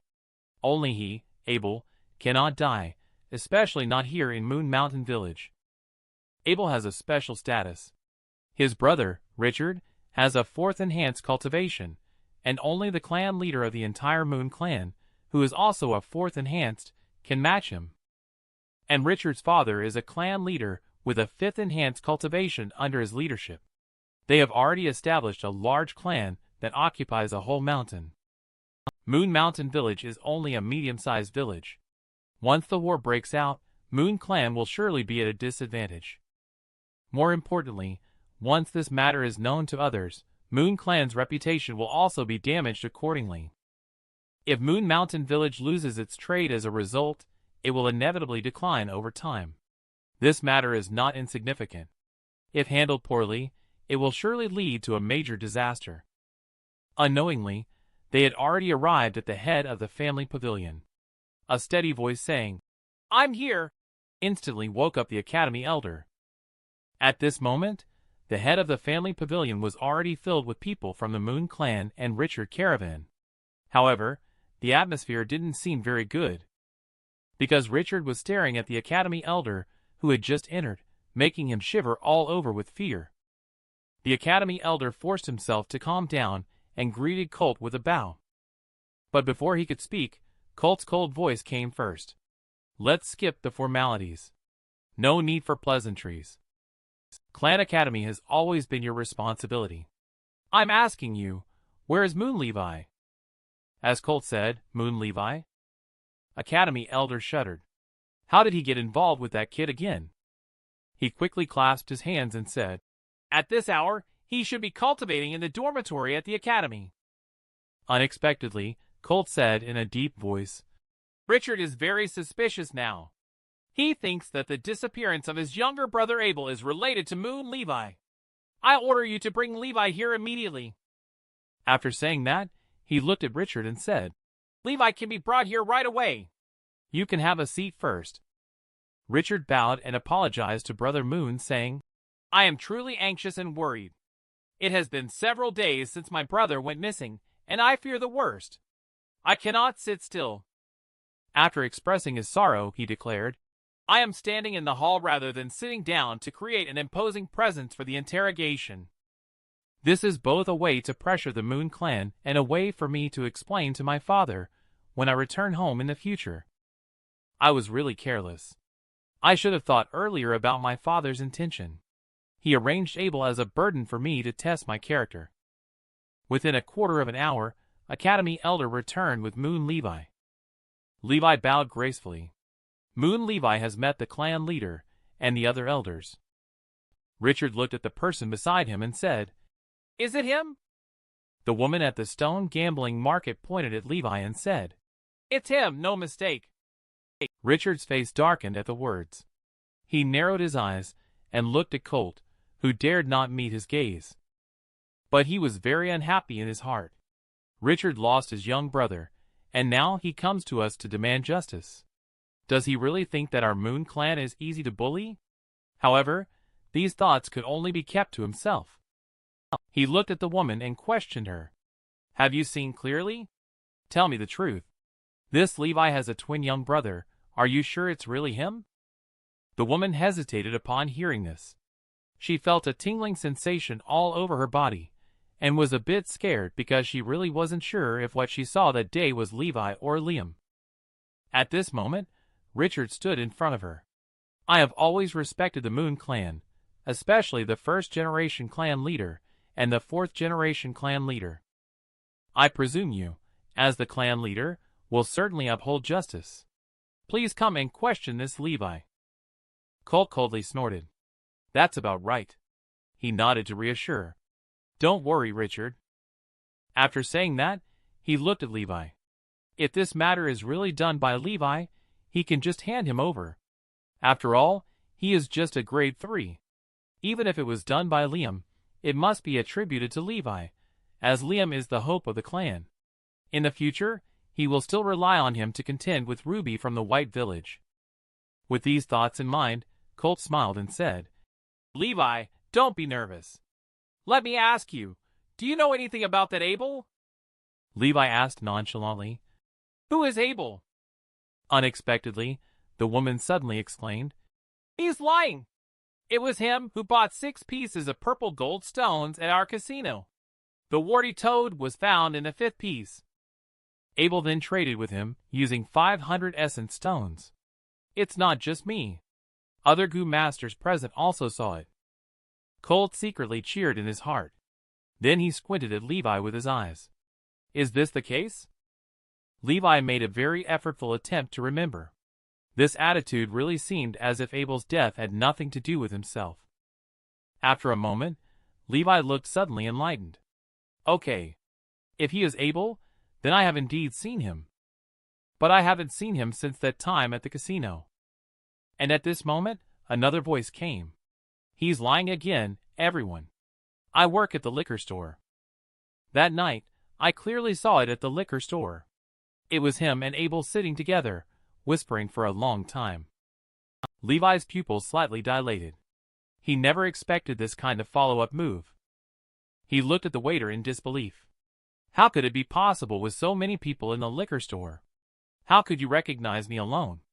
You might have made a mistake yourself. The waiter chuckled coldly. I will never make a mistake.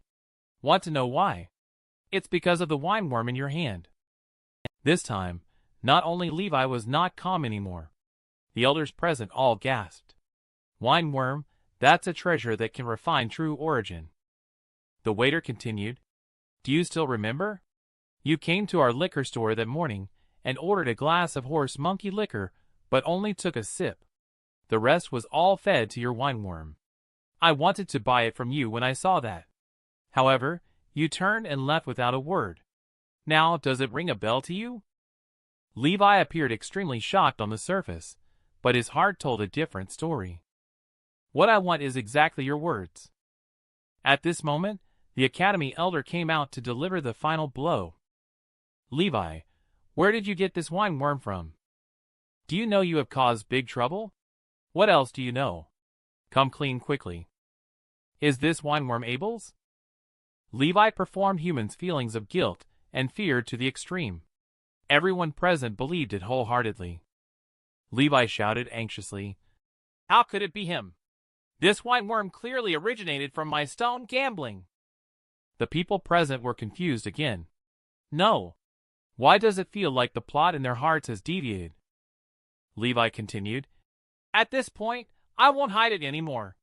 I bought 6 pieces of purple gold stones at that time. Due to insufficient true origin, I only cut 5 pieces on the spot. The remaining piece, when I went back to cut it, I found out it was actually a wineworm. I was overjoyed and immediately refined it. Academy Elder felt a buzzing in his head. Wait a minute, you said in your stone gambling you bought 6 stones. One opened up as a warty toad, and another one opened as a wineworm. Levi pointed at the woman and shouted, What's going on here? She can testify for me.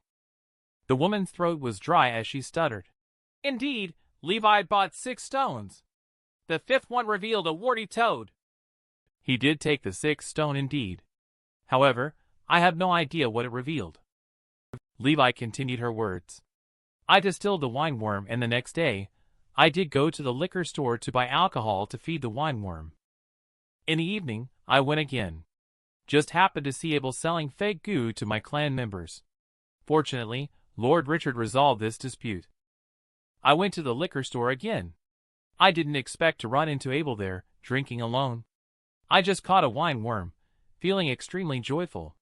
I wanted to ask how many essence stones I could sell this wineworm for. He wanted to buy it forcefully, as soon as he found out I had the windworm. I just wanted to know its value.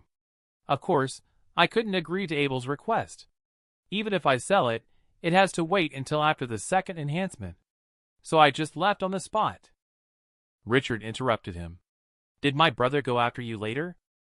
Levi nodded. Not only did he come after me, he also added 50 essence stones. But I didn't want to sell it all. He got angry and scolded the Moon Clan, warning me to be careful in the future. After threatening me, he left. I never saw him again after that. Richard couldn't help but sigh inwardly after hearing this. It does sound like his style indeed. If he said Abel didn't chase after him, then it must be a lie. Damn it. Is my investigation going to stop here? Did he really not contact Levi again afterwards? Maybe he did. But they couldn't come to an agreement, and Levi killed him. This is also entirely possible. At this point, he released his aura and pressed towards Levi. With a cold face, he said in a deep voice, "Tell me, did you kill Abel?" Levi was almost suffocated by the powerful pressure. "I didn't kill anyone," Levi retorted, his neck tense. "You say I killed. Then show me the evidence." Colt, watching the two argue incessantly, was very displeased. Earlier, Abel actually dared to threaten our Moon Clan member on Qingmeng Peak. He obviously doesn't regard our clan highly. Now this Richard is questioning me in front of my clan members. If this were to spread, where would I, as the clan leader, put my face? Colt cleared his throat. Richard, I'm not being nosy. Abel has been missing for so long that the situation is probably not optimistic. There must be clues leading to this bloodbath. However, have you found anything else? Richard sighed. How could I not know what you just said? If I had any leads, I wouldn't have come to confront you. The murderer is obviously a habitual offender, using cruel and meticulous methods. No clues were left behind, and it was raining heavily the day we left. Even if there was a smell of blood, it would have been washed away. Colt said lightly, I heard that your family has a tracking goo worm called Netherworld Butterfly that can plant soul incense on goo worms. As long as Netherworld Butterfly is used to track the soul incense, you can find your clan members. Richard sighed and shook his head. I have used Netherworld Butterfly long ago. It simply doesn't work. Once the goo worm dies, the soul incense disperses. Obviously, the culprit has already killed all the goo worms on my younger brother's body. Colt also frowned. This is strange. The culprit neither wanted the goo worm nor demanded a ransom. What is the purpose of killing a mere first-enhanced goo master like him? The surrounding clan leaders echoed in agreement. Yeah. What is he after? It can't be a crime of passion. Whether Abel is dead or not, the culprit must have a motive to harm him. At this moment, Levi sneered and said, I actually remembered something at this point. I've heard that your family is going to divide the inheritance. With one brother dead, won't you end up with a larger share of the inheritance? Could it be that you killed Abel? The Academy elder couldn't help but cry out in shock. After speaking, he bowed to Richard in a humble manner. Richard, please don't be angry. This child is ignorant due to his young age. Unnoticed by them, Levi's smirk at the corner of his mouth became more apparent. Colt fell into contemplation upon hearing these words. It is impossible for Richard to kill Abel. The loss would outweigh the gain for him. Wait. Just because he won't do it doesn't mean others won't. Could it be? Suddenly, Moon Clan member Richard was present. The same thought arose in everyone's mind. Internal conflict within the clan. Levi observed the subtle changes in their micro-expressions. He also knew that they were finally thinking in the direction he had set. The entire hall quieted down instantly. They were all contemplating Levi's words. It is said that they are going to divide the family property and pass on the position of clan leader. These few children have engaged in fierce competition. In particular, brothers Richard and Tucker, both fourth enhancers, are the most intense.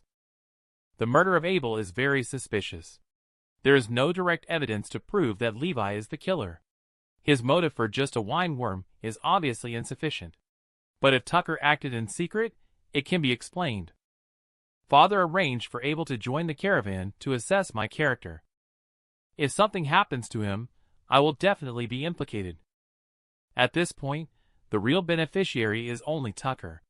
In addition, the attacker is so cunning, indicating the murderer's rich experience. No one is more likely to have done it than him. Not anymore. Academy Elder seems to have figured something out. I understand too. Levi is innocent. He just happened to encounter Abel at the last minute. Just judging by his age when he just entered the academy. How could he possibly destroy all the clues? He just vehemently denied it. It's nothing more than trying to cover up the existence of the wineworm. If he really had such a deep scheming mind, how could he behave so stubbornly? Academy Elder glanced deeply at Levi. He sighed for him in his heart. He is really an unlucky child. And at this moment, Levi almost laughed out loud. They all took the bait, making people believe in a possibility from the depths of their hearts, relying not on persuasion, but on guidance. Clearing his suspicion is just the second step. The crucial moment is yet to come. Richard's thoughts are in chaos. Even if I know the truth, I don't have any evidence. If I speak without proof, my father might think I am trying to frame him. But I do bear some responsibility for Abel's disappearance. Since I can't accuse Tucker, I must give my father an explanation. Finding a scapegoat may just barely suffice as an explanation. Once I get past this hurdle, I can reclaim twice as much, and this explanation is right in front of me. How do you prove that you did not murder Abel, Levi? The word shocked everyone present because they all guessed the truth. They just didn't expect Richard to still choose to go against Moon Clan. Colt, as the clan leader, is the most unhappy. But now is not the time for his downfall. He still needs to see how the situation develops. Levi sneered inwardly. Finally, it has arrived.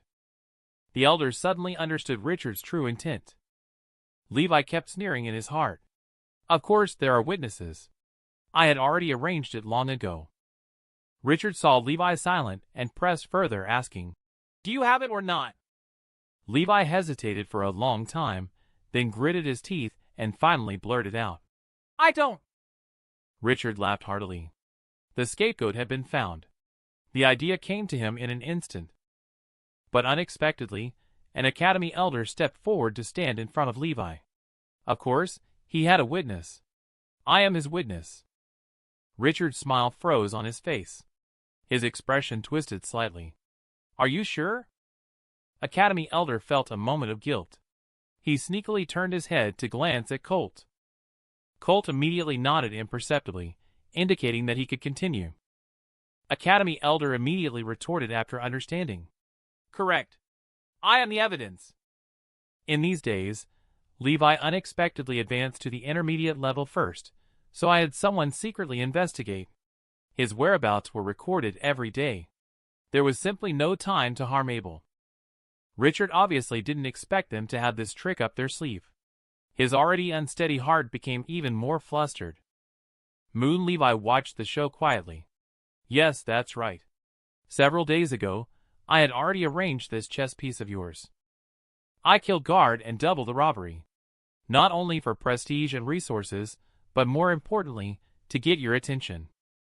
Then you personally come to be my witness, now with solid evidence. Moon Clan no longer has a reason to treat me as a discarded pawn. You, Richard, an outsider, why are you targeting me? Richard is full of hatred. Damn it. Moon Clan is determined to protect Levi because he has been framed. Moon Clan will bear the infamy of plotting against clan members. Not only will they face our retaliation, but it will also lead to the caravan being too afraid to come for trade. The losses will be too great. Thinking up to this point, he turned his palm over, and a footprint goo appeared in his hand. In that case, why not let me use this footprint goo? This goo can display the footprints of the last 30,000 steps on the ground. What do you think? Do you dare? Levi is certainly not afraid because everything is within his calculations.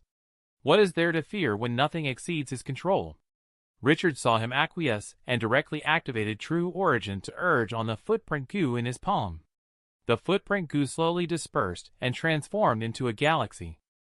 It slowly enveloped Levi within it. A quarter of an hour quickly passed. Footprint goo suddenly seemed to sense something. It flew out in a certain direction. Richard immediately ordered, "Hurry up and follow to see."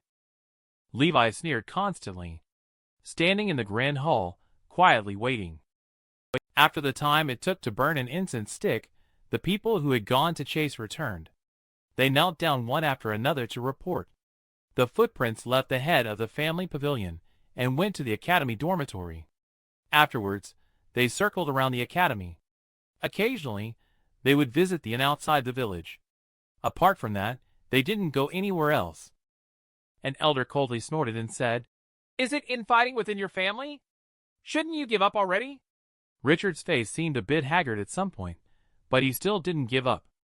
He took out a long box from his sleeve and said, "All right, this is the final test. Once you pass this, I won't bother you anymore." The elders looked at the jade box with widened eyes. Its appearance resembles verdant jade covered in silver frost. "This must be the noble bamboo," an elder advised. "Richard, the noble bamboo is a rare fourth enhanced goo worm. Why waste it here?" Richard also felt extremely heartbroken. However, in order to overcome this obstacle, he fought with all his might. "This noble bamboo was obtained through a chance event of cutting the stone when I was young. This goo feeds on sincerity and is born with the ability to detect lies. Only the truly honest gentleman, who has never told a lie since childhood, can refine this goo. I know I cannot refine it. Therefore, the stone was only cut halfway and not further. Due to its condition, if cut and not fed immediately, it will soon die. Today, Levi, I will wager on this fourth enhanced goo. You just need to cut the stone and place it in the empty aperture, and I will ask you questions. If this goo changes color, it means you are lying. How about that?" Levi resolutely fearless. "Come on." The elders couldn't bear to watch. They all coldly snorted. "You really won't give up until you reach the Yellow River, huh?" Now they want to see what else he has to say. Levi was surprised to see the noble bamboo on the jade box. He had not expected this step. Richard actually was willing to sacrifice the fourth enhanced goo worm. However, everything is still within his control. He muttered "temporal cicada" in his heart, and in an instant, the oppressive force from the overlord was all poured into the noble bamboo, rendering it powerless. At this moment, Richard said in a deep voice, "Levi, did you harm my young brother Abel?" Levi calmly replied, "No." Richard continued, "Do you know anything about him?" Levi shook his head and said he didn't know. Richard stared fixedly at the aura on Levi's body, involuntarily pressing closer to him. "Is there anything untrue about what you just said to us?" But when Levi said there wasn't, Richard slumped as if all the air had been let out of him, muttering softly, "You can take it out now."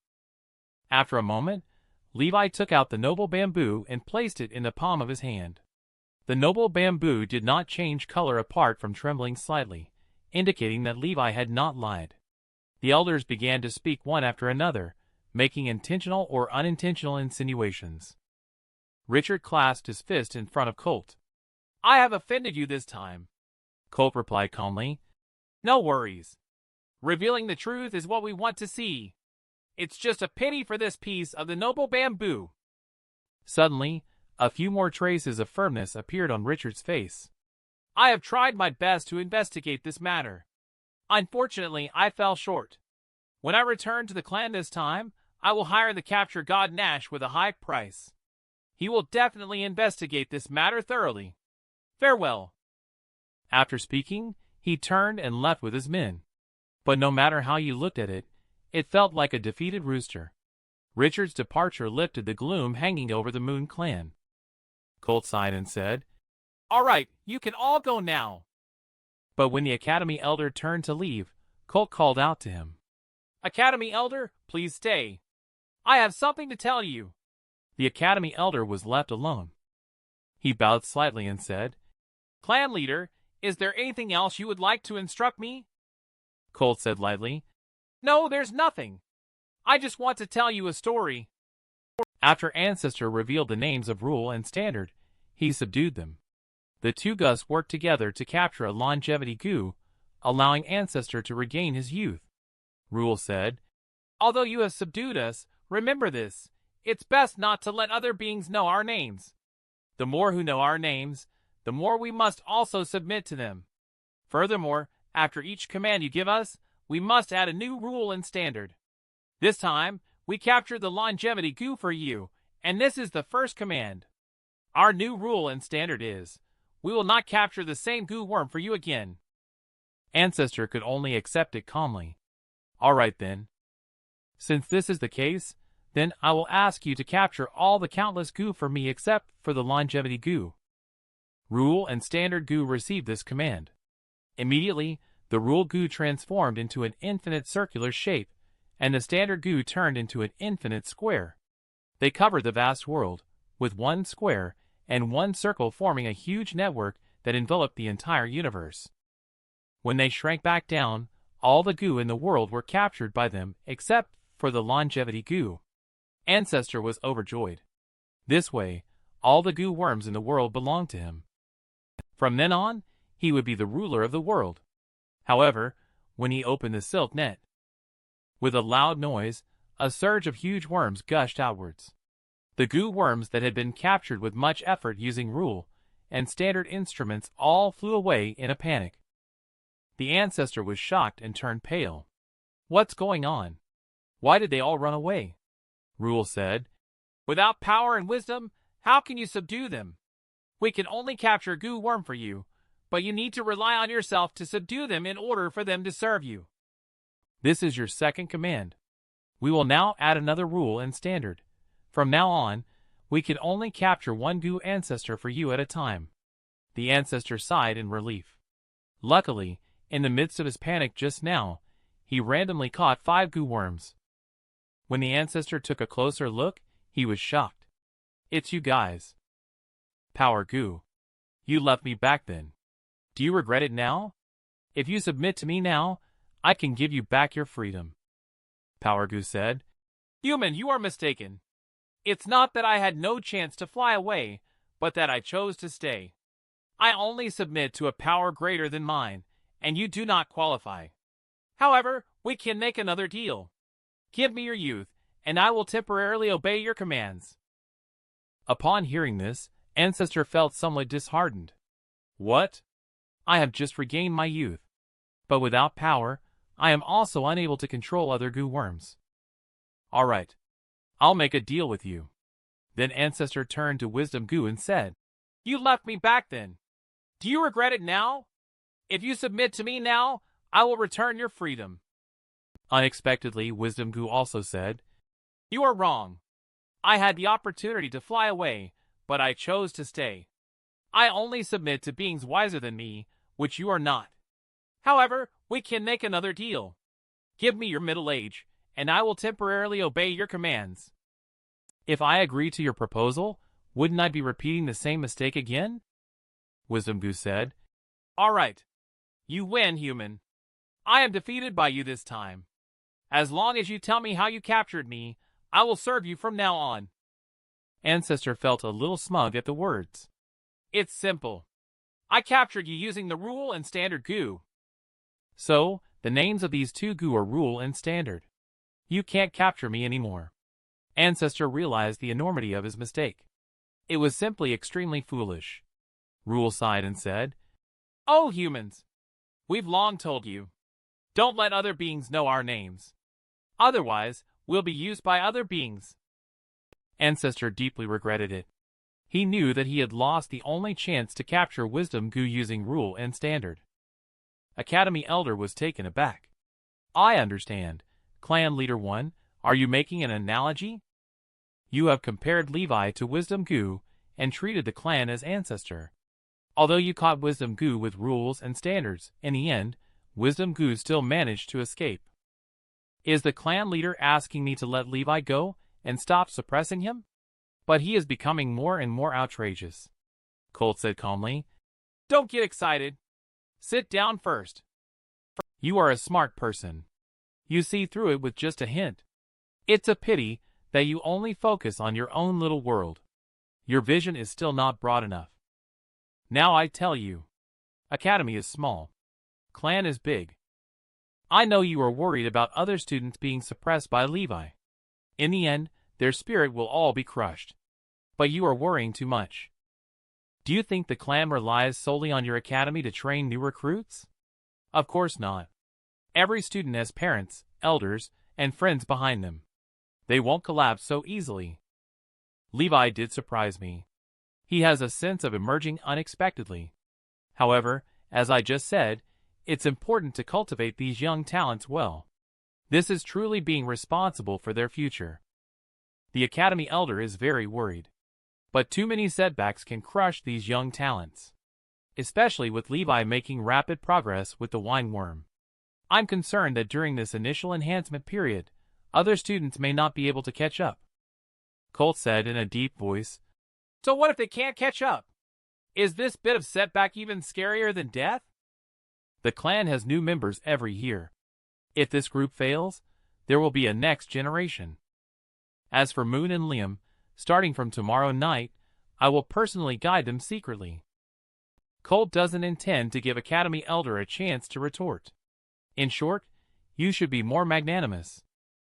Levi has fallen from genius to mediocrity. It's normal for him to be hostile towards the clan. In fact, he is still very naive. You can tell by how he tries to hide the windworm. Comparing him to Wisdom Goo is praising him too highly. He only has a little cleverness at best. If he were to hide his cultivation or accept the position of class leader, that would truly be called deep scheming. The ancestor tried to use rule and standard to capture Wisdom, but not only did he fail, but Wisdom also became aware of both the rule and standard. If you always try to capture someone using rule and standard, you will only push them further away. Levi is just a grade 3 after decades. He is just a low-level elder. But after all, he is Liam's older brother. The academy elder nodded. I understand that a clan leader and clan are just lifeless things with only rules and standards. It comes to life with blood ties and family affection. By leveraging blood ties and family affection, they will eventually make him compliant. This is the power of bonds. Colt is very satisfied with his summary. Let me end with a sentence for you to remember. The sea embraces 100 rivers. Its greatness lies in its capacity. Richard and his group rode Toad Goo away from Moon Mountain Village, and someone couldn't help but ask, Master, how do we explain the leader when we return? Should we find a scapegoat first?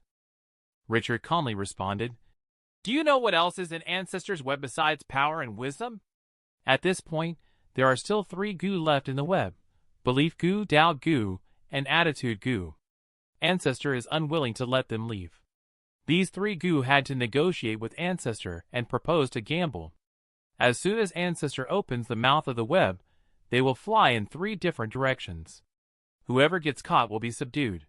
What do you think Ancestor ultimately caught? The guard hesitantly guessed. It is Attitude Goo. Richard nodded and asked again. Do you know why? The guard shook his head repeatedly. I don't know. Richard sighed and said, Because Attitude can tell everything. I immediately started an investigation when I found out Abel was missing.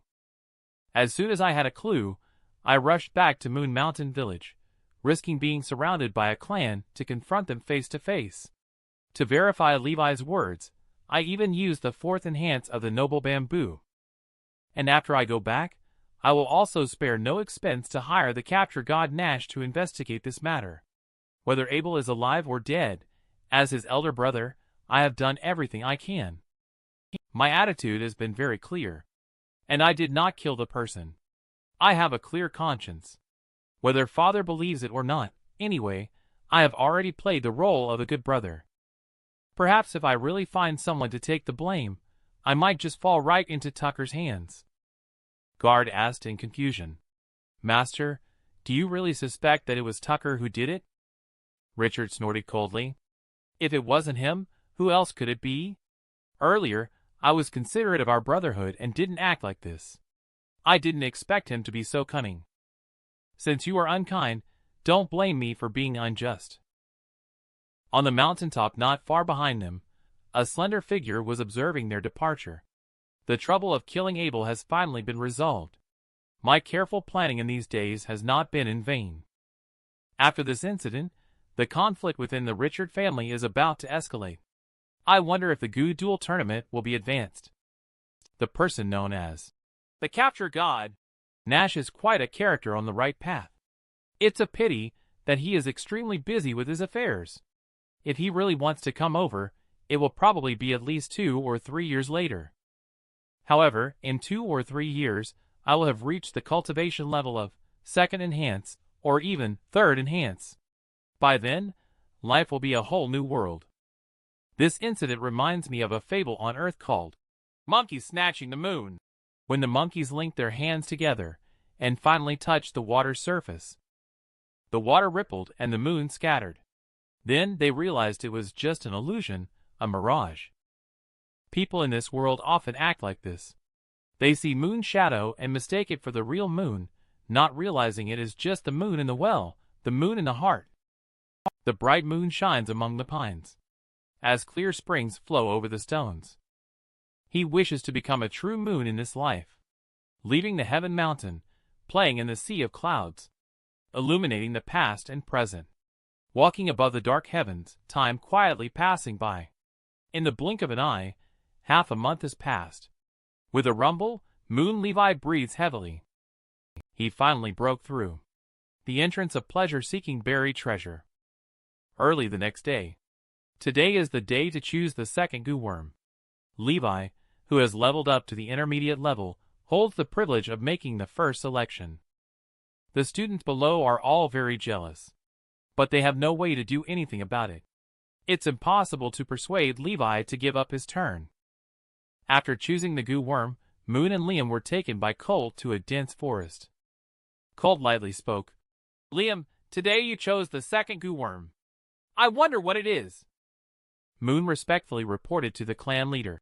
Today, I chose a copper-clad goo. Colt nodded. Well done. You made a good choice. Liam chuckled awkwardly and said, I just picked randomly. Colt glanced back at him. I wasn't just giving you random compliments. One's character can often be seen from small things like choosing the goo worm. You chose the copper-clad goo to pair with the moon goo, one attacking and one defending. This shows that you have a solid character. In this world, the strong and the soft, the yin and the yang are the royal road. Michael chose the sky beetle goo path. This goo enhances endurance for long-lasting battles, revealing Michael's resilient and tenacious personality. Cameron chose the cricket goo, increasing his evasion ability, indicating that he does not like strong attacks. He is shrewd and good at taking advantage of opportunities, but at the same time, it also reveals his weak side and character. Liam timidly asked, What goo did my brother, the clan leader, choose? Colt looked at his insecure appearance, feeling a bit angry. But in the end, he slowly breathed out and said, Your brother chose to use the tiny light goo to assist the moon goo, making the moon blade attack stronger. This indicates his aggressive nature, full of aggression and a tendency to go to extremes. Moon Liam nodded. Indeed, my brother seems to be like that. Colt sighed inwardly. I analyzed the situation between Michael and Cameron for him, but he failed to realize the deeper meaning. Instead, he asked me about Levi. It seems to have left quite a shadow.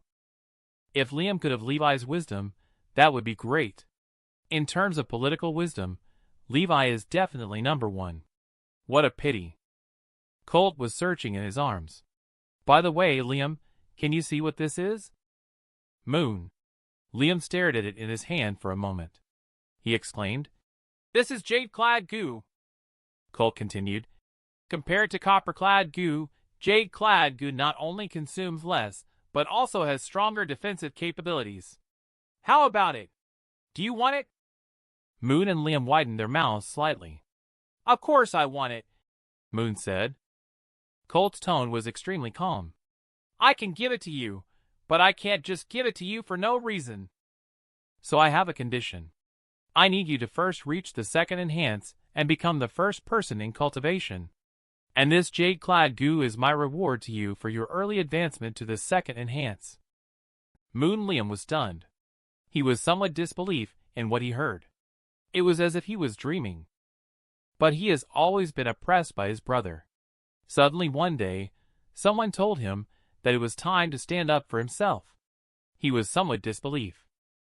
Colt looked at him with a slight frown. You're scared.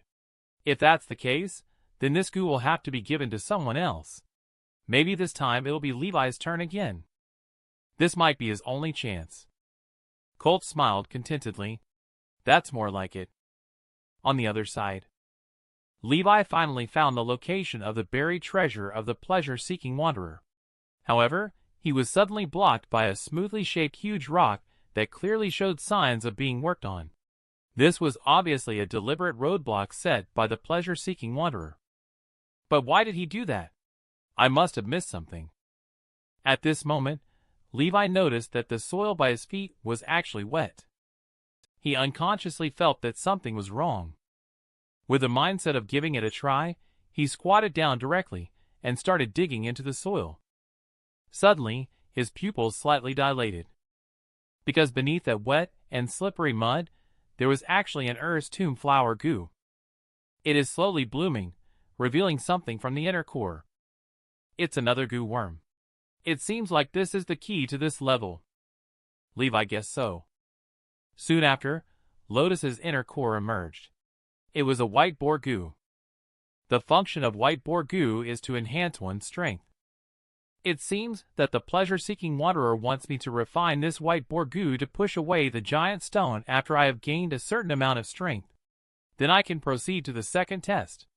However, the food for this white boar goo is pork, but pork in this world is not cheap. Moreover, if I purchase a large amount of pork, it will also arouse suspicion from others. In that case, I only have one way to go. I will personally go hunting. With this in mind, Levi walked out of the cave. He spent most of the day searching outside. He finally found some traces. From the hoof prints, it should be left by a wild boar. Levi followed the footprints for a while. He suddenly discovered a trap ahead. Inside, there was a large, well-fed wild boar lying there, but it seemed to be already dead. This trap was clearly set by a hunter. Unexpectedly, he had found a bargain. Levi directly swung the moon blade to cut the pork. There's no need to be polite at a time like this. But at this moment, he heard several voices behind him. No one in our village can hunt as well as you. It must be because you've inherited the true skills from your family. Maddox snorted coldly. What's so great about hunting a wild boar? A real man aims to achieve greatness. Someday I will walk out of Chingmong Peak and venture out to explore. But as soon as he finished speaking, he saw a little boy standing in front of the trap. He was very unhappy and scolded. Who are you? How dare you try to take advantage of me? Get lost now. Levi sneered. Then he silently launched a moon blade attack. A hunter was caught off guard and his right hand was directly chopped off from his wrist. And the rest of the people also realized that the little boy in front of them was actually a goo master. They felt weak in the knees and knelt down directly. We didn't mean to offend the goo master. Spare our lives, please. Maddox drew his bow directly to full length. He snorted disdainfully and said, A group of trash. Just a goo master student dare to come over. I'll shoot you through with one arrow. Levi raised an eyebrow. He had actually encountered a tough guy. He became interested immediately. He looked up and down at this Maddox. He was surprisingly calm when facing Goo Master. He seemed to have some courage. Levi raised his hand and swung out a moon blade at this point, although it seemed a bit opportunistic. But who is Levi? Maddox has developed impressive reflexes over the years from hunting, which helped him instinctively dodge the attack. Otherwise, he would have ended up like a smashed watermelon for sure.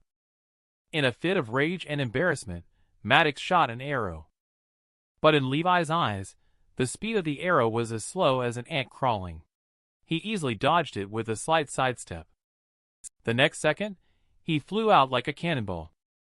Maddox squinted his eyes slightly at this sight. He threw a punch towards his face. And Levi realized at this moment that something was wrong.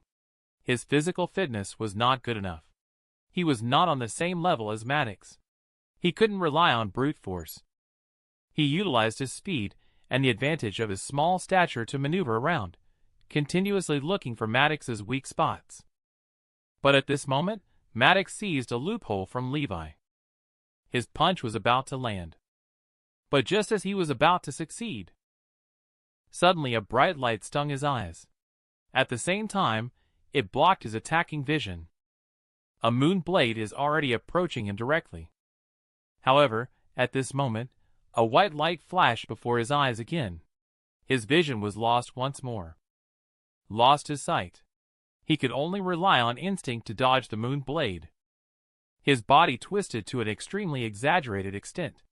However, he couldn't change the result. A splash of blood sprayed out, hitting the faces of two hunters. They could still feel the warmth on their faces. Maddox is dead.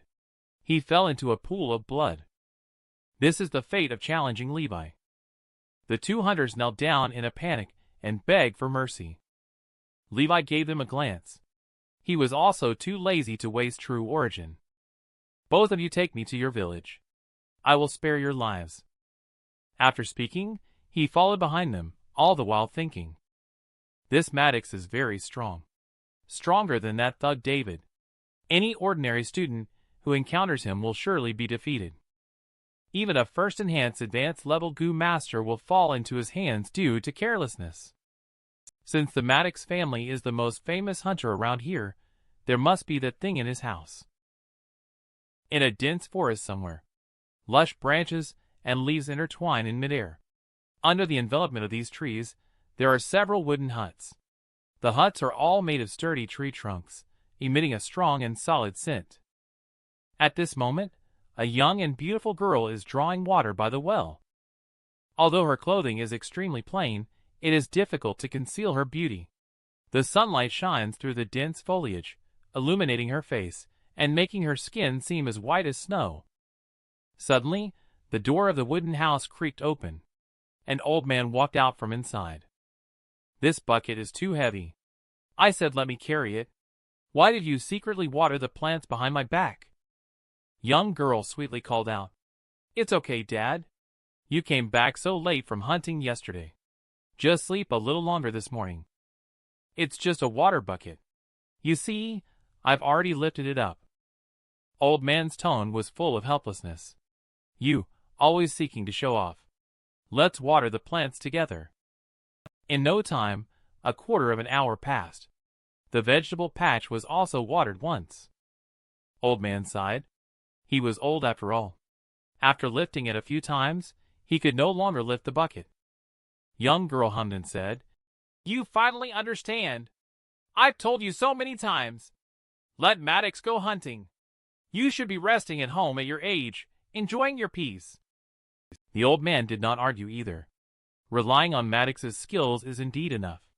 But his heart is too wild, proud of his martial power, single-mindedly wanting to soar.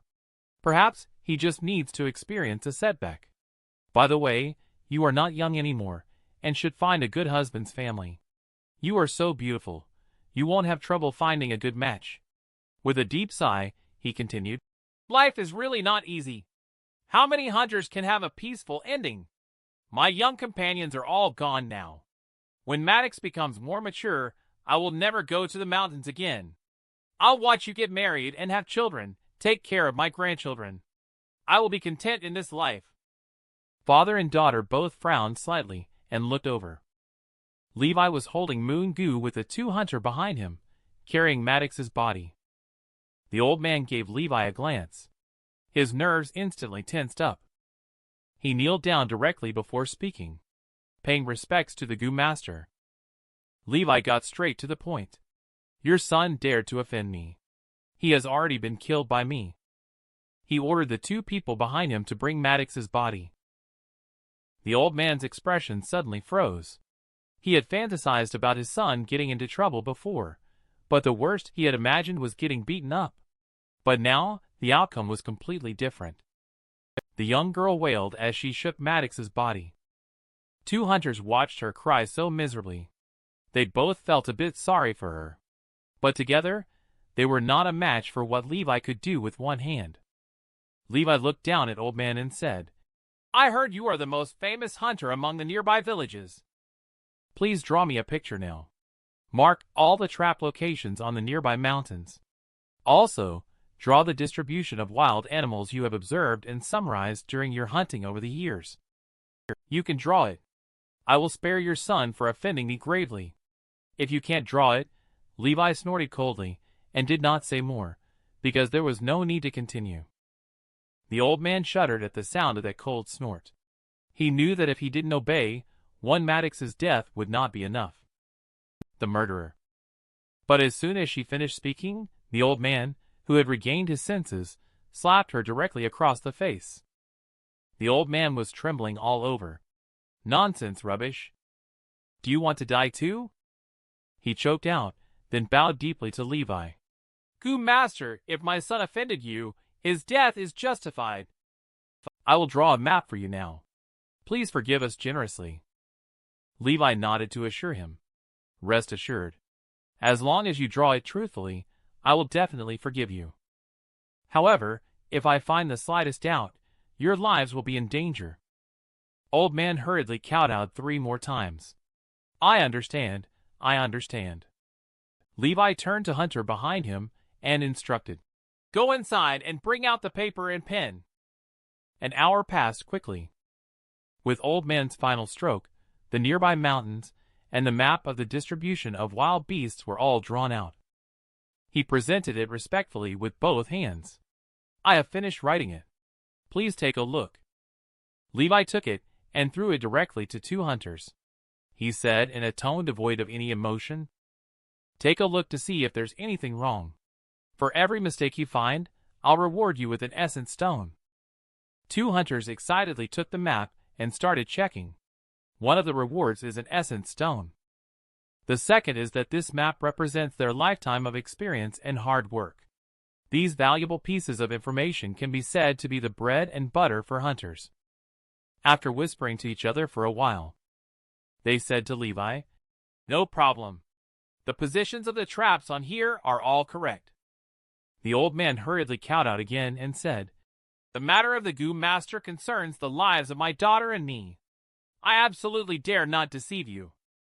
Levi just looked at him quietly. He neither made a move nor said a word. At this moment, the old man was all numb. He felt as if he was being stared at by demons from hell. His lips were trembling. He didn't dare to even breathe. And at this moment, Levi moved Moon Goo to the palm of his hand. His tone was extremely cold. "But I don't eat beef." He finished speaking and threw 2 moon blades out. One directly attacked the young girl, and the other flew towards the old man. The young girl staggered to her feet, wanting to help her father block the blade. But she struggled to even protect herself. The moon blade predictably plunged into her forehead. She fell to the ground in an instant. Her delicate face, from the forehead, through the eyebrows to the lips and chin, a thin red line emerged slowly. This painted half of her face red. It looked crystal clear under the blue sky, like a piece of art. Hunter was almost scared out of his wits when he saw this scene. They knelt down on the ground with a thud. "Goo Master, spare our lives." Levi stared at the 2 of them.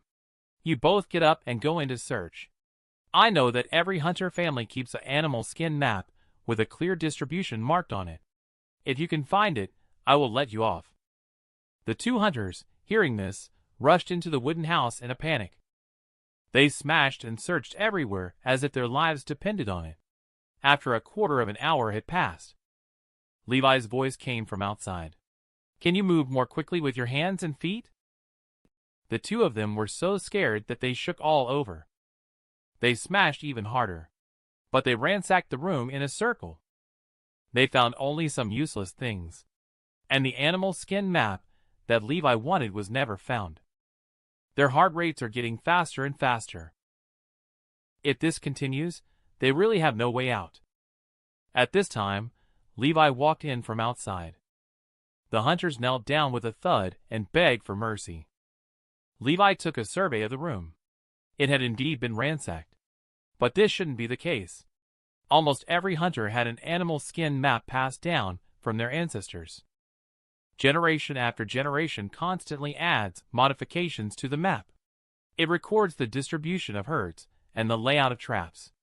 This is essential for a hunter. How could he possibly not have it? Levi's gaze continues to search. He suddenly looks toward the stove where someone is cooking. He walks over to take a look. He found a very conspicuous piece of firewood inside, entirely black as ink. And the weight of it when picked up is also different from ordinary charcoal. Levi sneered inwardly. Well hidden indeed. With a sudden burst, he smashed the outer shell to reveal the inner core inside. Levi opened the barrel and took out the animal's skin from inside. He spread it out on the desk and took a closer look. His cold sneer intensified. The cunning old fellow really wasn't telling the truth. The red mark like this is absolutely not on the map he gave me. The place marked with a red X should be where the wild boar king is. With my current strength, I would just die if I encountered it. He wants to use the wild boar king to avenge the murder of his son. Quite a scheming plan. He looked at the two hunters and asked, "I'll ask you too. Are there any other people in this old man's house?" The two young hunters hurriedly answered, "No, there aren't. Everyone in their house has been killed by the Goo Master." Originally, their family had 5 members. His wife passed away earlier, and the Goo Master killed 2 out of the 3 children in the family. The eldest son, Jasper, died while hunting in the mountains 3 years ago. Jasper also had a wife. However, she died as well. But I heard that she was forced to death by the old man. For him to force his own daughter-in-law to death is simply intolerable. Your killing of the old man is to uphold justice and benefit the people. Levi's tone softened slightly. Skip the compliments. I just want this piece of animal skin. You have done well. You may go. The hunters are overjoyed. Thank you for sparing their lives. Your mercy and kindness will always be remembered by us. A sudden fierce shout came. Hold on. You can't leave. Explain everything that happened here clearly. I am Matt, a Goo Master stationed at the Moon Clan village. Who are you? The 2 hunters who had just stood up quickly knelt down again. Greetings to Matt. Levi squinted his eyes.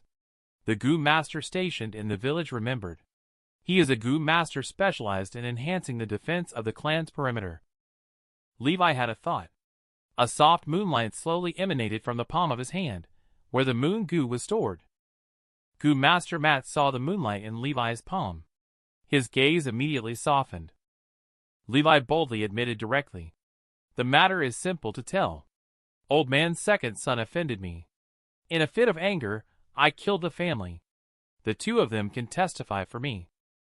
Matt laughed. Well killed. A mere serf actually dared to offend the master and deserved to die. However, Junior, the person who died is still someone from my jurisdiction. My year-end examination rating might be affected by this loss. Can you imagine this loss? Levi's eyes flickered. He suddenly realized that Matt wanted to use this to extort money from him. Levi said lightly, "This is easy. Senior, you just need to report the truth. I killed the person. You have nothing to do with it." Matt is very unhappy with Levi's lack of respect. Then I will handle it impartially. Junior, report your name. Levi immediately replied, "My last name is Moon, first name Levi." Matt's face showed clear surprise. "So you are Levi," he said. "I've been hearing a lot about your great achievements recently from my younger brother." "My younger brother is Sawyer. You have probably met him before." "All right, Junior, I took care of this matter for you. Consider it a favor. Just make sure not to murder anyone in this area in the future." Levi waved goodbye. Thanks, Senior, for the guidance then. And now that he has the map in hand, he plans to go out for a walk tonight. In the pitch-black night sky, the moon hangs high like a silver plate. Levi stepped on the lush green grass. quietly approaching a wild boar. The wild boar was burying its head, rooting in the green mud on the ground. Levi's heart moved. The moon goo in his hand instantly absorbed the true origin and emitted a faint blue moonlight. With a sound of chirp, the moon blade flew out. It hit the wild boar on the neck. Blood immediately splattered. The wild boar struggled a few times on the ground before going completely still in a few breaths. Levi slowly exhaled. Hunting the wild boar had put some pressure on him. Levi dared not slack off. The white boar goo that used to reside in his empty aperture. It immediately transformed into a milky white light and shot into the body of the wild boar. After a moment, the wild boar on the ground directly turned into a skeleton. The flesh and blood on it were all absorbed by the white boar goo. The white boar goo had this meal. At least it won't need to eat for another 5 days. Next, I'll need to urge it to enhance my power. The effect of growth needs time to accumulate. It seems like I have to pass the first test. I will need to hunt frequently during this time. Time flies. In the blink of an eye, it's the end of June. And Moonliam did not disappoint the clan leader. The first level up to the first enhanced advanced level. Moonliam took the reward and sneakily glanced at Levi. Did you see, big brother? I finally defeated you once. Unfortunately, Levi was sleeping and completely ignored him. The students below cast envious gazes one after another. It's no wonder that as grade 1, this is the advantage of aptitude. At this time, the academy elder coughed a few times. All right. Now that you have break through to the advanced level, it's time for the midterm examination. The content of this examination is hunting wild boars, allowing team hunting. Grades will be based on the collection of wild boar tusks. After the examination ends, each wild boar tusk can be exchanged for 10 essence stones. At this moment, Levi, who was pretending to be asleep, also slightly opened his eyes because he was somewhat surprised. He remembered that in his past life, the content of the midterm examination was to collect wild honey. Now it has been changed to hunting for wild boar to cure toothaches. Is this the butterfly effect? Indeed, since being reborn, I have made many changes. Will I end up completely changing the future if I continue like this? If that's the case, the advantages of my rebirth will be completely lost. Levi appeared calm on the surface, but inwardly he couldn't help but let out a sigh. Feelings of helplessness and urgency enveloped his mind simultaneously. But he quickly adjusted and recovered. Since the situation is already happening and cannot be stopped, I need to actively change myself. I won't slow down my own growth because of these concerns. After class, Levi was the first to arrive at the academy gate again. The reward this time is quite substantial. He had saved a lot of wild boar teeth before. Why not join forces this time? But it's too risky. If it arouses suspicion and exposes the buried treasure, it will be all over. My current situation is also a bit awkward.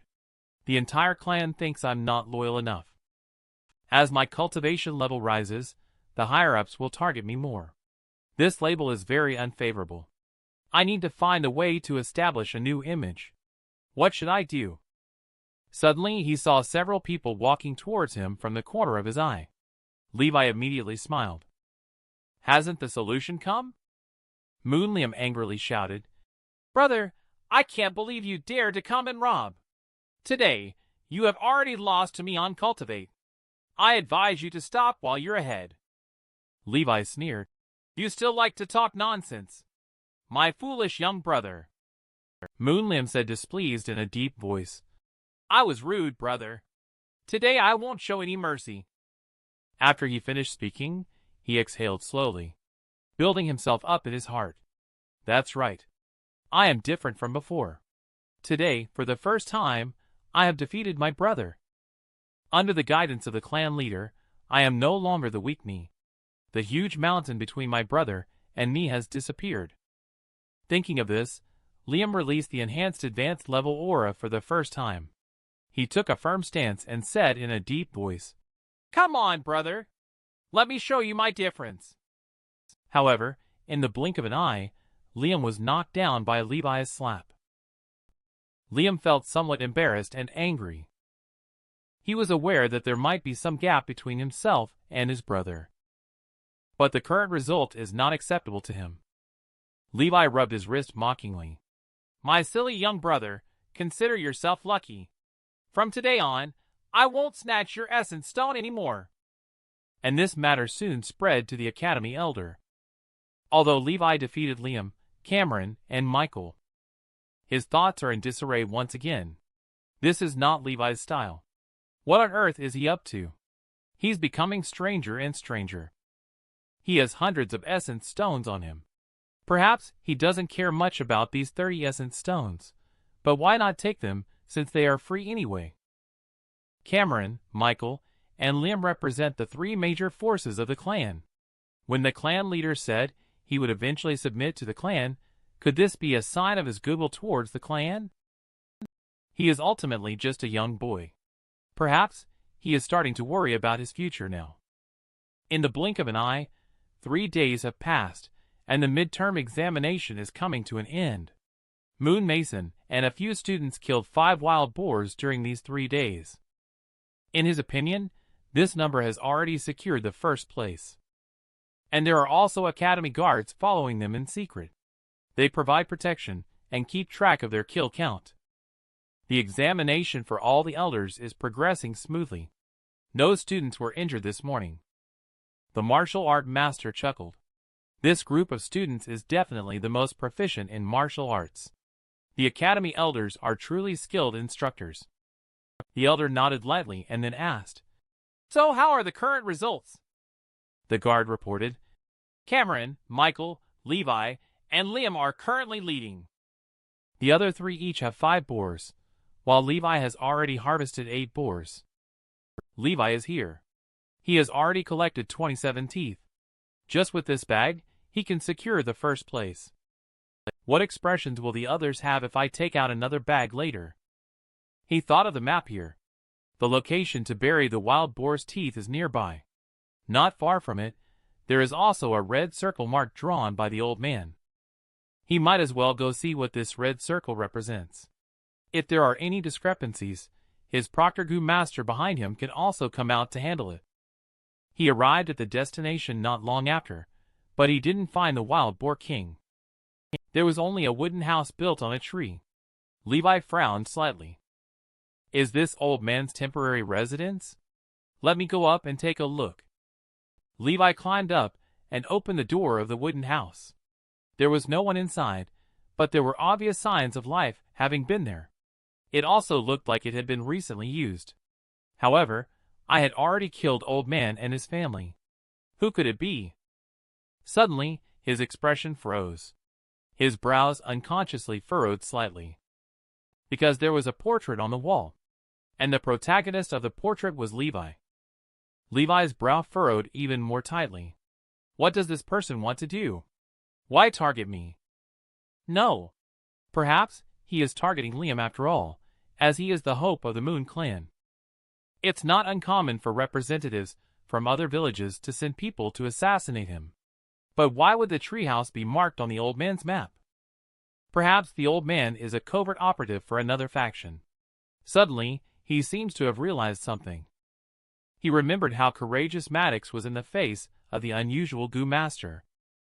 This is not an ordinary person's behavior. He must be accustomed to dealing with Gu Masters. But Old Man's whole family is dead. Who could this be? Old Man's family moved out of the village and lived in seclusion. His eldest son Jasper died while hunting in the mountains 3 years ago. His wife was also driven to death by Old Man. The second son Maddox, young as he is, faced the Gu Master calmly. In his heart, he harbored aspirations that transcended ordinary levels of achievement. Old Man deliberately hid the animal skin map from me, and the map he handed me didn't even have these 3 red circles drawn on it. More importantly, the location of these red circles is a hidden habitat. Someone hidden there holds strong malice against me. Levi recalls all the clues, unravels them slowly, and organizes them meticulously. Suddenly, his pupils dilated abruptly. Could it be that Jasper did not die? It must be so. Not only did he not die, but he also became a demonic cultivation goo master. He must be planning to seek revenge for my family's murder during this examination.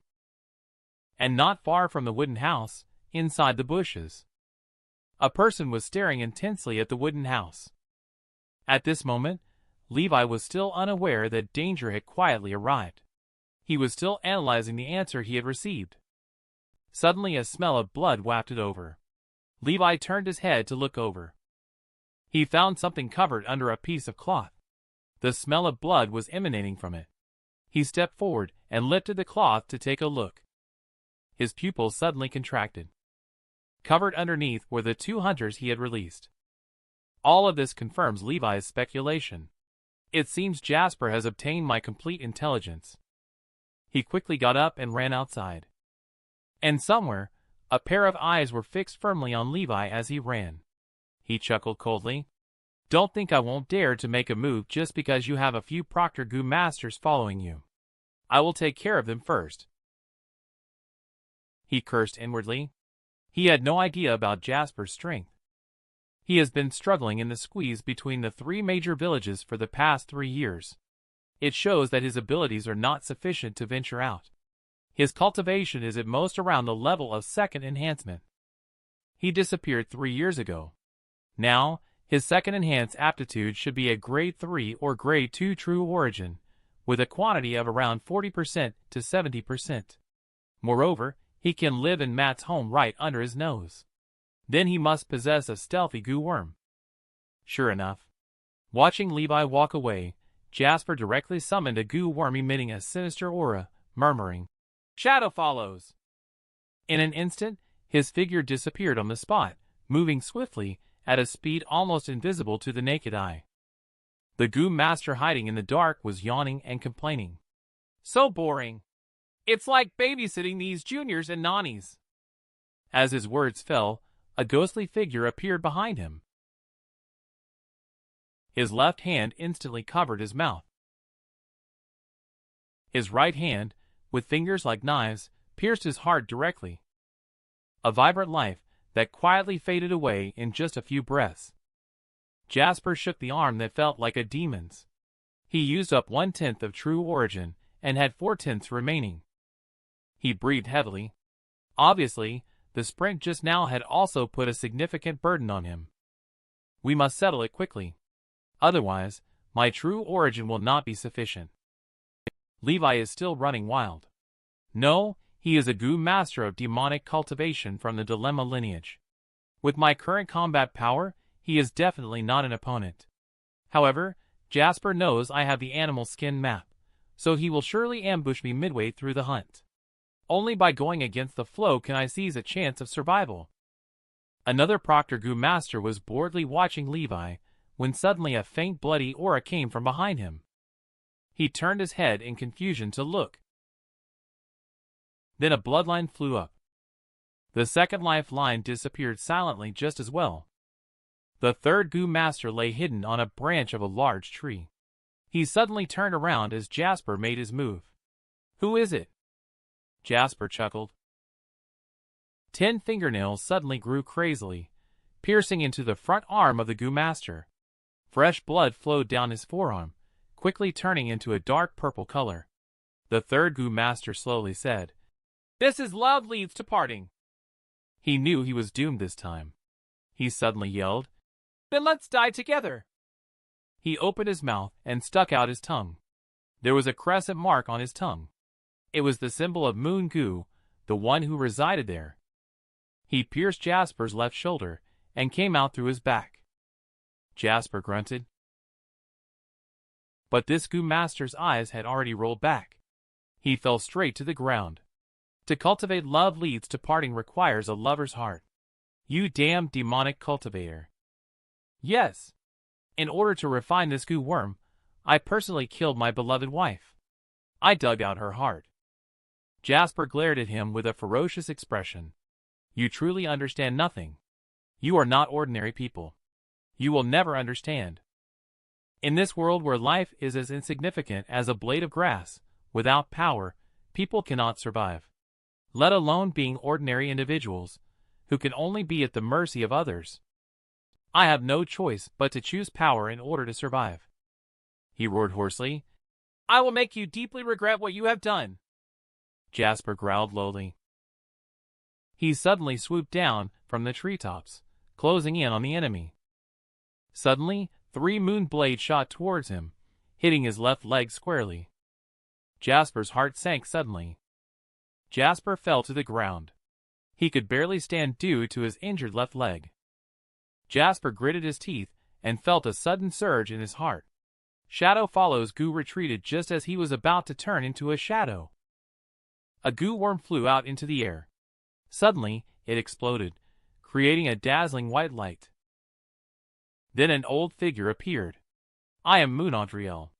If you surrender now, perhaps my clan can spare your life. Jasper knows that if delay occurs, more goo masters will definitely come to besiege. His entire body, whether it's hair or body hair, grows rapidly in an instant. Jasper's face changed color. This is the defensive goo. This experienced goo master is like a hedgehog. But Jasper is not stupid. Since I can't deal with you, I will kill Levi first. He ran at full speed, attempting to bypass Moon Adriel and directly attack the killer of his entire family. Levi didn't even know the danger was approaching. I never thought that I would attract an assassin from the demonic cultivation just for an animal skin map. Luckily, I kill as soon as I take action.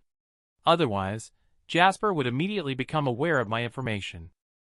He may not have fully collected the intelligence yet. Perhaps he still doesn't know. I have a twin young brother. He realized it suddenly when he returned to buy. He was on the verge of success. Suddenly, a figure appeared and blocked Jasper's path. Jasper's emotions gradually became irritable. You all are hindering my revenge one by one. Then all of you go to hell. Moon Adonis's whole body true origin surged. His naked arms on the outside instantly turned into a pair of huge stone arms. Even Jasper's fingernails could not pierce through his arms. Instead, his fingernail shattered a section. Jasper felt that he could easily dodge it. Unexpectedly, Moon Adonis suddenly shouted out, "Burden wind wheel!" And a pair of green whirlwinds appeared and enveloped his stone arm. His chest felt heavy. He struggled to get up. He couldn't help but spit out a mouthful of blood. There's only half of true origin left. It seems like I'm going to die. He couldn't help but smile wryly. He saw Liam not far away. His face showed a trace of crazy determination again. Then he disregarded his injuries and rushed out fiercely. Even if I die, I will drag you down with me. Moon Adonis was in a hurry, but he was just a flesh shield. He never had time to stop it. At this moment, Moon Adriel snorted coldly. His snow-white fur instantly grew wildly. In the blink of an eye, the fur pierced through Jasper's body. But he had already arrived in front of Liam. Jasper disregarded everything and still rushed straight out. Liam's face turned green. Under the life-threatening stimulus, he unconsciously summoned the jade-clad goo. In an instant, his whole body's skin turned into a solid piece of jade skin. Jasper's 10 fingers, sharp as blades, stabbed towards him. Just a mere first enhancement goo worm still wants to resist my love leads to parting. Moon Adriel watched as Liam was about to fall. He frantically shot out snow-frosted sharp needle in desperation. He pierced through Jasper's body, then entwined around his neck and arms. And in the end, Jasper's fingertips paused in front of Liam's forehead. Jasper let out a bitter laugh. He knew death was imminent. He was truly reluctant to accept it. Iris couldn't help but call out his wife's name. A knife was held in his hand, piercing through his wife's body. The wife looked at Jasper, her delicate face showing bewilderment and confusion. Why? Jasper was trembling all over. He managed to squeeze out from between his teeth, "I'm sorry." The wife smiled gently. Her smile was filled with love. There was not a hint of hatred. She reached out her hand and gently embraced Jasper.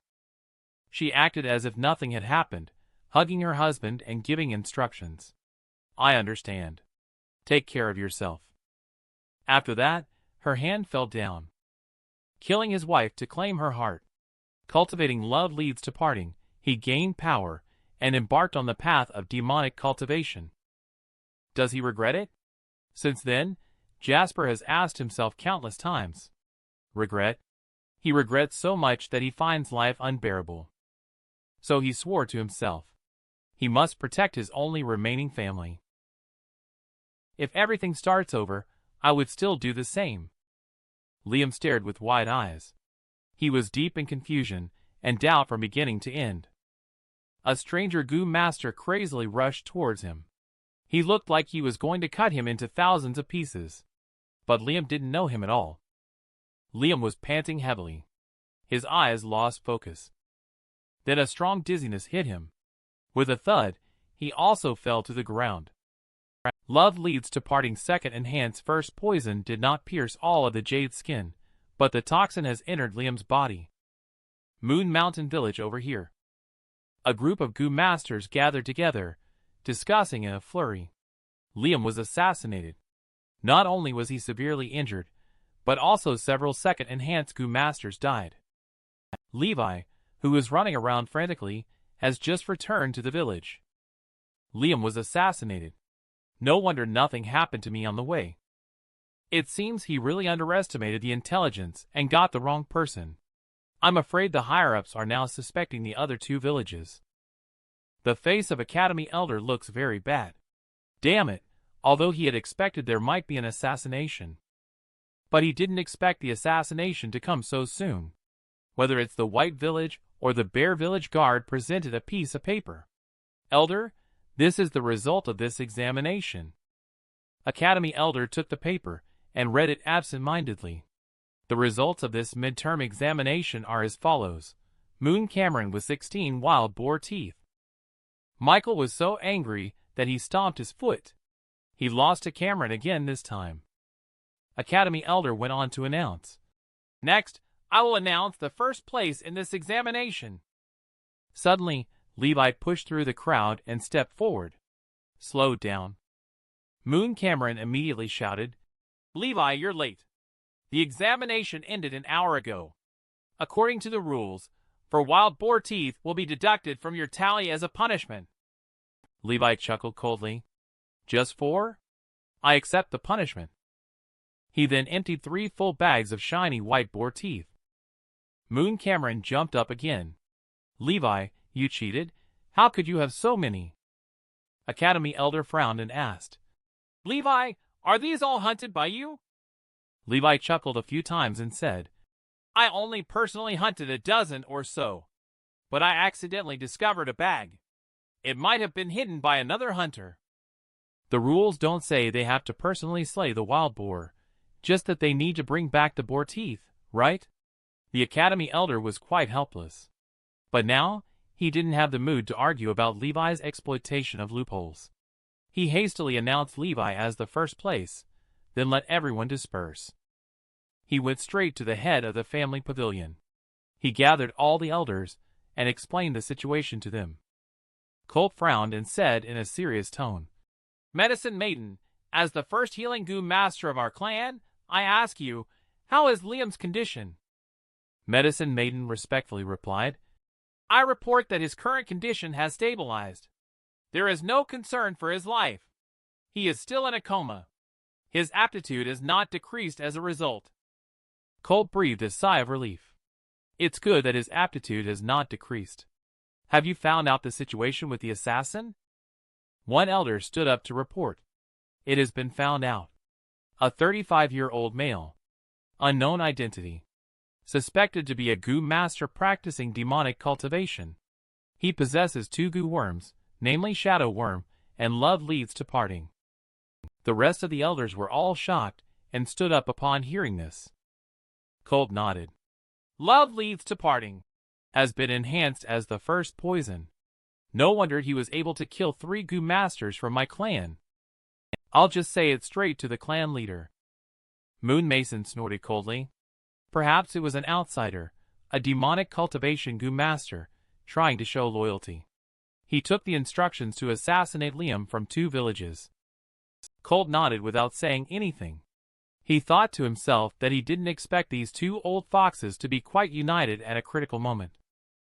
Thinking about this, he looked towards the Academy Elder to see how the examination results turned out. The Academy Elder hesitated a bit before saying, "The top scorer for this examination is Levi, as he accidentally found a bag of wild boar teeth hidden by the hunter." The tense and resentful atmosphere in the hall suddenly became somewhat nuanced. He accidentally found it. He even came up with this clumsy lie. Someone must be secretly helping him. Who could it be? Many people know about the content of this examination, apart from the proctor's Gu master. The remaining ones are the elders present and the clan leader. They are the ones secretly helping Levi. Who could it be? Someone must be trying to win over Levi in advance, wanting to bring him into their faction. If Liam, with grade 1 aptitude, truly is developed to the 4th enhanced level, he will definitely be the next generation clan leader, based solely on his blood relationship with Liam. Levi has investment value just based on his blood relationship with Liam. In the future, he could also be an excellent pawn to use against Liam. Moon Charles secretly evaluated the others. I wonder who is secretly helping him since I didn't recruit Levi. They used to start recruiting new people at the end of the year. Now they are starting so early in the midterm. This is breaking the rules. If that's the case, it could be Mason. Moon Mason is also considering this matter. I do think highly of Levi, but I haven't taken any action yet. Who could have acted faster than me? Thinking about this, he looked towards clan leader Colt. Could it be the clan leader? Yes. For him, helping Levi in secret to bring him into his faction, and then serving as a link to maintain Liam's support. His power will definitely be more stable. Colt squinted his eyes. Mason and Charles, these two old guys, are really improving their acting skills. But looking at their expressions, it doesn't really seem like them. Could it be that there is another person helping Levi? He felt a headache coming on. He broke the silence by rubbing his brow and spoke first. It's impolite not to reciprocate. The other party is actually targeting us, the Moon Clan, now. We are not easy to bully. We must fight back. Elder, you should plan this matter first, then report back to me. As for Moon, Liam's grade 1 aptitude is crucial for our clan. In order to prevent this from happening again, I will personally tutor him from now on. As for Moon Levi, being able to clinch first place with grade 3 aptitude is not easy. I will reward him with 30 essence stones in my personal capacity. Academy Elder, you pass on a message to him. Encourage him to work hard. Moon Mason gave a meaningful glance at clan leader. What does this trivial reward of 30 essence stones mean? Isn't clan leader behind this as well? Then who could be the force behind him? The elders all have their own hidden agendas. The gathering quickly disbanded. Clan leader watched their retreating figures and sneered a few times in his heart. This Moon Levi seems interesting. It seems like I'll have to pay more attention to him in the future. In the blink of an eye, more than 10 days have passed. Levi levels up to the 1st enhanced stage, then returns to pleasure-seeking buried treasure. At the same time, White Borgu can no longer enhance his power. In other words, Levi already has its power. It is also time for him to delve deeper into the buried treasure. Levi stepped his right leg forward and placed his left leg behind, forming a bow stance. He placed both hands on the surface of the rounded stone. He took a deep breath and exerted force suddenly. He calculated silently in his mind. He was sweating all over, and his hands and feet were numb and sore. But finally, it was over.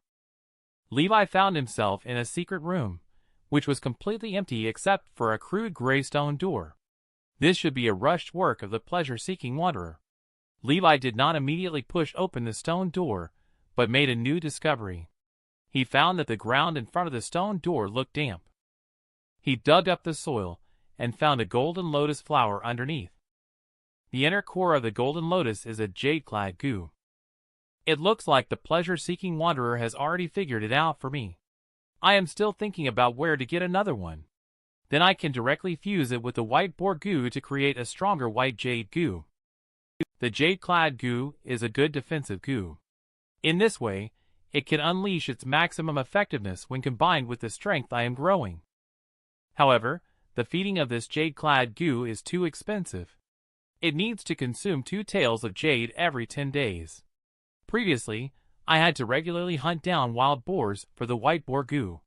Do I now have to go mining everywhere? He collected the jade-clad goo. It is currently being nurtured inside the empty aperture within his body. Levi then slowly pushed open the stone door. The scene inside the door unfolded before Levi's eyes. He suddenly froze in shock. This is no longer a narrow corridor. It is a vast underground stone forest. Levi estimated that this underground stone forest is at least over 30 acres. I should be inside Chingmong Peak now. This space should be formed naturally. However, why do the stone pillars here all emit a faint red light? It's the same inside the corridor. Could there be something affecting them? Levi glanced at the jade-clad goo pleasure-seeking wanderer in his hand, and I think I roughly understand the intention behind setting up this goo worm. If things go as expected. He swung his hand and struck with a moon blade. And the position where the moon blade flew to. That is the opening on those massive stone pillars. In the next moment, a piercing roar resonated from the cave. Soon after, a gray monkey dashed out from the cave. Levi fires 3 moon blades in a row. The monkey couldn't borrow force in the air.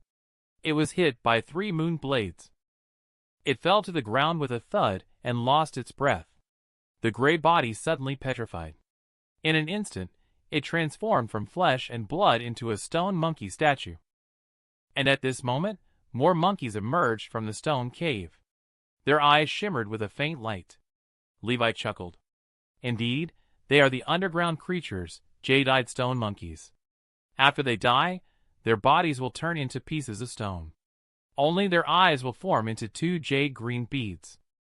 Each jade bead weighs at least 1 tael. It seems that the pleasure-seeking wanderer wants me to practice real combat here. The next clue to the legacy should be somewhere in this stone forest.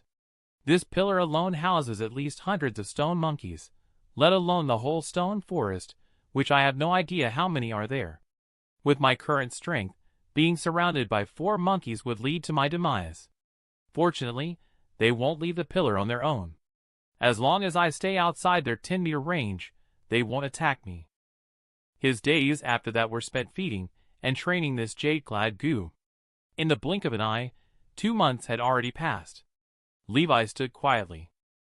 He suddenly took a big step forward, just before the imminent collision. A faint green jade light flashed over Levi's shoulder. They collided heavily with each other. Levi seized its boar tusks in one smooth motion. He raised his right fist high. A thin film of pale green jade light formed. His fist came down hard. The wild boar immediately let out a painful cry. However, within a few breaths of time, the wild boar fell lifeless on the ground. Levi was breathing heavily. If it were 2 months ago, he wouldn't dare to confront the wild boar head-on. But things were different now. He casually summoned white boar goo. He flicked his finger, and the white boar goo flew towards the body of the wild boar. Then he waited quietly for it to start eating. The jade-clad goo really consumes a lot of true origin. After a few times, half of his true origin was depleted. And Liam's silly young brother was in a coma for 7 days and 7 nights from poison. When he woke up, he became very diligent.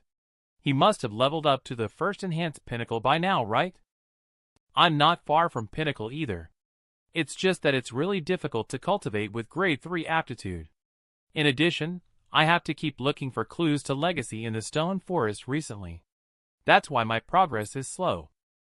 The outer circle of stone walls around the stone forest is all clear. Now it seems that the next clue to legacy should be somewhere in the center. Levi was lost in thought. At this moment, a dark figure stepped closer through the withered branches. This is a wandering old wolf, limping on one leg. One eye on its face is also injured. Levi quickly stood up. He gazed quietly at this old wolf. He had the jade-clad gu in his hand. He dealt with a wounded wolf with ease. Old Wolf glanced at the wild boar on the ground, only bones and skin left. The meat had almost been eaten by the white boar gu. It took a few steps back first. Then it turned around and disappeared into the bushes. Levi frowned. Is it just going to leave like that? Suddenly, a mournful howl of Old Wolf came from the forest. Levi's pupils contracted. Who could have resolved that cunning Old Wolf in an instant after all? Suddenly, the sound of footsteps grew closer and closer to Levi. Soon, the deep green shrubs at the edge of the steep slope were forcibly parted. A tall, burly man appeared in Levi's sight. Levi was slightly stunned. Moon Zion. He just glanced at Levi indifferently, then chose to ignore him. He took big strides and brushed past Levi. Moon Zion is the second elite in the Gu Master, and the top warrior in Qingmeng Peak. His experience is somewhat similar to Levi's. He was also considered a grade 1 genius, but after the awakening ceremony, it was determined that his aptitude is only grade 2.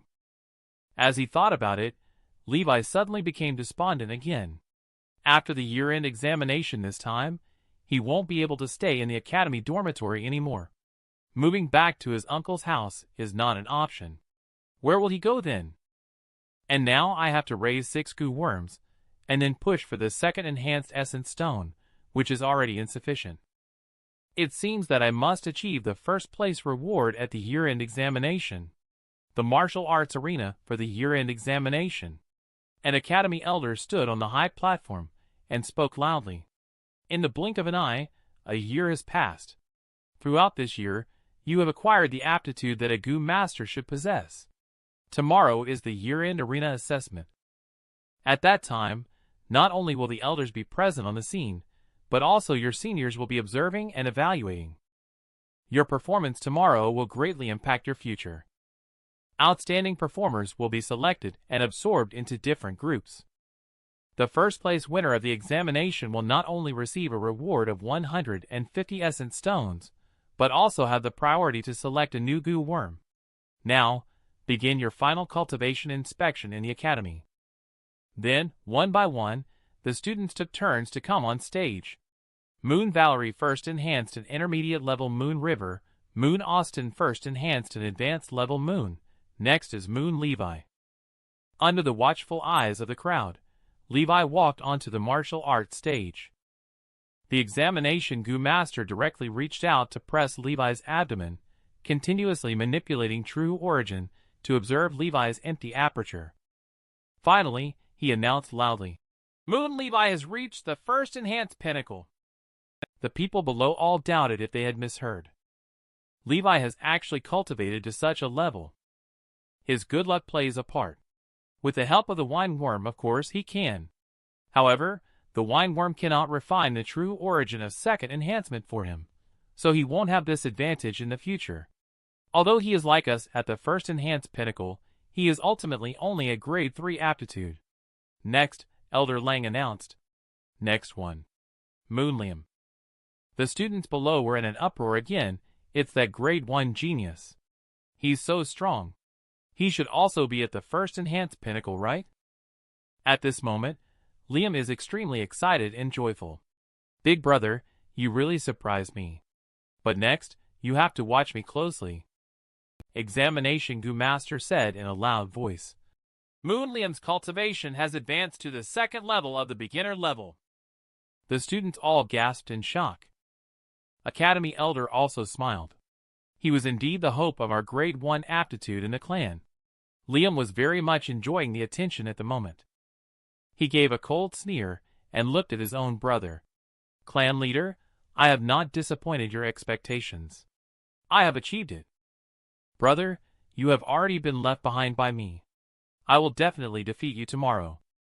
Levi, on the other hand, kept sneering in his heart. Is this the second enhance at beginner level? He has actually surpassed his past self. It seems that the changes in my behavior have indeed had a significant impact. The sky is clear after the snow. The sun is rising gradually. Students are entering one by one to start the competition.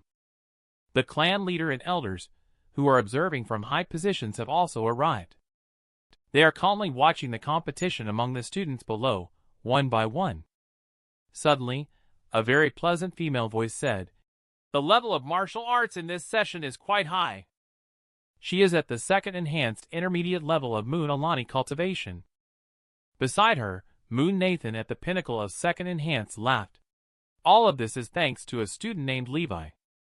They were all beaten up by Levi. He even bullied his own younger brother. He's quite unruly.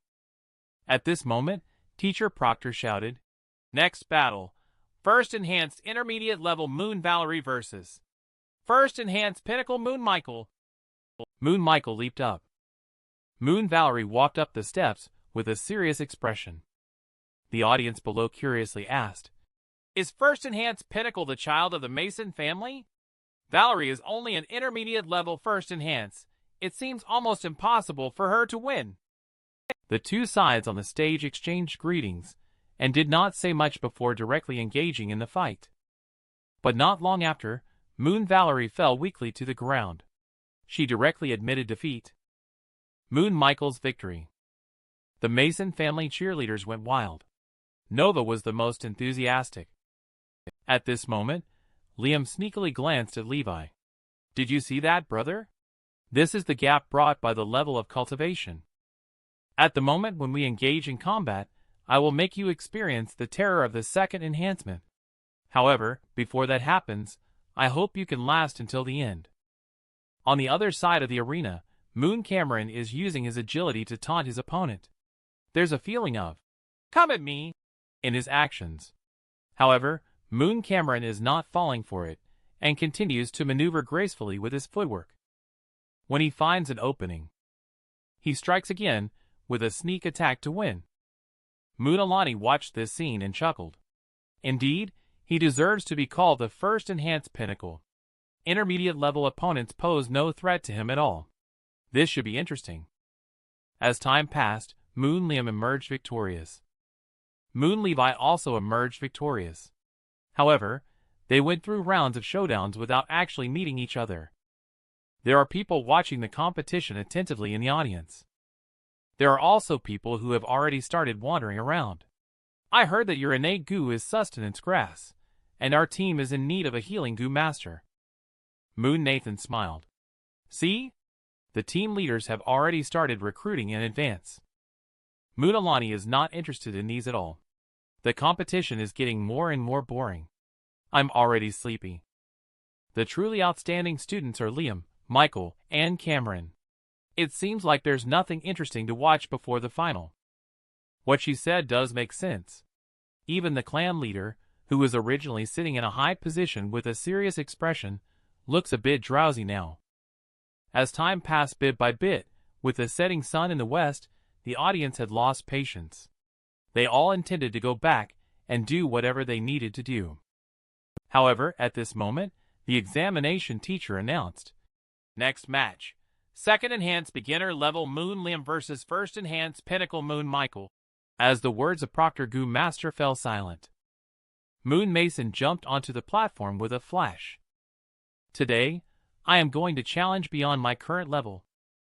Michael was very puzzled. Usually, they would exchange fire first before using martial arts. Why would he get so close to me? Isn't he afraid of getting injured by my moon blade?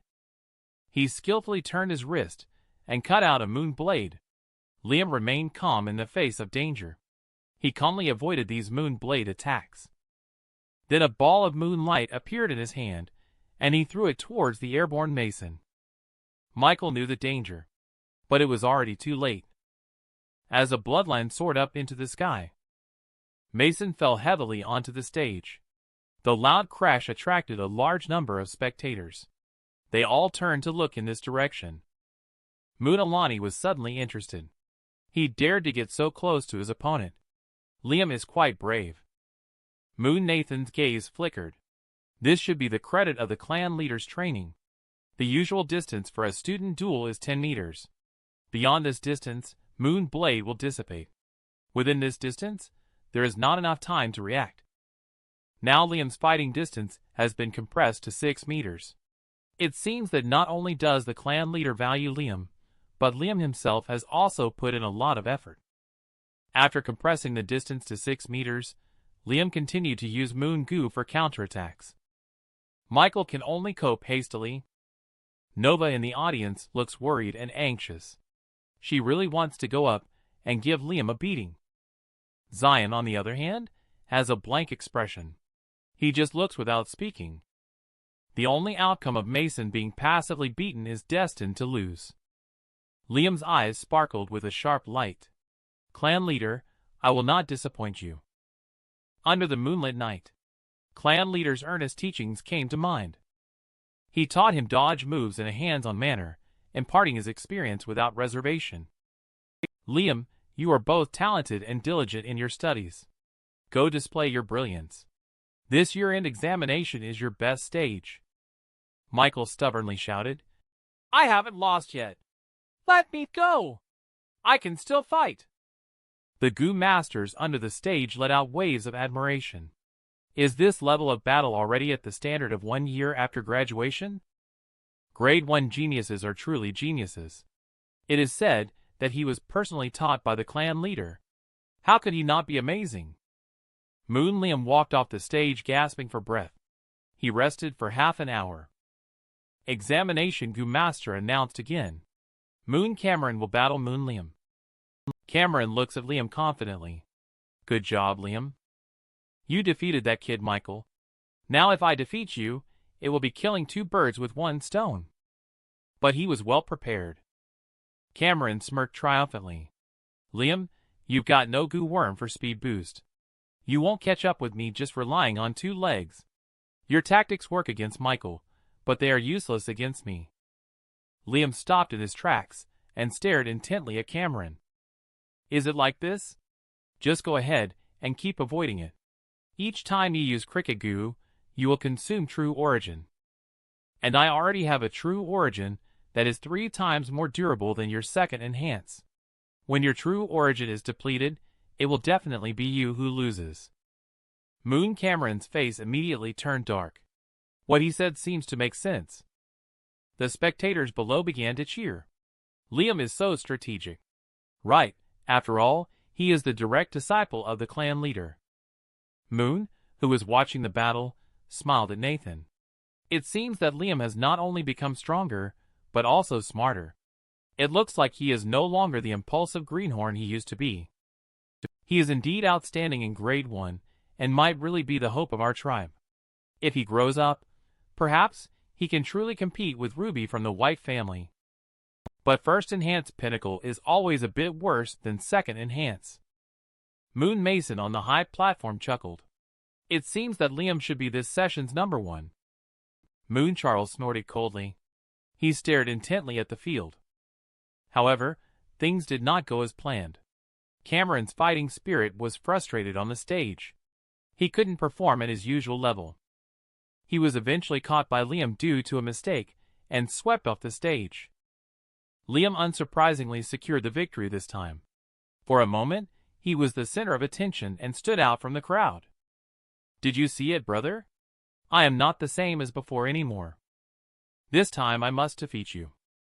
Liam's victory this time also planted a concept in some people's minds. Michael and Cameron are the future heirs of their own clan. Right now, they are being overshadowed by Liam, the leader of the clan.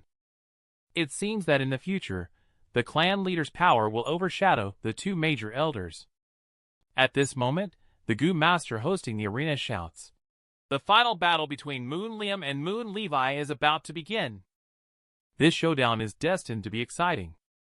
A battle between the widely recognized strongest Goo Master and a relative unknown.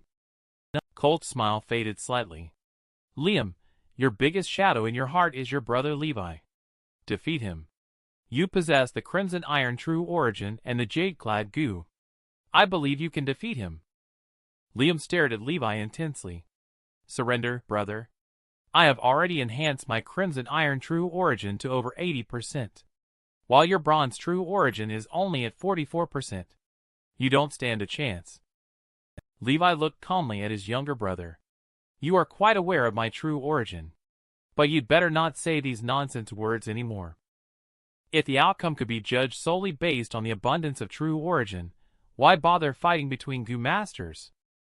The blazing fire of fighting spirit in Liam's eyes ignited fiercely. This is the most confident moment of his life. He wants to maintain this state forever. He charges towards the inner demons that have haunted him for over a decade. Levi's expression was as cold as iron, and did not change in the slightest. He watched as Liam rapidly approached, standing still. He unexpectedly did not retreat, but instead charged straight at Liam aggressively. Liam quickly shot out a moon blade. Levi swiftly twisted his body. The moon blade just grazed past him. He is like a battle maniac. Liam almost fell out of bounds. The audience both on and off the stage was in an uproar. Liam's ultimate move was actually broken. Levi actually dared to charge head-on against Moon Blade. He is truly a battle maniac. Levi sneered. With 500 years of battle experience, how could he be compared to someone like you, who has only been taught by a 4th enhanced Gu master for a year? Liam staggered to his feet. By this time, his head was already a bit muddled. But Levi came charging at him again, giving him no time to think. The moonlight in his hand was getting brighter and brighter. But Levi charged straight towards him regardless.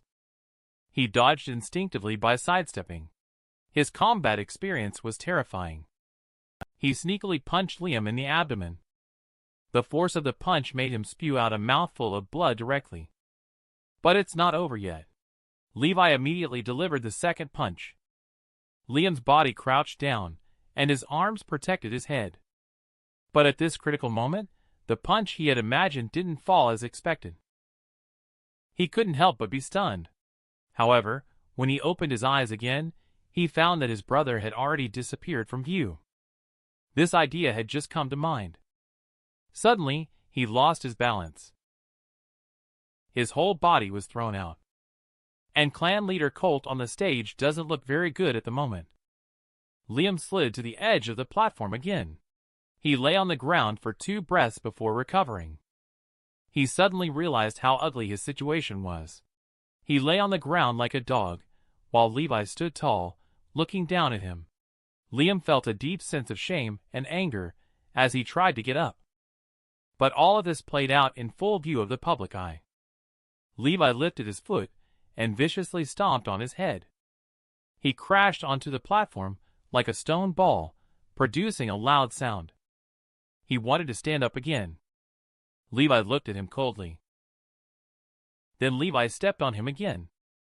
Liam is about to crush it with one bite. The anger in his chest almost burned his whole body. He raised his head again, trying to stand up. Levi steps down for the 3rd time.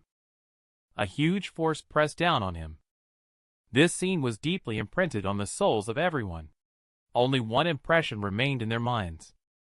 He is too ruthless. He is too cruel. He can no longer understand what he sees in front of him. Liam was panting heavily. He felt like there was a huge rock pressing down on his head. Munalani on the stage exclaimed, "Is Levi going too far? How can he bully people like this?" Liam's face is almost distorted. Suddenly, he had a flash of inspiration, and thought of Moon Gu being so close. As long as he launched an attack, he would definitely not be able to dodge it. Levi looked indifferently at his silly young brother. All of his actions and thoughts seemed so childish and absurd in Levi's eyes. Levi casually shoots out a moon blade. The blade hits Liam's right palm squarely. The intense pain caused his body to tremble violently, as if he had been electrocuted. Many people can't bear to watch the competition anymore. This Levi is too cruel. He actually treated his own young brother like this. They are all condemning him on the stage. Levi is too brutal. He extorted our essence stone for a whole year, and now has bullied his own young brother to this extent. Liam was panting heavily. Is it over? In the end, I still can't defeat him. Just as he was about to give up, Liam stood up and knocked Levi down. A single stone can start 1,000 ripples. The cheers for knocking down Levi grew louder and louder in the audience stands. These voices reached Liam's heart, bringing him an invisible power. It turns out everyone has been waiting for me. Scenes from the past reappeared in his mind. Uncle and Aunt patted his shoulder encouragingly. This year-end examination is your stage, Liam. Show them the prowess of a grade 1 genius. A group of classmates appeared in front of him at some point. Levi is too annoying. He has been bullying us. You are our only hope, Liam. Liam looked around. He looked into pairs of eager eyes. It turns out everyone has been supporting me all along. The figure of Colt appeared in his mind. Liam wants to overcome the darkness in his heart. Only rely on yourself. On the eve of the year-end examination, Luna looked affectionately at herself. Young master is waiting for you to achieve the first place. We will. The fire in Liam's heart burns brighter and brighter. Everyone is watching and supporting me. Colt also held his breath. Liam shouts, and a bright green jade light appears on his body. Levi is also somewhat surprised. Not bad. He actually has another trick up his sleeve. Liam's eyes are burning with flames of determination. He is enveloped in a shimmering green light all over his body. It's like he's wearing a brilliant jade green battle armor. Brother, I have stood up. This time, I must defeat you for sure. Levi's mouth curled into a cold smile. You want to defeat me? You still have a long way to go. On the arena, the two brothers stood facing each other. The distance between the two is so close yet so far. Levi raised his right fist high. His right arm extended almost like a drawn bow. The next moment, his punch hit Liam's cheek hard. With a loud bang, blood splattered everywhere. Jade light shattered into pieces. They scattered in the air like shattered pieces of glass. Liam Jade-clad Goo's defense was shattered with a single punch. Levi followed closely with a bow step. Then he blasted out diagonally upwards. Liam's jaw was hit hard. His head jerked back high. Blood and shattered jade light scattered. Then a strong sense of dizziness hit him. Liam fell to the ground. The green light on his body disappeared. He fainted all of a sudden. The cheers and shouts came to a sudden halt. Their expressions of shock seemed to freeze on their faces. Levi's fists were both bloody and blurred. Drop by drop, bright red blood dripped down. A cold winter wind blew in, freezing all hot blood. His indifferent gaze slowly swept around. Sorry to disappoint you all. On the high platform, the clan leader fell back into his chair. He stared in astonishment as Liam lay motionless on the ground. Levi remained indifferent, standing in the center of the stage. The jade light was all shattered by his violent attacks. Colt finally regained a trace of sanity. This Levi is not only ruthless towards his younger brother, but even more ruthless towards himself. Some of the academy elders couldn't sit still. I'll go check on it. After saying this, he personally jumped onto the stage. After a brief examination for Liam, he finally breathed a sigh of relief. It's nothing serious. It's just that his head received a heavy blow, and he fell into a coma. But then, he took a cold breath. It's hard to imagine. Under the defense of jade-clad Gu, he was actually hit hard with bare hands. Moreover, the person was his own brother. He sighed. He took a few large strides, and walked up to Levi's side. Levi's injuries are severe. Not only was his fist a bloody mess, even the white bones were exposed. Levi didn't even furrow his brow. He simply moved his fingers a bit. Academy Elder's tone became somewhat complicated. Endure it. The treatment will be very itchy and extremely painful. As he spoke, he opened his 5 fingers on his right hand, emitting a burst of blue moonlight. At first glance, his entire right hand seemed to have turned into a piece of blue jade. Academy Elder gently covered Levi's injured fist with his right hand, as if a piece of cold jade was touching a bloody wound. Levi felt a piercing pain deep in his heart. He gritted his teeth and didn't make a sound. Academy Elder remained calm. Seizing the opportunity while healing Levi, he diverted a trace of his spiritual energy. He followed Levi's arm and reached into his empty aperture. In the empty aperture, a dark green bronze true origin rippled with waves. A white and plump wineworm swims freely in the origin sea. The Academy Elder scanned Levi's entire body and found only moon goo and tiny light goo on his arms, apart from the wineworm from the empty aperture. There seemed to be no other goo worms present. Could it be true that Levi relied solely on his own strength to break jade-clad goo's defense barehanded? His strength has already surpassed that of an adult ordinary person. He is only 15 years old. Can someone's strength be this great? Levi pulled his hand back and moved it around a bit. Although there was still some pain, the wound had already healed. He secretly glanced at the Academy Elder. His real purpose was probably to take the opportunity to check his empty aperture. I was fortunate to have anticipated this. Both white boar goo and jade-clad goo are placed in the second secret chamber. As for the temporal cicada, a goo worm reaching up to 6th enhance, it can easily hide if desired. Even if Cold with 4th enhance cultivation personally intervened, it would be difficult to detect. So, as just a small elder, it's better to save your efforts.